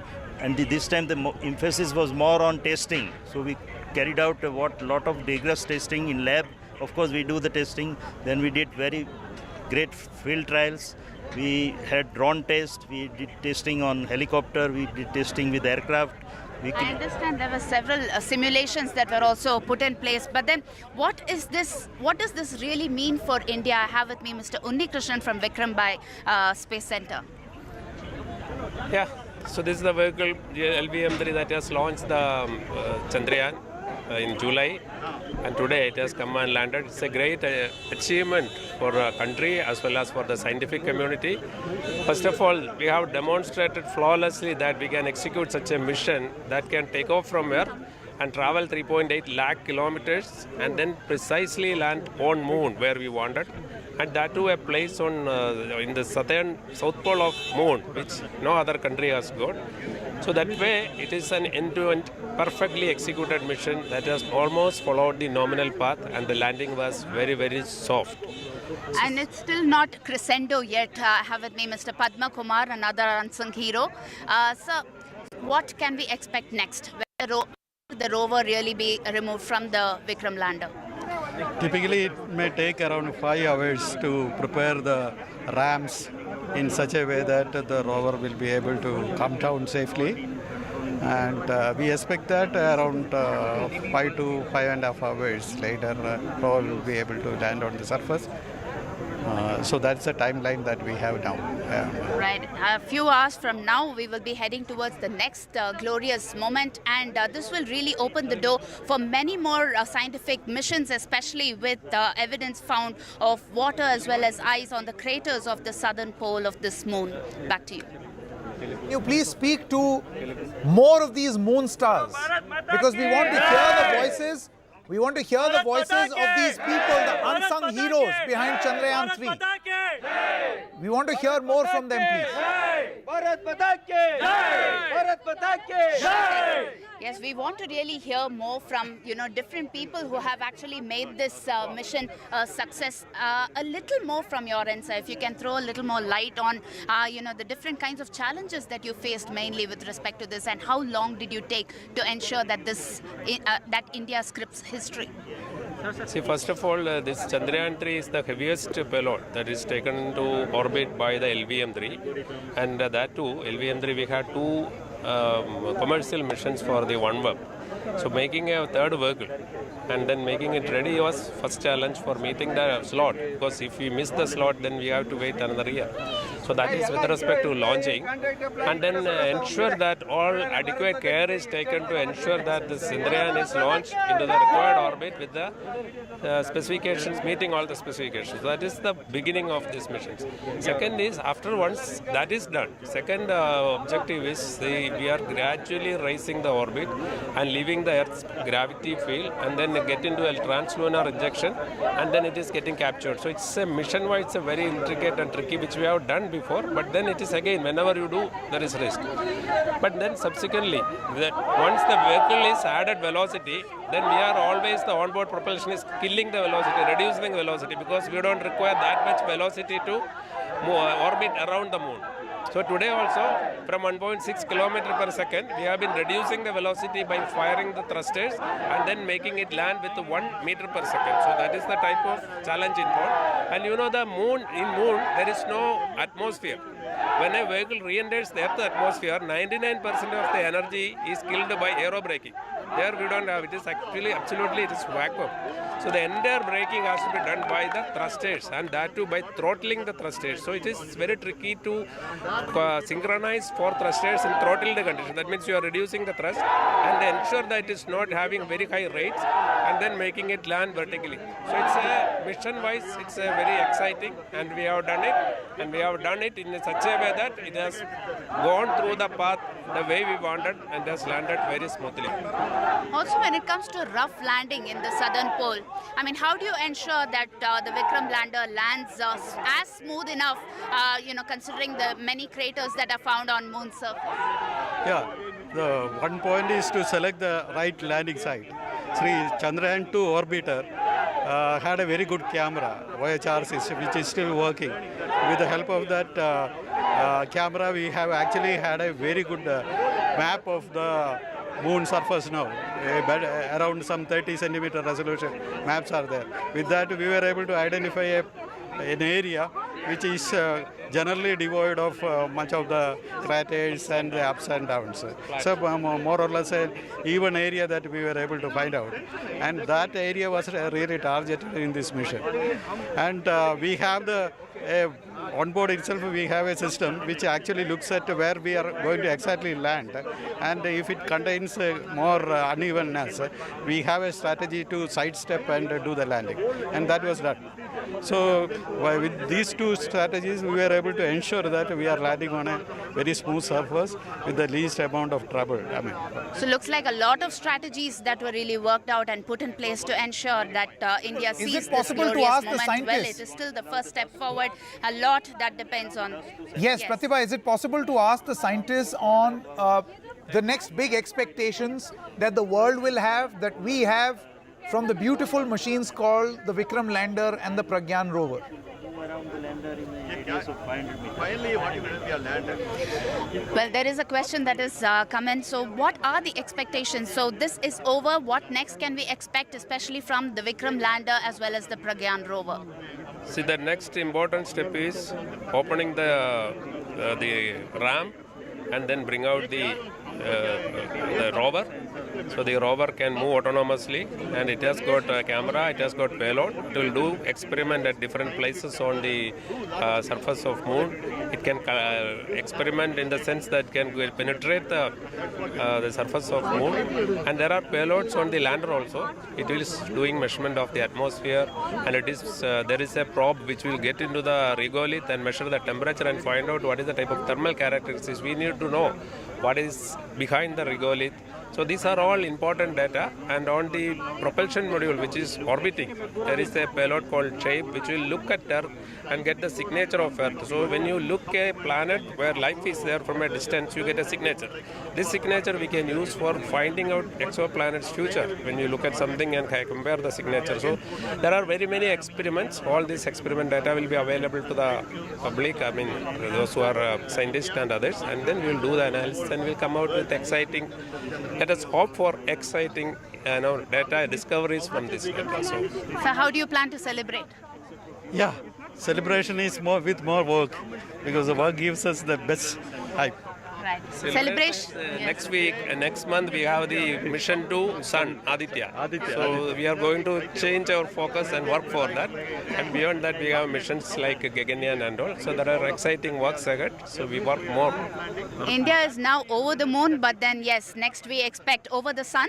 That is exactly what the scientists here have to say. Back to you. Well, an incredible, incredible day for India. Joining us now, the Minister Jitendra Singh. Thanks very much, sir, for being with us. I noticed that you were intently watching every single moment of what was happening. What does this mean for India? No, I think it has evidently proved that India is not only now the frontline nation as far as the space sector is concerned, but it's also ready to take on for the next 25 years, as the Prime Minister has been saying, the Amrit Kal. The ascent has started. The ascent to the pedestal has started through space. Gone are the days when India was expected to pick up cues from other countries. Now it's the other way around.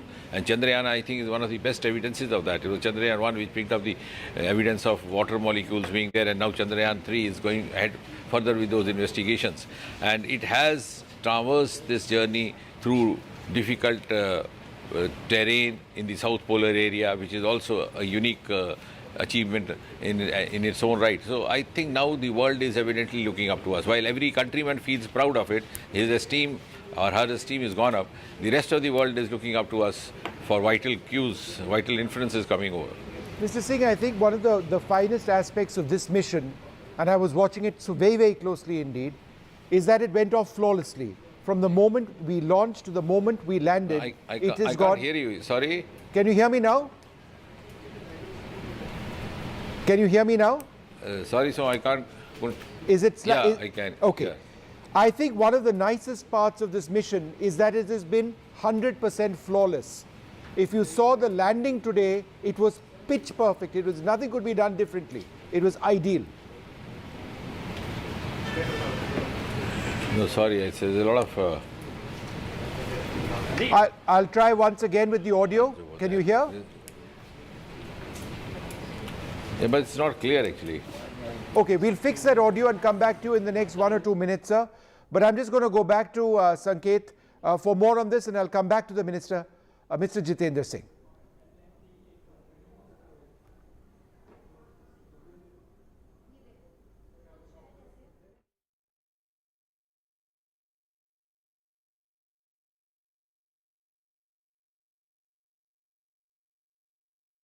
Jitendra Singh Over there, we'll try and get that. But in case you've just tuned in, the big story that we continue to track, the Vikram lander now on the surface of the moon.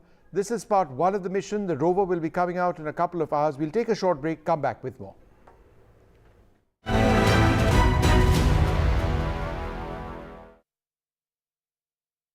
Brought to you by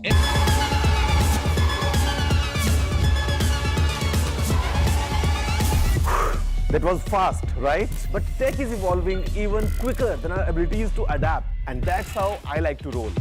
Technology तो आप सभी के पास है, but what you need is everything else. मेरा नाम है गौरव और अब मैं आ गया हूँ NDTV नेटवर्क पे, हर रोज, हर हफ्ते, अब आपके और पास. Go beyond the now. When there's too much talking but very little being said, too many voices but hardly any being heard, you turn to a show that puts you front and center. A show that headlines the stories of the people, by the people, for the people. From breaking news to in-depth analysis, Covering the latest developments across politics, business and technology. Bringing you stories that shape our nation and the world.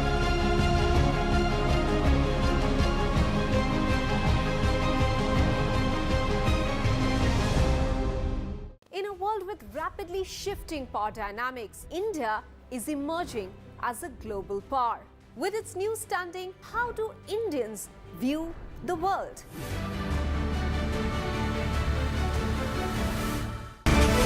23 years of the big fight.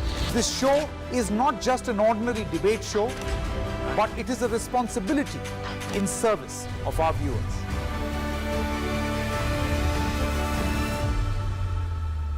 NDTV for news you can trust. No sensationalism, no ugly debates, no agenda. We strive to be transparent and unbiased in our reporting so you can get news that you can rely on. A debate has many facets, perhaps no one right answer. Left, right and center. Conversations that get to the core of the debate.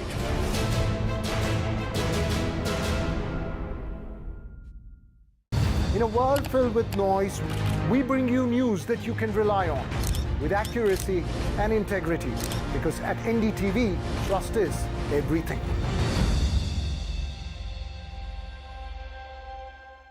It's undeniable.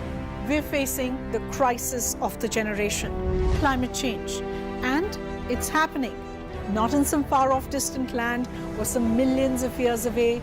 It's happening now. And it affects everything we know and love. Information around climate change can often feel too distant, too jargony, too scary, too anxiety-filled, too technical, or too political. I'm here to change that. The Climate Explainers, part of NDTV's 6-month-long campaign, building a blueprint for climate action. The climate clock is ticking, but we're just in time. The NDTV News Network that informs, inspires and illuminates. Watch every side of the story here on NDTV, because the only side we're on is yours. Facts are the foundation of a news story, but it's the views that shape these stories. Because when you hear views from all sides, you get the complete picture. Business news can sound incomprehensible, unnerving, unrelatable. But how does it impact you? We deconstruct complex business news and ideas by talking directly to the leaders who shape the economy. We are serious about business. We have a surprise for you. We're going to ask a bunch of you some special questions, and every correct answer is going to reveal what our surprise is.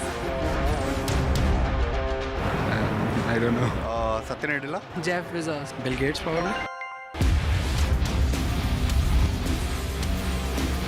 Nehru Place. Saket. Saket. Mumbai.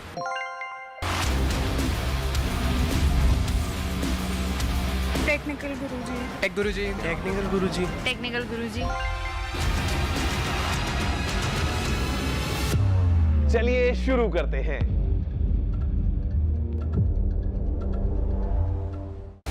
How has India shaped the G20? And how has the presidency shaped India's global position? NDTV's mega conclave brings together on one platform the biggest names behind India's G20 success. Join us on the 26th of August for a day-long event where we decode energy transition, clean growth, new digital economy, the business of G20, and India's big global moment. Decoding G20 only on NDTV.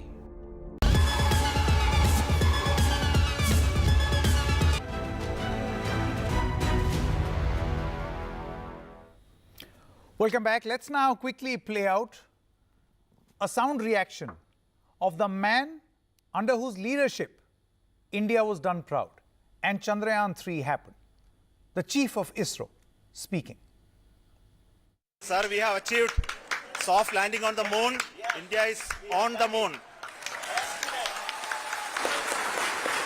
Honorable Prime Minister called me and conveyed his greetings to each one of you and your family for the wonderful work you did in ISRO. So thanks are to him for the support that he is giving to us for missions like Chandrayaan 3 and the missions that are in the offing. I want to tell you, and I want to thank you also for each and everyone who prayed with us in the last many days, who wanted this success to happen in ISRO. I thank all those people in all around the country and maybe beyond the country for their blessings and wishes and affection that he has given to each one of us for doing this work for the last so many years. India is now on the moon. Friends, on this joyous occasion, I would like to address all the people of the world, the people of every country and region. India's successful moon mission is not just India's alone. Our approach of one earth, one family, one future is resonating across the globe. This human-centric approach that we present and that we represent has been welcomed universally. Our moon mission is also based on the same human-centric approach. Therefore, this success belongs to all of humanity, and it will help moon missions by other countries in the future.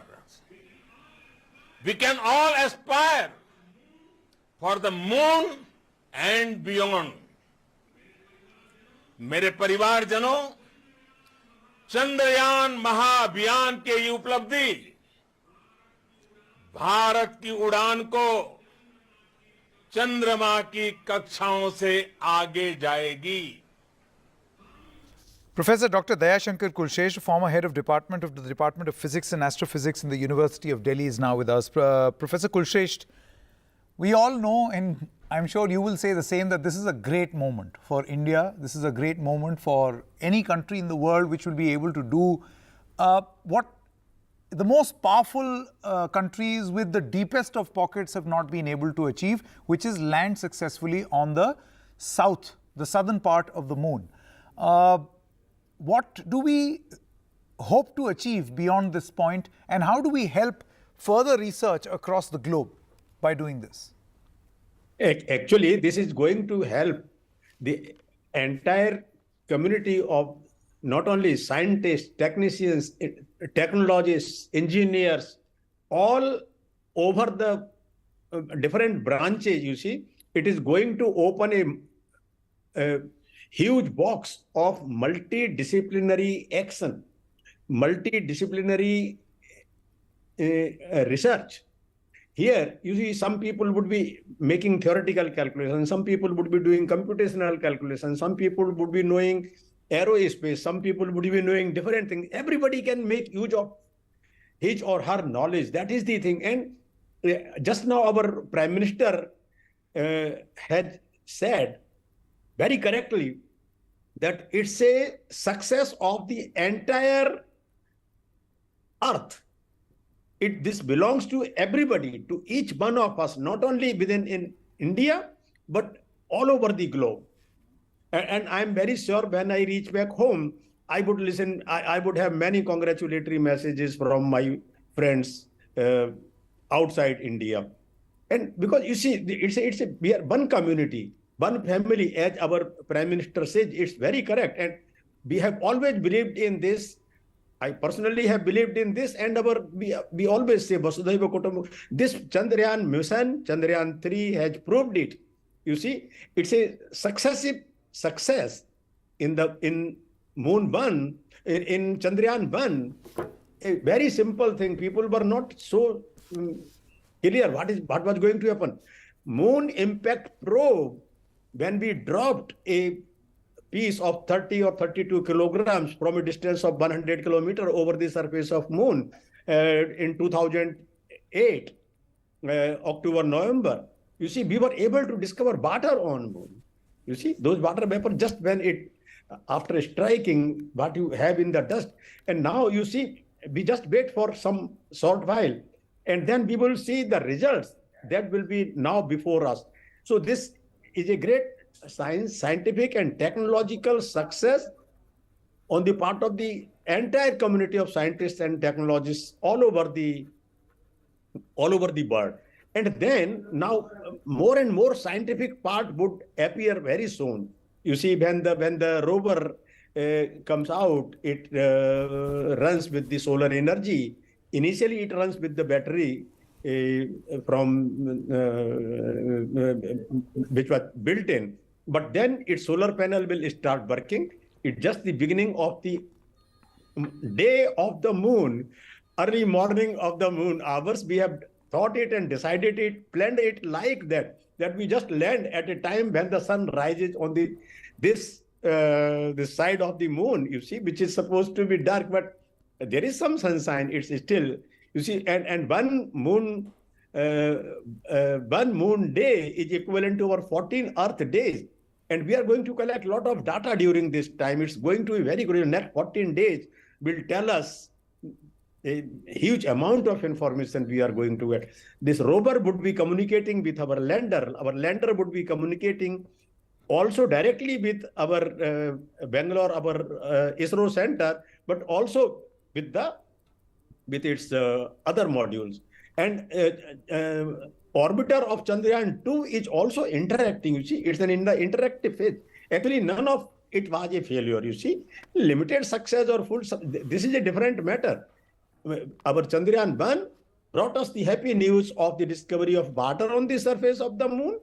Chandrayaan 2, it left behind. It was put there, the orbiter of Chandrayaan 2, which is now helping our lander and rover. And you see, they are in the interactive phase. They are talking to each other like we are talking to each other. They are talking to each other, and it is very well planned actually. And whatever limitations we had during Chandrayaan 2 mission, those were overcome and taken care of so accurately, so meticulously, so precisely that we were rather overconfident. You see, while it was descending, I was here in the studio of Times Now Navbharat. I'm still sitting there in their guest room talking to you, and I was watching it minute by minute, second by second, how our Vikram lander was descending on the surface of the moon, and we all knew these calculations and these results, giving all this talking to our audience through these various important news channels. And it was just following that schedule in a very controlled, very successful manner. It was a great pride. You see, you might see it on my face. I'm feeling so excited. And you see, we had this, just our Prime Minister also had it in South Africa, which he waved And you see, we all in the studio here, it's a matter of proud for all yes, of it's us. a matter of great pride. Not only as an Indian, not only for Indians, but as just Mr. Narendra Modi has said, our Prime Minister, that it's for everybody, for the mankind. You see, it's for everyone. Absolutely. Milestone. Absolutely. Professor Kulshesh, let me quickly come back to you because we also have Mr. Devanshu Poddar. He's the founder of Rocketeers and also a space scientist. Mr. Poddar, you see, it's a very interesting thing that Dr. Kulshesh mentioned right now, that we did not fail in Chandrayaan 2. It was a learning. And once you have that sort of an attitude, then you keep your mind open for what is called scientific temperament. In this mission, that is Chandrayaan 3, we were not really pessimistic, but we were largely imagining the various variables and possibilities of how everything will go wrong and thus finding its respective solution. That exercise took 4 years. So do you think that this sort of temperament is something which makes missions a success? I mean, this is what coders do. That you keep looking at the variables and ruling out the possibilities till such time that you have got a zero bug product. That's exactly the same thing followed here. Extremely scientific. So, first of all, hello and congratulations. Congratulations to all the ISRO scientists. Congratulations to everybody who has contributed to the program. And just a phenomenal job by ISRO. It was, if you were watching the ISRO live stream closely, there was a point during the rough braking phase when the nominal values and the actual values showed up a little differently.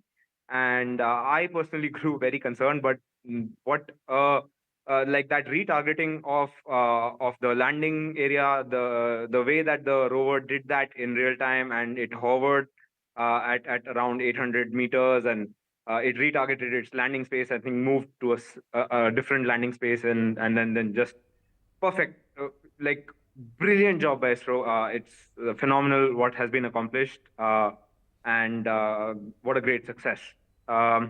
And yes, you are right that we were very, very cautious, and the ISRO scientists took all the measures to ensure that everything that can possibly go wrong was already accounted for, and it really laid down our path to success. But saying that we weren't pessimistic is very underwhelming. We were actually very optimistic, and we were audacious. Like, not only does Chandrayaan 3 solve and learn from Chandrayaan 2, but it goes far beyond. The kind of scientific payloads that are there on the rover, it has a spectrometer which needs to function less than 5 centimeters from its target, whatever it is trying to study. It's mounted on the front of the rover. It rotates 90 degrees, so it's then at the bottom of the rover, and it's very near to the surface. So it's able to do spectroscopy of the surface. There is a probe. There is a thermal probe that goes 10 centimeters into the surface of the moon and does a thermal profile. This is the first time that we would have a thermal profile of the pristine soil of the moon, and the way it changes under the impact of the sun, under the impact of, as long as we survive the lunar night. It has a seismometer. It has this retrograde reflective payload. So, how do we know that Apollo missions, Neil Armstrong and all these guys, they actually landed on the moon? They left some mirrors over there that we can bounce lasers off, and then those lasers come back. So there is a new version of that mirror that's there on Chandrayaan 3. So by bouncing light off of that, we would be able to now confirm that the lander is over there, which is, again, amazing. Yeah, so, this is all amazing. Absolutely amazing. W. Selvamurthy, Scientist and Director General of Amity Directorate of Science and Innovation, is also with us. Welcome, sir. Let me ask you this question as well. Only when we eliminated all the wrongs that could possibly happen have we reached at a situation where we have done what no other country has been able to do. I mean, only a few days ago, another mission which was attempting something similar failed. So when you rule out all the possibilities of what could possibly go wrong, that's the sort of scientific temperament you represent in front of the world? Thank you so much. And let me also join everyone on the screen, felicitating, congratulating all those who are involved in this very important mission, Chandrayaan 3. 23rd August 2023 will be a golden milestone in the history of space science and technology for India, because we have done something unique which has not been done by any other country so far. So we have in fact assumed a leadership role today in the space science and technology by proving our technology prowessness and also the scientific acumen which led to the textbook-like the demonstration and illustration of landing on the moon, that too on a very treacherous, difficult, unexplored, dark side of the southern polar region of the moon. So we made history through our capabilities and also hard work with scientists in the Indian Space Research Organization. They commit so much and devote. So my salutations to all those, the chairman, scientists, technicians, support staff, and all partners, academic partners, industry partners, who contribute to this mission. So it is a collaborative endeavors which led to the success. I must also place on record our gratitudes to the nations which have supported this, whether it is NASA in USA or it is Russian, the former Soviet Union, Australia, and other countries who also have supported in a way to build the capacity, to build the capability. This is a moment of gratitude expression also when we are in the jubilation mode. I would like to, as a scientist, because this is the philosophy which Indian scientists, India has always cherished. I must also put on record the common man, the jubilation which started today, yesterday, the last 1 week. There is a jubilation, particularly the school children. When I saw this, tremendous joy and pleasure. And how many of these children who witnessed this whole feat would have been excited? The junoon to be a scientist and the passion for research and innovation, the imprint which it leaves is memorable, impactful on the young minds, because India is the youngest nation today. So I have tremendous hope in this young India, because the most creative and innovative phase of one's life actually starts from 15. And it actually goes only up to 30, 35. Then you build on your experience. But that is the critical phase, and that population is in India. So if we are able to harness, ignite their Kundalini Shakti, awaken the Kundalini Shakti, and express them, give them the right ecosystem, motivation, resources, they will do wonders. So Indian aspiration has gone up through this success today, that India wants to be a #1 in the world in terms of the global power as well as in terms of the scientific knowledge power. So that is why this is yet another important step towards that direction, because India has always thought of Sarve Bhavantu Sukhinaha. We want everyone to be happy and healthy. And whatever we do, it is for the benefit of the humankind. So if the success is today, 7 billion people have to be celebrated, they have to be congratulated on this mission, because we always think of a global village, Vasudeva Kudumbakam, and as a scientist who always believe in spirituality as well. And I have seen so many people doing puja, irrespective of their religion, and they have been praying for the success of this. I believe that also contributes importantly, very importantly. The reason is you may have economic power, military power, knowledge power, but if you have the spiritual power, that becomes the winning factor. So perhaps that will propel India, because we have that in abundance. So this success today, I must also thank all those who are praying for the success, because prayers and blessings are like a Brahmastra. So that is why I believe, even as a scientist, I believe in that superpower. And science and spirituality is not parallel. It is actually, there is a unification. Science looks at the ultimate truth by exploring and experimenting, and spirituality looks through experiential learning. And the silence of mind, it unifies both science and spirituality. That is why this is available even in ISRO scientists. when they fail, resilience is very high because they believe in spirituality. They know that they will succeed. They have that confidence that when God pushes somebody, nobody on the earth can prevent the person to be successful. So this is what is there, which will be a cutting edge for Indian science and technology, Indian people. So this spirituality will propel India. It will shield, whether it's corona or it is a natural disaster or a man-made disaster, we will have that resilience to face challenges and bounce back. So this moment of the historical moment, I would like to tell the viewers, the spirituality also contributes to the success of such complex missions. And I must once again congratulate, and the media, they really created, I would like to thank every media that, they created that, the unification. I didn't see even in a cricket match or any other event. No, that is true. Mr. Selvamurthy, I think you make such an important point. Let me tell you the viewership. I mean, you have the ISRO YouTube page and other platforms that were beaming this event live. The sort of viewership is unheard of. I mean, this is stuff that that does not even happen for cricket matches. I'm sure somebody will soon do the analysis, which means that there was some amount of involvement, association, affiliation that each and every Indian had with a project like this.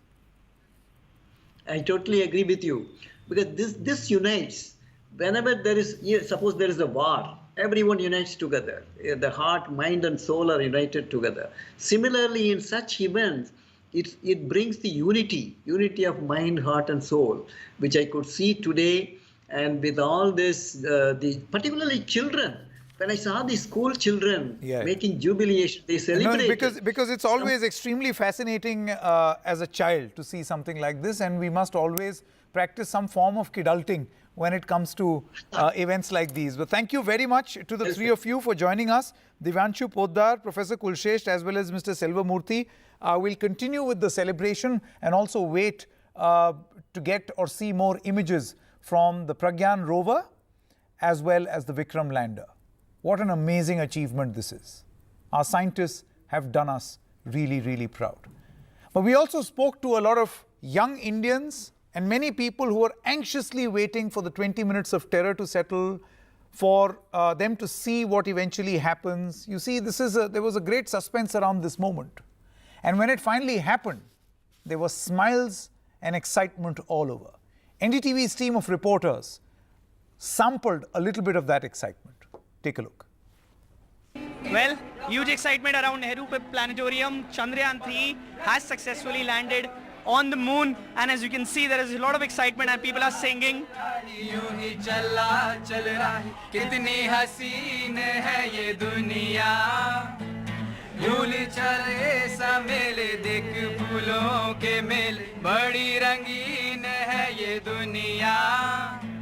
Dum dum da na na na dum da na na dum dum da na na dum da na na dum dum da na na dum da na na bhaiya.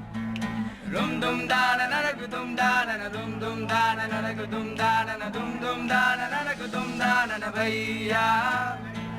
ये रास्ता है कह रहा अब मुझसे, मिलने को है कोई कहीं अब तुझसे. ये रास्ता है कह रहा अब मुझसे, मिलने को है कोई कहीं अब तुझसे.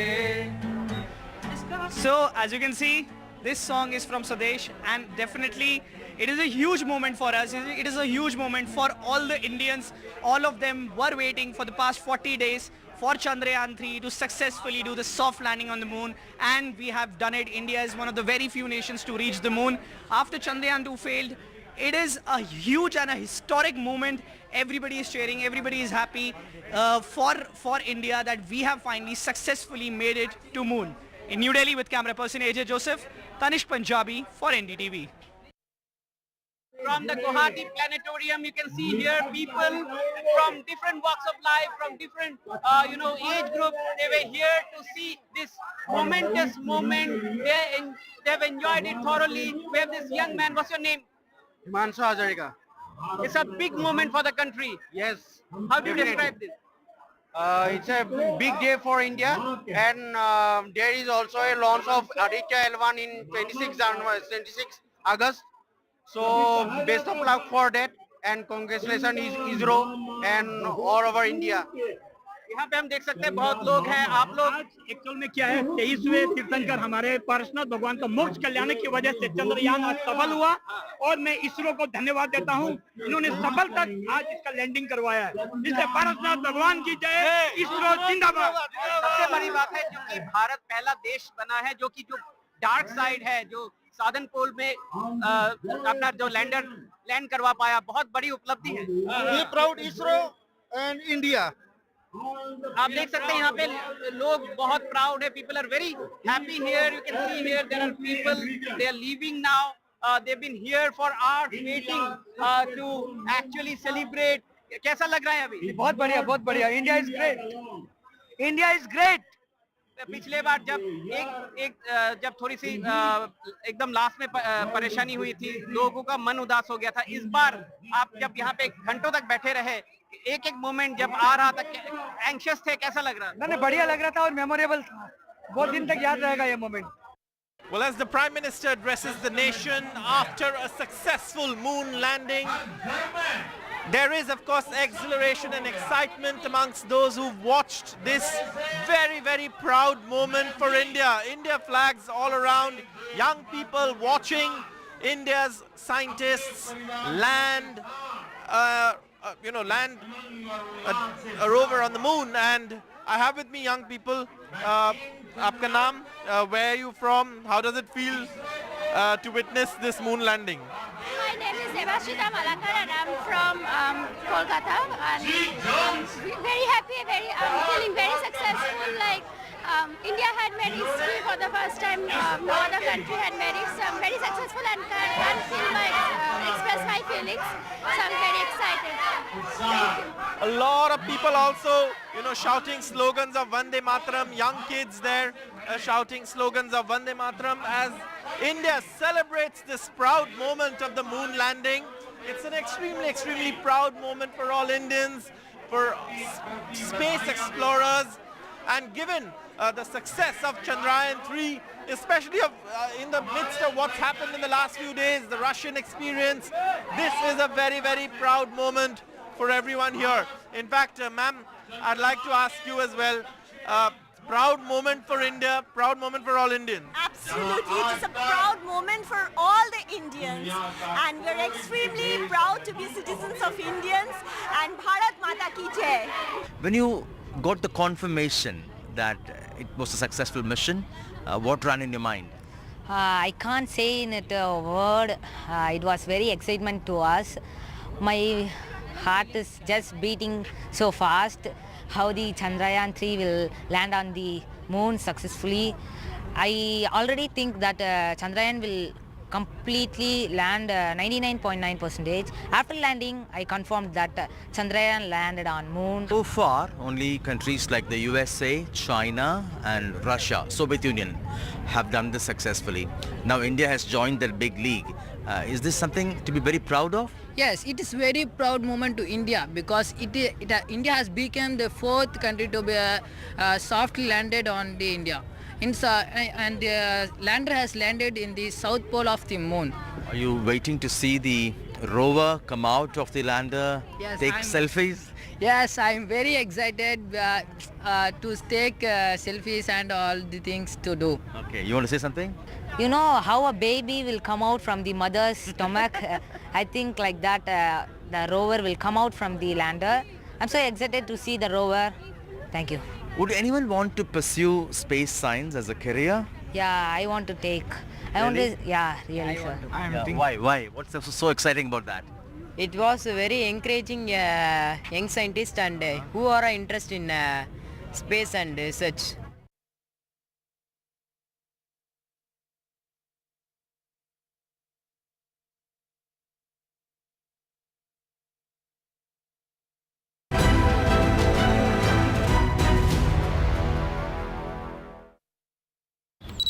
There's too much talking but very little being said. Too many voices but hardly any being heard.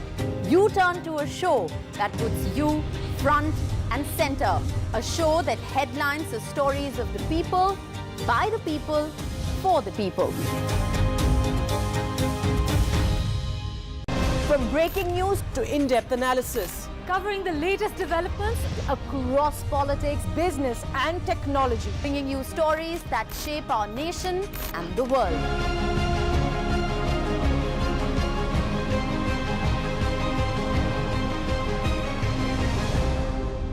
In a world with rapidly shifting power dynamics, India is emerging as a global power.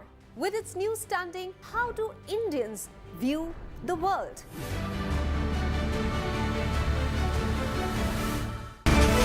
23 years of the big fight. This show is not just an ordinary debate show, but it is a responsibility in service of our viewers.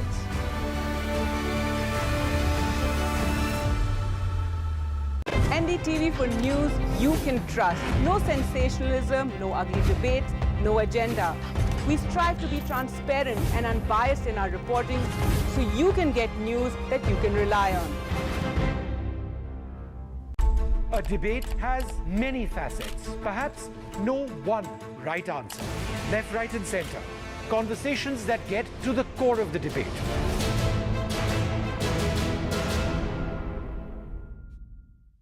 In a world filled with noise, we bring you news that you can rely on with accuracy and integrity, because at NDTV, trust is everything.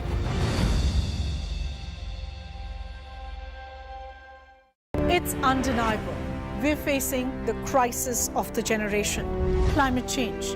And it's happening. Not in some far-off distant land or some millions of years away. It's happening now. And it affects everything we know and love. Information around climate change can often feel too distant, too jargony, too scary, too anxiety-filled, too technical, or too political. I'm here to change that. The Climate Explainers, part of NDTV's 6-month-long campaign, building a blueprint for climate action. The climate clock is ticking, but we're just in time.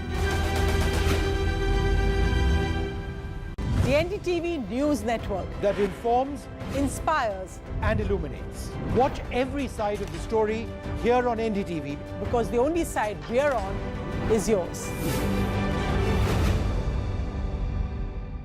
Facts are the foundation of a news story, but it's the views that shape these stories. Because when you hear views from all sides, you get the complete picture. Business news can sound incomprehensible, unnerving, unrelatable. But how does it impact you? We deconstruct complex business news and ideas by talking directly to the leaders who shape the economy. We are serious about business. We have a surprise for you. We're going to ask a bunch of you some special questions, and every correct answer is going to reveal what our surprise is. I don't know. Satya Jeff Bezos. Bill Gates probably. Nehru Place. Saket. Saket. Mumbai.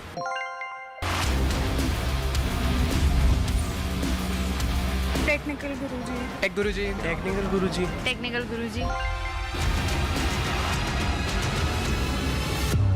चलिए शुरू करते हैं.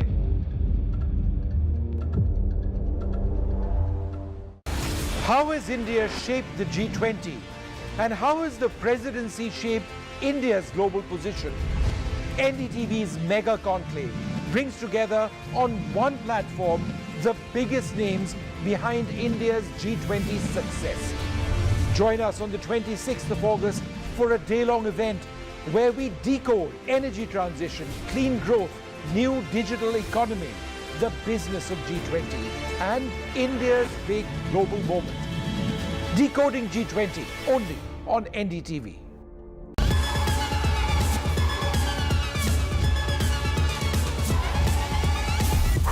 That was fast, right? But tech is evolving even quicker than our abilities to adapt. And that's how I like to roll. Technology तो आप सभी के पास है, but what you need is everything else. मेरा नाम है गौरव और अब मैं आ गया हूं NDTV नेटवर्क पे हर रोज हर हफ्ते अब आपके और पास Go beyond the now. When there's too much talking but very little being said, too many voices but hardly any being heard, you turn to a show that puts you front and center. A show that headlines the stories of the people, by the people, for the people. From breaking news to in-depth analysis, Covering the latest developments across politics, business and technology. Bringing you stories that shape our nation and the world.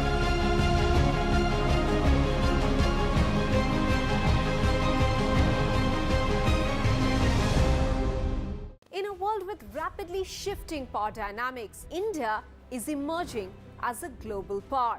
With its new standing, how do Indians view the world?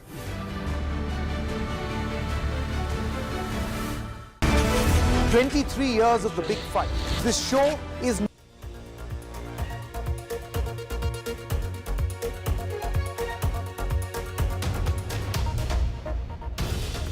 Sir, we have achieved soft landing on the moon.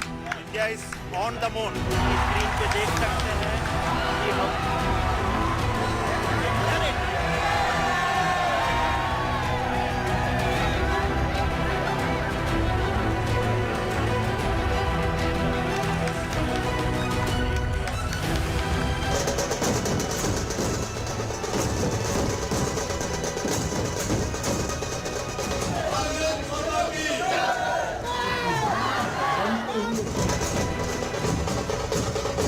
became the first country to go to near to the south pole of the moon.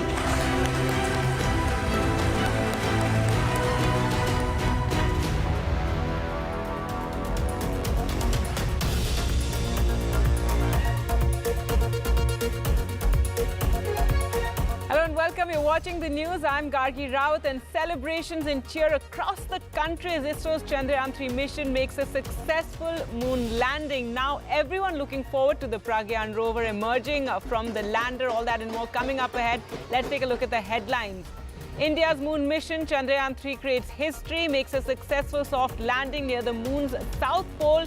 India is the fourth country to reach the moon, and from South Africa, the Prime Minister says we are witness to the new flight of New India. New history has been written.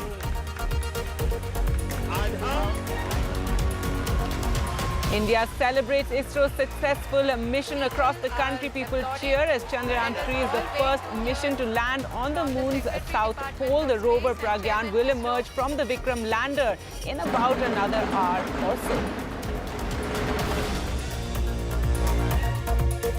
And more good news after over 1 hour of intense competition. Indian chess prodigy Pragnananda and world #1 Magnus Carlsen decided to draw the second game of the Chess World Cup final now for day 3. The centre announces major changes in the education system. Board examinations will now take place twice a year. Students of class 11 and 12 need to study 2 languages.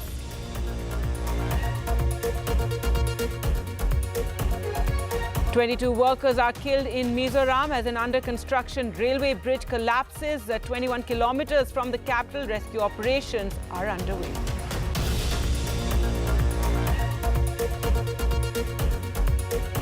And a massive tragedy narrowly averted at the Delhi airport after 2 flights were cleared to take off from the same runway. An alert woman pilot aborted her takeoff when the planes were just 1.8 kilometers apart.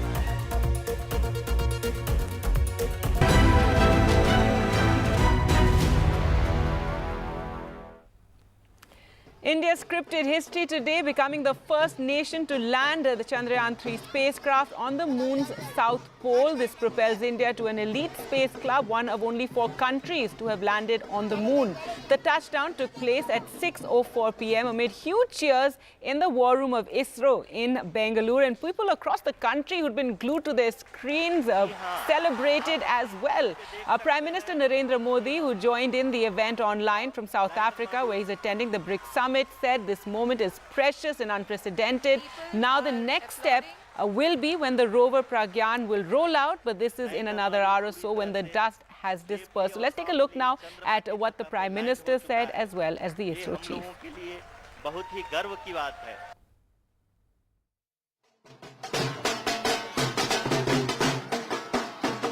India is now on the moon. Friends, on this joyous occasion, I would like to address all the people of the world, the people of every country and region. India's successful moon mission is not just India's alone. Our approach of one Earth, one family, one future is resonating across the globe. This human-centric approach that we present and that we represent has been welcomed universally. Our moon mission is also based on the same human-centric approach. We can all aspire for the moon and beyond. मेरे परिवारजनों, चंद्रयान महाअभियान के ये उपलब्धि भारत की उड़ान को चंद्रमा की कक्षाओं से आगे जाएगी. Sir, we have achieved soft landing on the moon. India is on the moon.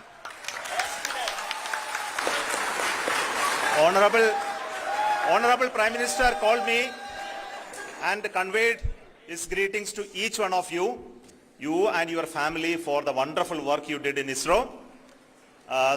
Thanks are to him for the support that he is giving to us for missions like Chandrayaan 3 and the missions that are in the offing. I want to tell you, and I want to thank you also for each and everyone who prayed with us in the last many days, who wanted this success to happen in ISRO. I thank all those people in all around the country and maybe beyond the country for their blessings and wishes and affection that he has given to each one of us for doing this work for the last so many years.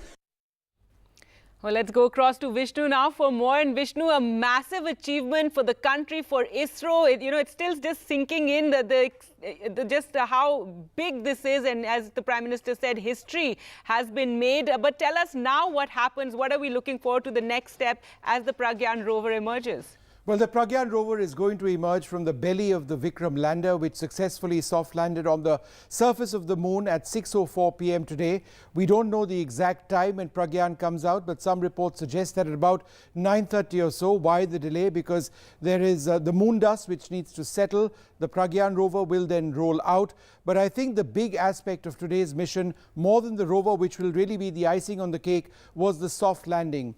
Traveling at thousands of kilometers per hour, both vertically and horizontally, an effort was made by correctly firing the rockets on the lander to ensure that it touched down smoothly and that the speed of the lander at the moment it touched down was almost close to zero. So well within the design parameters.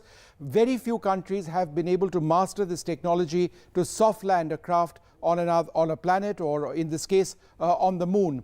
Remember, there have been several countries which have failed in trying to get to the moon. India is the first to land on the southern pole region of the moon. Just a couple of days back, the Russians were attempting with their Luna 25 probe. That didn't work out at all for them. That crashed into the surface of the moon. So an incredible success, and the mission, and we were watching it very closely from the beginning to the end, from the blast off to the moment that Vikram touched down, was exactly on the mark. We are following the telemetry and the data at the mission control, and it was perfectly aligned to where we wanted Vikram to land. Right, and Vishnu, this is, it means so much also going forward in terms of the economy, for space, for technology. There are around 140 space startups also in the country. So a huge beginning, and, people will be looking towards India more for this sort of technology. Well, India already has world-class satellites. We've got world-class launch vehicles, which are smaller rockets. India in the future will be looking to develop larger rockets so that, for example, a future moon mission will see see an Indian rocket fly directly to the moon. In the case of Chandrayaan, we had to get the rocket up to release the Chandrayaan payload, which then orbited the Earth first and was then slingshotted across to the moon, where it picked up the gravity of the moon before commencing its descent. So India will look for bigger rockets for starters. There's already been an announcement by one of the ISRO leaders that in the future we might attempt a mission to Venus. There might be a mission to Mars, perhaps even a lander to Mars. Now those are incrementally much more difficult. But in space, Gargi, it's very much a crawl, walk, run philosophy. At this stage today, India is quite clearly running. All right. Thanks so much, Vishnu, for joining us there. And since the morning, people across the country have been waiting in anticipation. As we said, they were glued to their screens. There were prayers, there were parties. School children gathered together in planetariums and schools to watch the final moments. And NDTV's reporters were there. They bring you those reactions. में क्या है 23वें तीर्थंकर हमारे पार्षनाथ भगवान का मोक्ष कल्याण की वजह से चंद्रयान आज सफल हुआ और मैं इसरो को धन्यवाद देता हूं, इन्होंने सफलता आज इसका लैंडिंग करवाया है। इसलिए पार्षनाथ भगवान की जय, इसरो जिंदाबाद।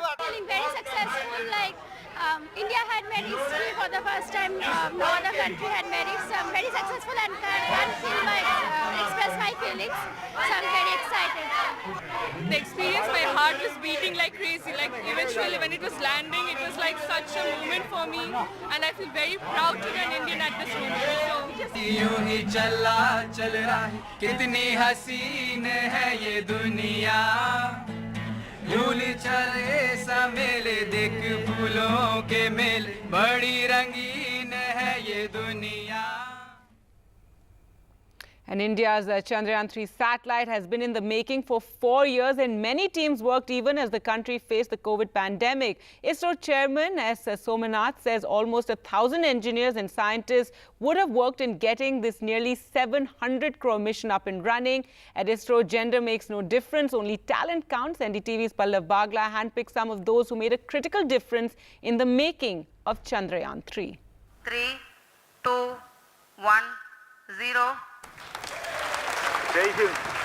India's moon stars, some of the faces who contributed to the Chandrayaan 3 mission. Of ISRO scientists Sri in the Mission S. Control Somanath, Center. Chairman, Indian Space Research Organization, Bangalore, an aerospace engineer who helped in the design of the rocket, the launch vehicle Mark III or the Bahubali rocket that lifted Chandrayaan 3 into orbit. An alumnus from the prestigious Indian Institute of Science, Bangalore. Incidentally, he can speak Sanskrit and has acted in a Sanskrit film titled Jnanam. His name, Somanath, means Lord of the Moon. Dr. Unnikrishnan Nair S., Director, Vikram Sarabhai Space Center, Thiruvananthapuram. He heads India's key facility for research on rocketry. He is an aerospace engineer who is spearheading India's effort to send an astronaut into space. An alumnus from the prestigious Indian Institute of Science, Bangalore, he was the first director of the Human Space Flight Center. Shri Veramuthuvel P., Project Director, Chandrayaan 3 Mission, U.R. Rao Satellite Center, Bangalore. Being the Project Director for Chandrayaan 3 Mission, for the last 4 years he has lived a life that revolves around this third lunar outing by India. Kalpana K., Deputy Project Director, Chandrayaan 3 Mission, U.R. Rao Satellite Center, Bangalore. The smiling face that kept the largest Chandrayaan 3 team working despite the hardships of the COVID-19 pandemic. Her leadership brings to the fore the Nari Shakti that ISRO has nurtured. Ms. M. Vanita, Deputy Director, U.R. Rao Satellite Center, Bangalore. A soft-spoken, understated leader who was Project Director for the Chandrayaan 2 mission. An electronics and systems engineer, she became the first woman in India to lead a lunar mission. Shri M. Sankaran, Director, U.R. Rao Satellite Center, Bangalore. Considered the powerhouse of ISRO since his expertise lies in making novel power systems and solar arrays that go on to power satellites. It was his job to make sure the Chandrayaan-3 satellite was adequately hot and cold tested. Dr. V. Narayanan, Director, Liquid Propulsion System Center, Thiruvananthapuram. A specialist on liquid propulsion engines, the Vikram lander will attempt the soft landing on the thrusters developed under his leadership. Shri B.N. Ramakrishna, Director, ISRO Telemetry Tracking and Command Network, Bangalore. The Chandrayaan-3 satellite is literally dancing around the moon thanks to the command sent by his institution. The final 20 minutes of terror will be witnessed from a flying saucer-shaped building at ISTRAC. End of the day, it is all about teamwork. And ISRO certainly exemplifies how excellent talent has been nurtured over decades and is paying rich dividends. In New Delhi, Pallav Bagla for NDTV. And 3 scientists from Madhya Pradesh helmed each of the crucial moon missions of India's space program, including Chandrayaan-3. The 3 scientists have starring roles: Mahendra Thakre, Priyanshu Mishra and Om Pandey. Here's a report. आप अपनी screen पे देख सकते हैं soft landing on the moon India is on the moon हमने धरती पर संकल्प लिया और चांद पर उसे साकार किया. In the vast expanse of the cosmos, humankind's insatiable curiosity continues to push the boundaries of exploration. 3 scientists from Madhya Pradesh helmed each of the crucial moon missions of India's space program, including Chandrayaan-3, which carries the dreams and aspirations of an entire nation. Mahendra Thakre, scientist from Naxal-affected Balaghat, is the project manager of Chandrayaan-3. He has over 30 years of experience in the space sector and has worked on several other missions, including Chandrayaan-1 and Mangalyaan. अभी वो चंद्रयान के mission के इसमें जो rocket launching में team manager के हैसियत से वहाँ उपलब्ध रहे वो, और इसलिए हम बहुत गौरवान्वित हैं अपने पुत्र के लिए.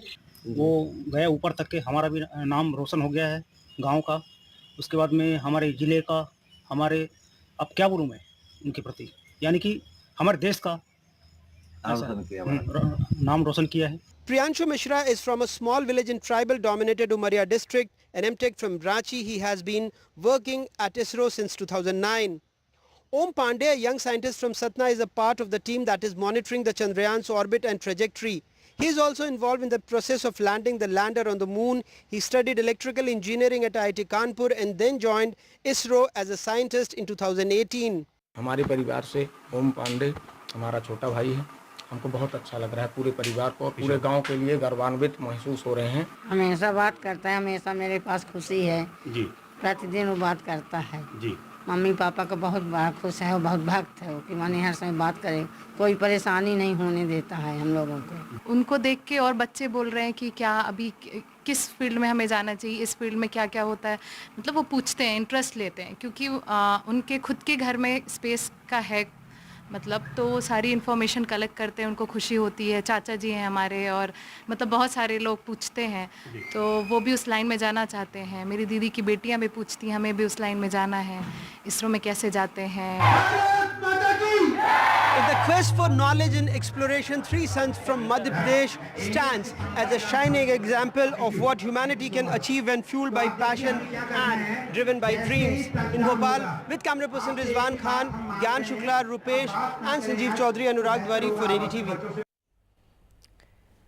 And more cheer for India. It was a draw in Game 2 of the Chess World Cup final. Indian chess prodigy R. Pragnananda and world #1 Magnus Carlsen decided to call it a draw after 30 moves. Magnus Carlsen started defensively with white pieces against Pragnananda. Many experts and commentators believe that Carlsen's tactic was due to the reason that he has been suffering from food poisoning. The final now moves into day 3, where it will now be decided via tie breaks. Both grandmasters are eyeing their maiden World Cup title, but a huge feat for Pragnananda to have drawn 2 matches with the world #1. Now all looking to day 3. In other news and big news for students and parents across the country, the centre has announced major changes in the education system in line with the new education policy. The Ministry of Education has said that board exams will be conducted twice a year, with students allowed to retain best score. It also said that students of class 11 and 12 need to study 2 languages and that at least one of those 2 languages must be an Indian language. According to the ministry, in order to make the board exams easier than the current high-stakes practice, the examination will assess the understanding and achievements of competencies rather than months of coaching and memorizing.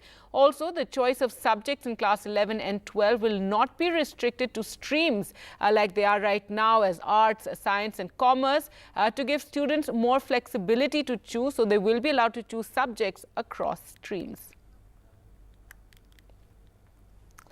Tragic news from Mizoram. At least 22 workers were killed today as an under-construction railway bridge collapsed. The government sources say they fear that the death toll could go up. The rescue work was still underway. The accident took place nearly 21 kilometers away from capital Aizawl.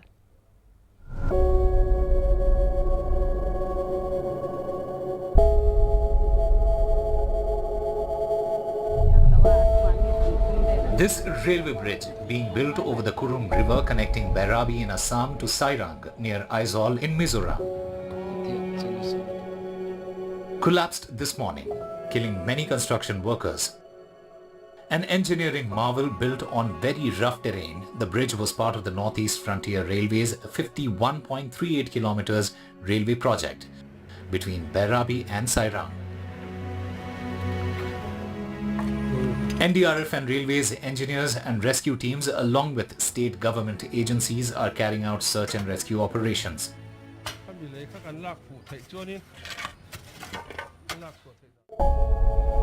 Prime Minister Narendra Modi has tweeted an ex gratia of ₹2 lakh from Prime Minister's National Relief Fund to the next of kin of each deceased and ₹50,000 for those injured. Sources say most of the workers were migrants from West Bengal. জায়গায় একজন আমরা ইতিমধ্যে dead body আনার ব্যবস্থা করেছি dead body রেলে করে আসছে মালদায় পৌঁছবে আমরা পরিবারগুলোর সাথে যোগাযোগ রাখছি এবং আমরা পরিবারগুলোকে সাহায্য নিশ্চয়ই করব সাথে সাথে আমি রেলের কাছে দাবি করব রেলের কাজ করতে গিয়ে যদি কেউ মারা যায় একটা রেলের চাকরি সেই পরিবারকে আপনাদের দিতে হবে তার কারণ তারা আপনাদের জন্য কাজ করতে গেছে The project was to be finished in December, but this accident will now be a setback. With inputs from Dalijia Fanai in Aizawl and Ratndeep Chaudhary in Guwahati, Usama Shah for NDTV. At the BRICS Summit in South Africa, Prime Minister Narendra Modi attended the leaders' retreat along with his counterparts from China, South Africa and Brazil. Remember, from Russia, Putin is attending via video link.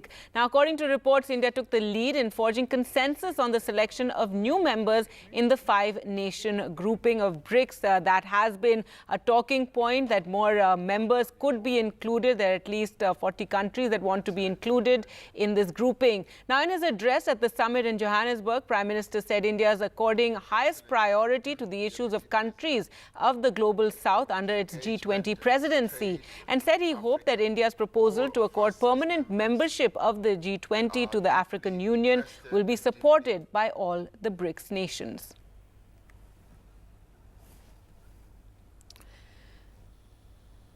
Tragedy was narrowly averted at Delhi airport this afternoon after a Vistara flight from Ahmedabad and another plane of the same airline, the two carrying around 300 people in total, and this was thanks to an alert pilot on the former plane.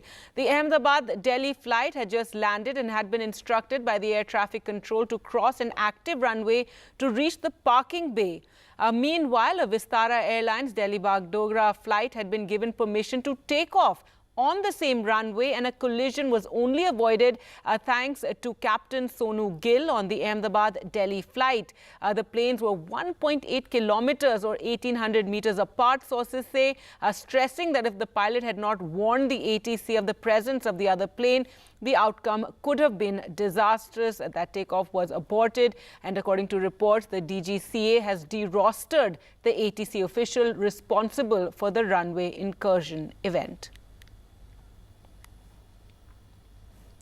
The Indian economy may have grown by 8.3% in the April-June quarter, according to the State Bank of India's research Eco-Rap. This is significantly higher compared to the RBI's estimate of 7.8%.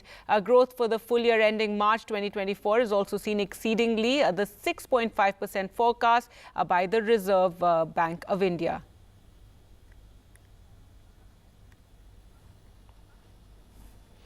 And ISRO has just tweeted some images of the moon, and it said the communication link has been established between the lander and the headquarters in Bengaluru. And here are images from the lander horizontal velocity camera taken during the descent. So this is during the descent of the Vikram lander. The Vikram lander is now near the south pole of the moon, and in some time from now, we don't know exactly how long, but the Chandrayaan rover will soon emerge from the Vikram lander once the moon dust has settled.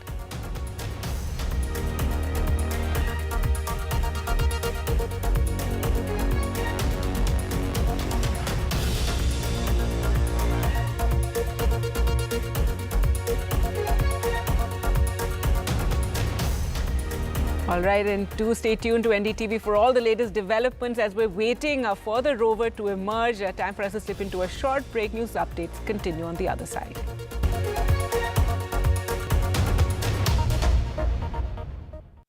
Co-presented by Reka, India's largest selling UPVC window. NDTV for news you can trust. No sensationalism, no ugly debates, no agenda. We strive to be transparent and unbiased in our reporting so you can get news that you can rely on. A debate has many facets, perhaps no one right answer. Left, right and center. Conversations that get to the core of the debate.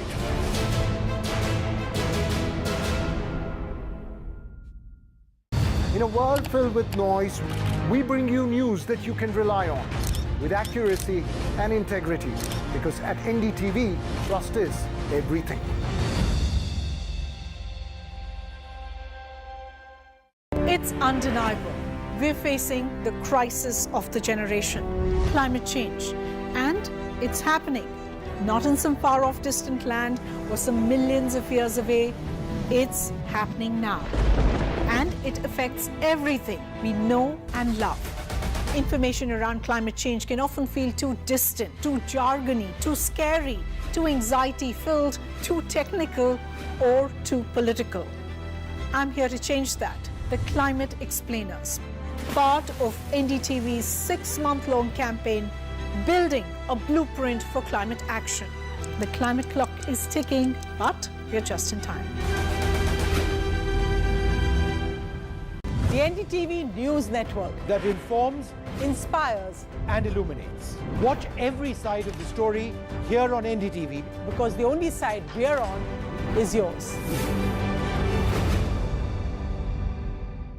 Business news can sound incomprehensible, unnerving, unrelatable. But how does it impact you? We deconstruct complex business news and ideas by talking directly to the leaders who shape the economy. We are serious about business. We have a surprise for you. We're going to ask a bunch of you some special questions, and every correct answer is going to reveal what our surprise is. I don't know. Satya Nadella? Jeff Bezos. Bill Gates probably. Nehru Place. Saket. Saket. Mumbai.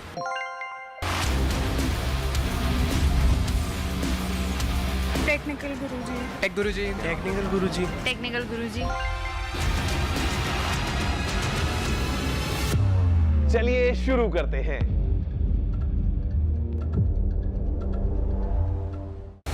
How has India shaped the G20? And how has the presidency shaped India's global position? NDTV's mega conclave brings together on one platform the biggest names behind India's G20 success. Join us on the 26th of August for a day-long event where we decode energy transition, clean growth, new digital economy, the business of G20, and India's big global moment. Decoding G20 only on NDTV.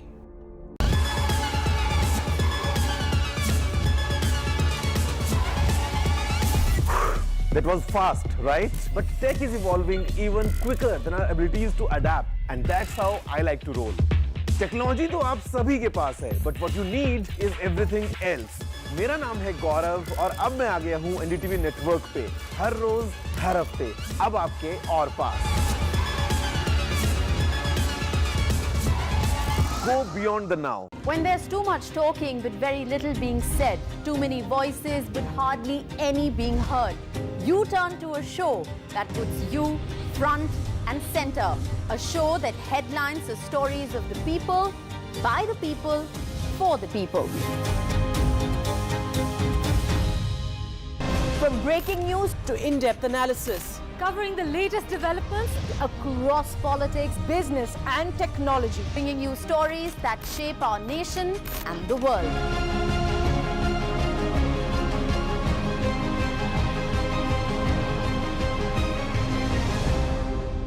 In a world with rapidly shifting power dynamics, India is emerging as a global power. With its new standing, how do Indians view the world?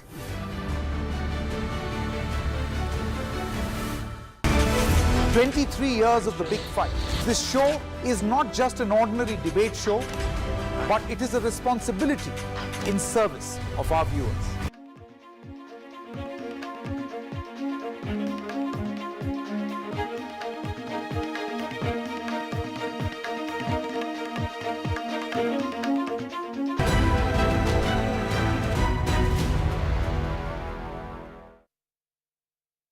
Sir, we have achieved soft landing on the moon. India is on the moon. Screen पे देख सकते हैं कि हम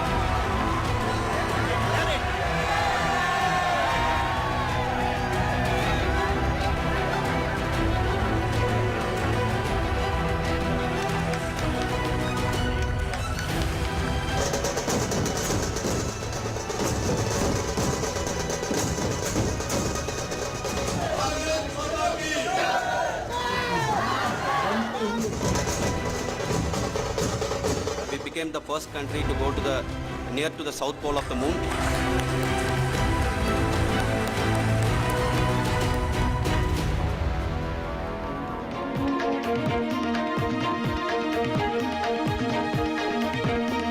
Good evening and welcome to Breaking Views on NDTV. I am Ankit Tyagi. As you heard there, the Chandrayaan 3 is on the moon, and trust me, the entire country is over the moon with that news. What a day, ladies and gentlemen, has this been. All of us are so fortunate to see this history, in front of our own eyes.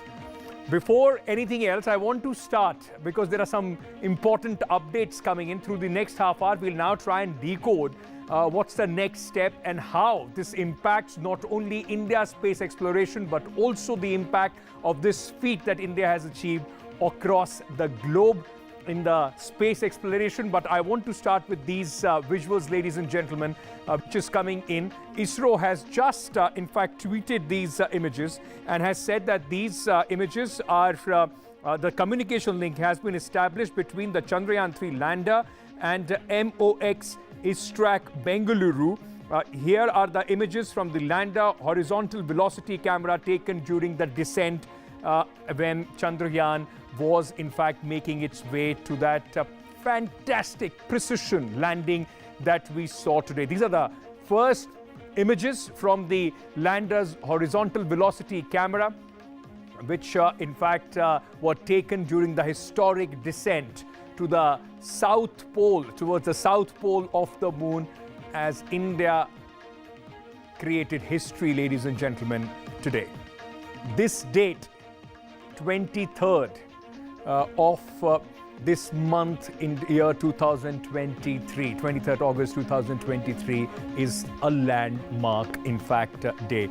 This is the tweet that I'm talking about. ISRO has said that the contact has been established, and now, of course, we are waiting for the next phase when the rover does come out of, in fact, a lander. But, ladies and gentlemen, it's, as I have been saying, India scripted history as ISRO lands Chandrayaan 3 on the moon. The communication between the Bengaluru Mission Control Center and Chandrayaan 3 has now been established, and hence you got those first images.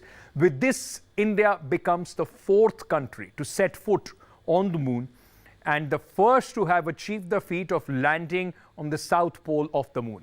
What makes it more special is the precision and how flawlessly this entire mission, from launch to landing, in fact, the way it was executed, the way it came together. Every possible known and, may I say, unknown scenarios were rehearsed, taken into account. And heroes of the day, ladies and gentlemen, S. Somnath, the ISRO chief, P. Verimuthuvel, project director, Kalpana, assistant director, Shrikant, mission director, V. Shankarshan, URSC director, and thousands of others from ISRO, from subsidiary agencies who have helped make sure that India enters this elite club in space exploration.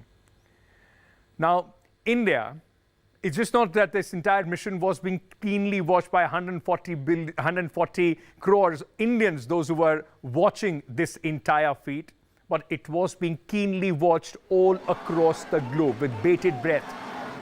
Many valuable lessons will be learned all across the globe in various space exploration agencies and the missions that they are going to launch in the future.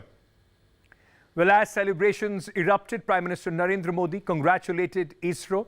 Let's just listen in to this conversation. India is now on the moon. India's successful moon mission is not just India's alone. Our approach of one Earth, one family, one future is resonating across the globe.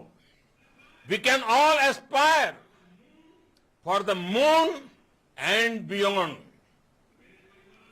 मेरे परिवारजनों, चंद्रयान महाअभियान के ये उपलब्धि भारत की उड़ान को चंद्रमा की कक्षाओं से आगे जाएगी. Sir, we have achieved soft landing on the moon. India is on the moon.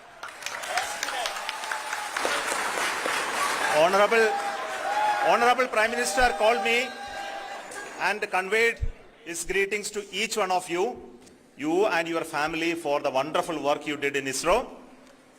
So thanks are to him for the support that he is giving to us for missions like Chandrayaan 3 and the missions that are in the offing. I want to tell you, and I want to thank you also for each and everyone who prayed with us in the last many days, who wanted this success to happen in ISRO.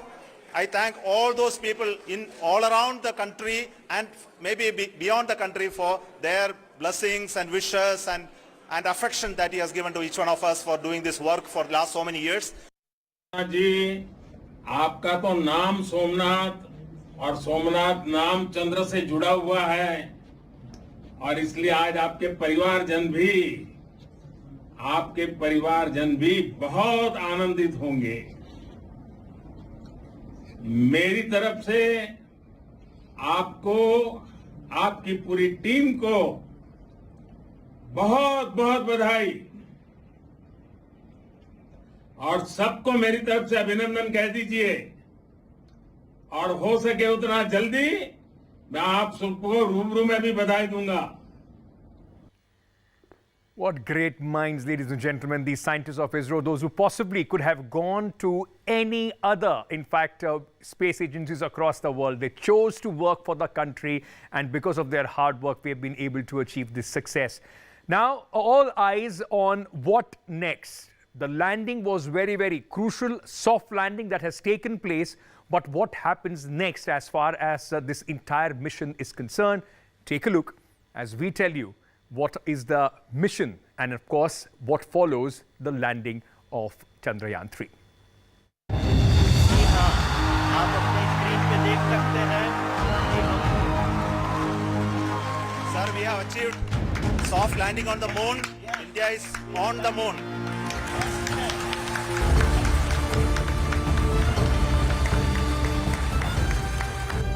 India's flag on the moon surface.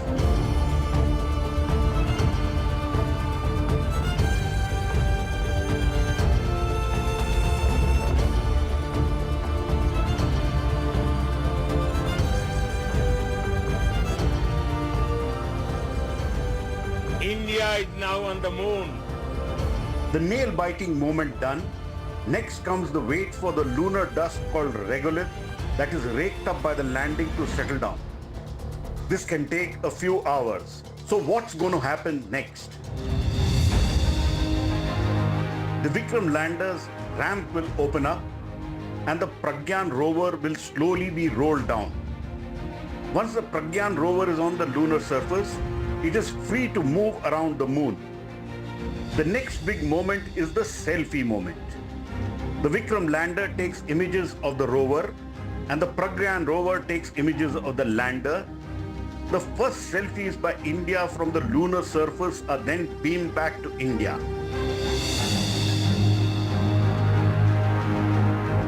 The Vikram lander and the rover are both solar powered and made to last one lunar day, which translates to 14 Earth days.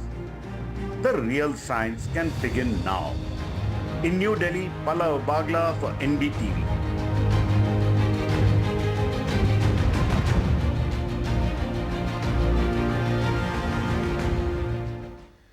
So let's also now explore the impact of this fantastic, successful mission that India and the feat that India has been able to achieve. Let me introduce at this moment Pawan Chandana, co-founder and CEO, Skyroot Aerospace. We have Dr. V.S. Hegre, former scientific secretary to ISRO. We also have Dr. Surendra Pai, distinguished scientist and former program director, satellite navigation program at ISRO. We also, ladies and gentlemen, have Devanshu Podar, space scientist and founder, Rocketeers. Thank you so much to all my guests for taking the time out. I want to start very quickly, Dr. Hegre, by asking you, sir, this is a remarkable feat. I mean, there are no two ways about that. But where does this take our space program from here to the next leap?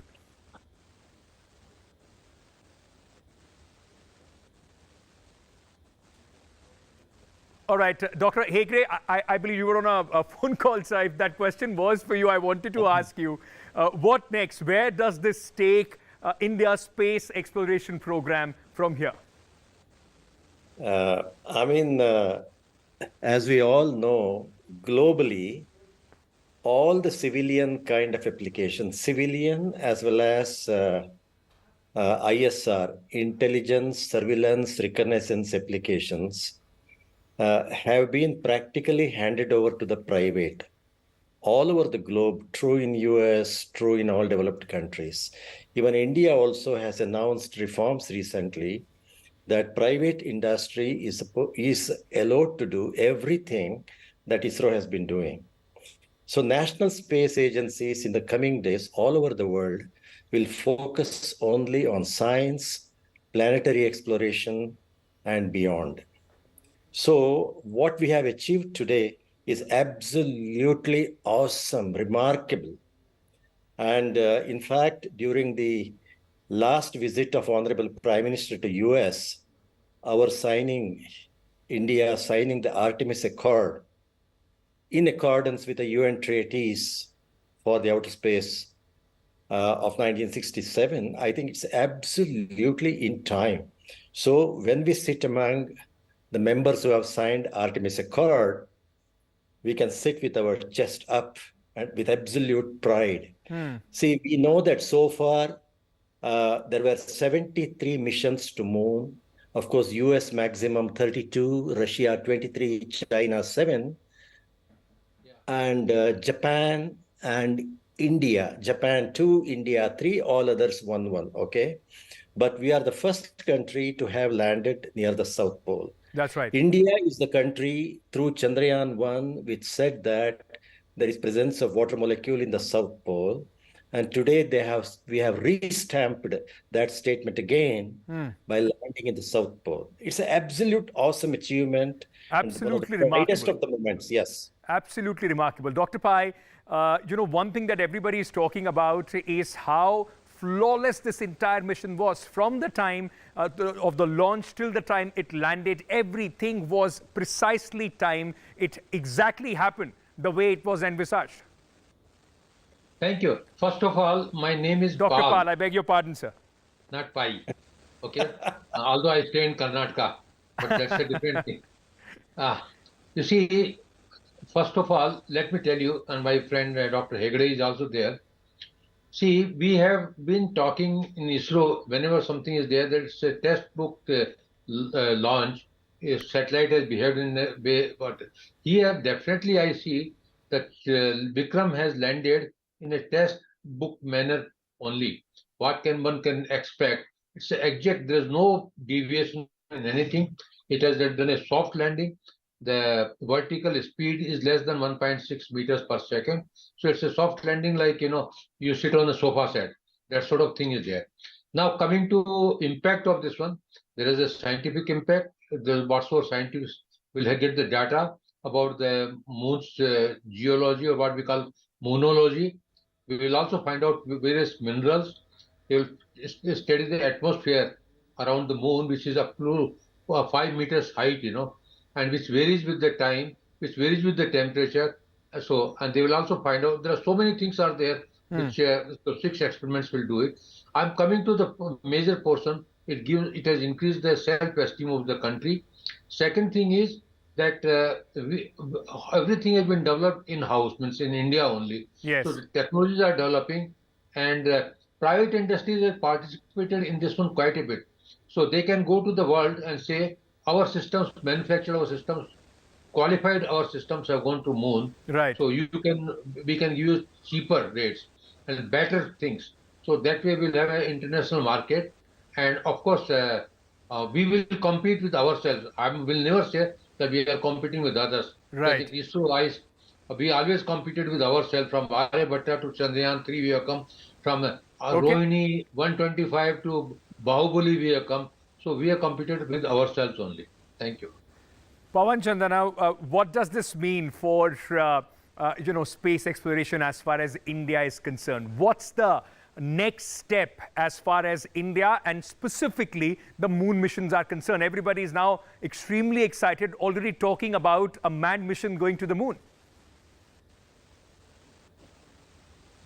Yeah, so in fact, today's landmark mission makes India, join the elite club of 4 countries in the world which have soft landed on the moon, and the first one to land on the South Pole, and also the country which has done it at unprecedented cost, at $75 million, never seen before in the world at a fraction of cost done by anybody else in the world. So this proves the kind of the capability, the depth, and and the kind of spirit which India has. In fact, everybody is saying the next decade is India's decade, the next century is India's century. I think that's where we are right now, and this means a lot. This puts India in spotlight and brings in more partnerships, more collaboration for more space exploration in the future. And the next would be, I think, there will be one talks for a mission with the Japanese, and which will also be a moon exploratory mission. And there will be even many more private moon exploratory missions in which India can partner by itself and also across the globe. And in fact, to extract minerals and resources from the moon is 20 times more energy efficient than bringing it from Earth. So basically, moon is the gateway of the future. And I think we being one of the top 4 nations where we could soft land on the moon actually opens up new frontiers in space exploration. And doing it at unprecedented cost actually puts us among the top in the world. And also, like exploring the South Pole, etc. Unravels the the most of the mysteries of the universe, where we understand that there is water and we can understand if there is life, etc., etc. I think the future is a lot to explore. Yeah, and I think India is like with this mission has put our mark on it, and I think a lot more missions to the moon coming up. Devanshu Podar, for further space exploration, whether it's journey to Mars or any other, in fact, exploration, moon has been seen as by many as a base. So this landing on the south pole of the moon, where people are expecting probably water molecules, which is going to be a very, very important part for space exploration or across the globe. What can other space agencies, how can they benefit from the feat that India has achieved? So I think that space technology, especially space exploration, has always benefited from international collaboration. And India has very recently joined the Artemis Accords, which really opens up this very strong partnership between the Western space agencies and India. And if you see the future missions that are planned under the Artemis missions, most of them, some of them at least, are trying to land astronauts on the southern segment of the moon or near the South Pole. So any and all data that we can provide, any knowledge that we can provide, especially the water sensing part of it. If you look at the scientific payloads that are there, there are seismometers on the lander which are going to study the soil. They're going to do some spectroscopy and understand what are the elements there to certain depth. There is also a temperature profiler which is going approximately 10 centimeters into the soil and going to study the temperature profile of the soil of the moon during the lunar day. So all of this data, and also it's going to find out whether there's water and how much water is there if it is there. We estimate it to be there on the basis of the Chandrayaan 1 discovery that was made using MEEP, the Moon Impact Probe. So this discovery of water, and then if we are able to reinforce and validate that knowledge and really extract data as to whether it is extractable and how much is there, this can really be game-changing in the future human exploration of the moon. You can see this on the Earth also, that the human settlements happened where there were rivers. So it's like trying to find a river on the moon. If we discover water there, this is where we're going to settle down. And this is where the next phase of exploration is really going to take place. That will be the springboard as far as the further deep space exploration is concerned, possibly paving the way for manned mission in on other planets as well. But Dr. Hegde, just a word about ISRO. From 1970s to where we are standing today, what a remarkable feat it has been in just a short span of time.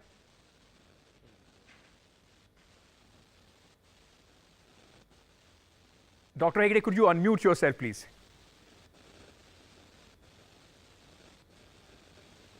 He joined ISRO 1975, and I had the privilege of having worked with ISRO for 45 years plus. So I had a long life in ISRO, not long career. So we started so modestly using some aerial survey data, conducting some airborne surveys, analyzing satellites. Then, prior to getting into IRS program, parallelly the SLV program, everything from the scratch. And today, with probably less than 17 or 18 billion dollars only spent on Indian space program through the 62 years, this is awesome. See, NASA's one-year budget, 2023 budget, is 25 billion. And we have not spent on Indian space program 25 billion till today, from day one till today. So with shoestring budget and with extremely, extremely careful planning, and I would say that our success rate in venturing space has been too good. I mean, it is absolutely enviable. Right. And obviously, the coming days are going to be much better with, our Aditya and beyond. We have already have a Mars orbiter working. Right. And Chandrayaan 2 was tracking Chandrayaan 3 lander today. And of course, the wonderful international cooperation which ISRO is enjoying will also come in our support to move far beyond quickly. Okay, very, very important. In the end, Dr. Pal, you were talking about, of course, one is the scientific impact. For any country and the people of that country, such achievements, not only they are part of the history, but also they encourage a new generation of people in scientific temper and, of course, taking up, like many of, possibly becoming scientists of tomorrow. How do you see that impact on India, sir? Well, I find that youngsters are getting encouraged to join ISRO space activities. I have interacted with many of them, going to various institutions, etc. I was also an academician. So I know they are interested, and with the space sector open to the private sector, a lot of persons will join those industries. It's not only that they have to join ISRO, they can join the industry, they can join the DRDO, and they can do a lot of research work, they can develop things, the startups can come up. So I see youngsters can do it. And let me tell you that our population, around 50% of the population is less than 25 years. So if they get encouraged for technology, they get encouraged for the space sector, it's a positive point. And I'm sure that this Vikram landing, will encourage each one of them and will motivate. Absolutely. It will inspire, it will encourage generations to come as far as we the Indians are concerned. But what a remarkable day. Gentlemen, thank you so much for speaking to us, taking the time out. I want to leave you, ladies and gentlemen, as we end the program today. The entire country has erupted in euphoria. There is happiness all around, at least on this remarkable feat which India has achieved. Take a look at how we have celebrated the day today.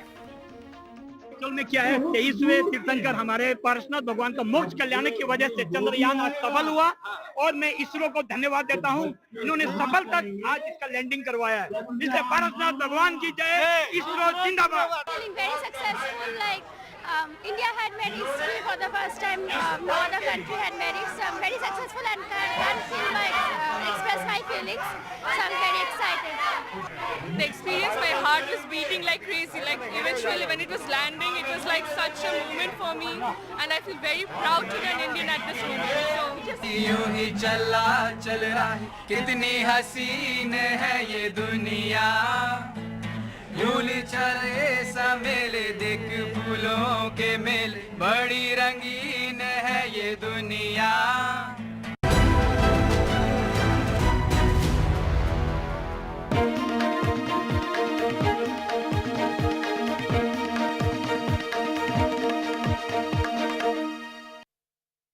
Co-presented by NDTV for news you can trust. No sensationalism, no ugly debates, no agenda. We strive to be transparent and unbiased in our reporting so you can get news that you can rely on. A debate has many facets, perhaps no one right answer. Left, right and center. Conversations that get to the core of the debate.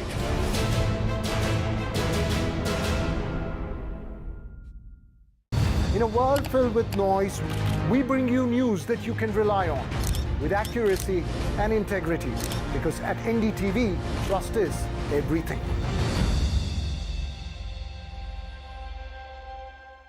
It's undeniable. We're facing the crisis of the generation, climate change, and it's happening. Not in some far-off distant land or some millions of years away. It's happening now. And it affects everything we know and love. Information around climate change can often feel too distant, too jargony, too scary, too anxiety-filled, too technical, or too political. I'm here to change that. The Climate Explainers, part of NDTV's 6-month-long campaign, building a blueprint for climate action. The climate clock is ticking, but we're just in time. The NDTV News Network that informs, inspires, and illuminates. Watch every side of the story here on NDTV. Because the only side we're on is yours. Business news can sound incomprehensible, unnerving, unrelatable. But how does it impact you? We deconstruct complex business news and ideas by talking directly to the leaders who shape the economy. We are serious about business. We have a surprise for you. We're going to ask a bunch of you some special questions, and every correct answer is going to reveal what our surprise is. I don't know. Satya Nadella? Jeff Bezos. Bill Gates, probably. Nehru Place. Saket. Saket. Mumbai?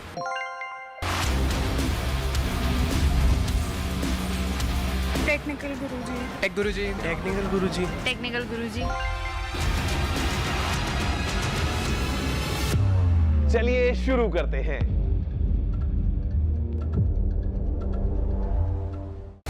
How has India shaped the G20? And how has the presidency shaped India's global position? NDTV's mega conclave brings together on one platform the biggest names behind India's G20 success. Join us on the 26th of August for a day-long event where we decode energy transition, clean growth, new digital economy, the business of G20, and India's big global moment. Decoding G20 only on NDTV.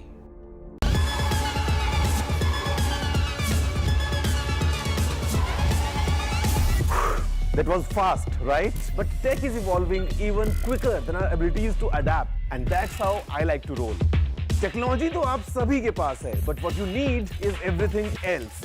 मेरा नाम है गौरव और अब मैं आ गया हूँ NDTV network पे हर रोज हर हफ्ते अब आपके और पास. Go beyond the now. When there's too much talking but very little being said, too many voices but hardly any being heard, you turn to a show that puts you front and center. A show that headlines the stories of the people, by the people, for the people. From breaking news to in-depth analysis, Covering the latest developments.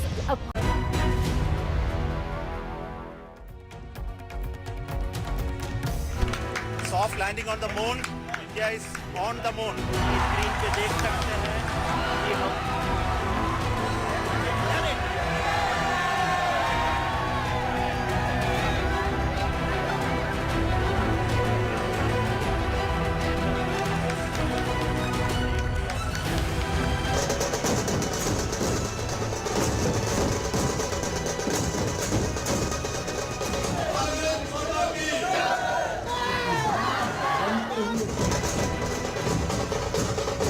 became the first country to go to the near to the south pole of the moon.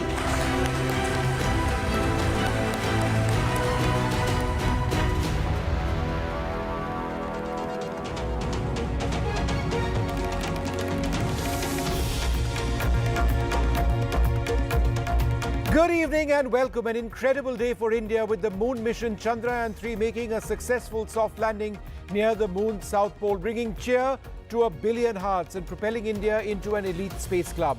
India is on the moon is what the ISRO Space Agency Chief S. Somnath had to say. There have been congratulation messages coming in from across the world because this is a triumph of Indian engineering. It is a triumph of Indian science, and I think it justifies the pride that so many in India and around the world placed in the Indian Space Research Organization. I'm here in the studio with my colleague Pallav Bagla, who's been tracking this very, very closely. Pallav has written a book on the Chandrayaan mission, the old one, Chandrayaan 1, and there's perhaps nobody who follows these developments more closely than him.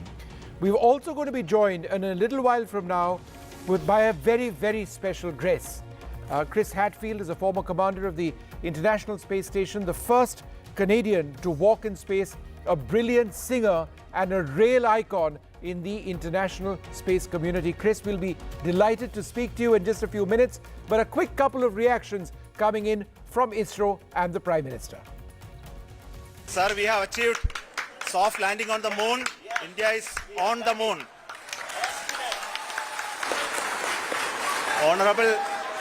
Honorable Prime Minister called me and conveyed his greetings to each one of you and your family for the wonderful work you did in ISRO. Thanks are to him for the support that he is giving to us for missions like Chandrayaan 3 and the missions that are in the offing. I want to tell you, and I want to thank you also for each and everyone who prayed with us in the last many days, who wanted this success to happen in ISRO. I thank all those people in all around the country and maybe beyond the country for their blessings and wishes and affection that he has given to each one of us for doing this work for the last so many years. India is now on the moon. Friends, on this joyous occasion, I would like to address all the people of the world, the people of every country and region. India's successful moon mission is not just India's alone. Our approach of one earth, one family, one future is resonating across the globe. This human-centric approach that we present and that we represent has been welcomed universally. Our moon mission is also based on the same human-centric approach. We can all aspire for the moon and beyond. मेरे परिवारजनों, चंद्रयान महाअभियान के ये उपलब्धि भारत की उड़ान को चंद्रमा की कक्षाओं से आगे जाएगी. Well, we are certainly all celebrating over here. Chris Hadfield, thanks very much for being with us. I think it's a great occasion, not just for India, but the international space communities that have really been looking at this mission very closely. In simple terms, why is it difficult to put a lander into a soft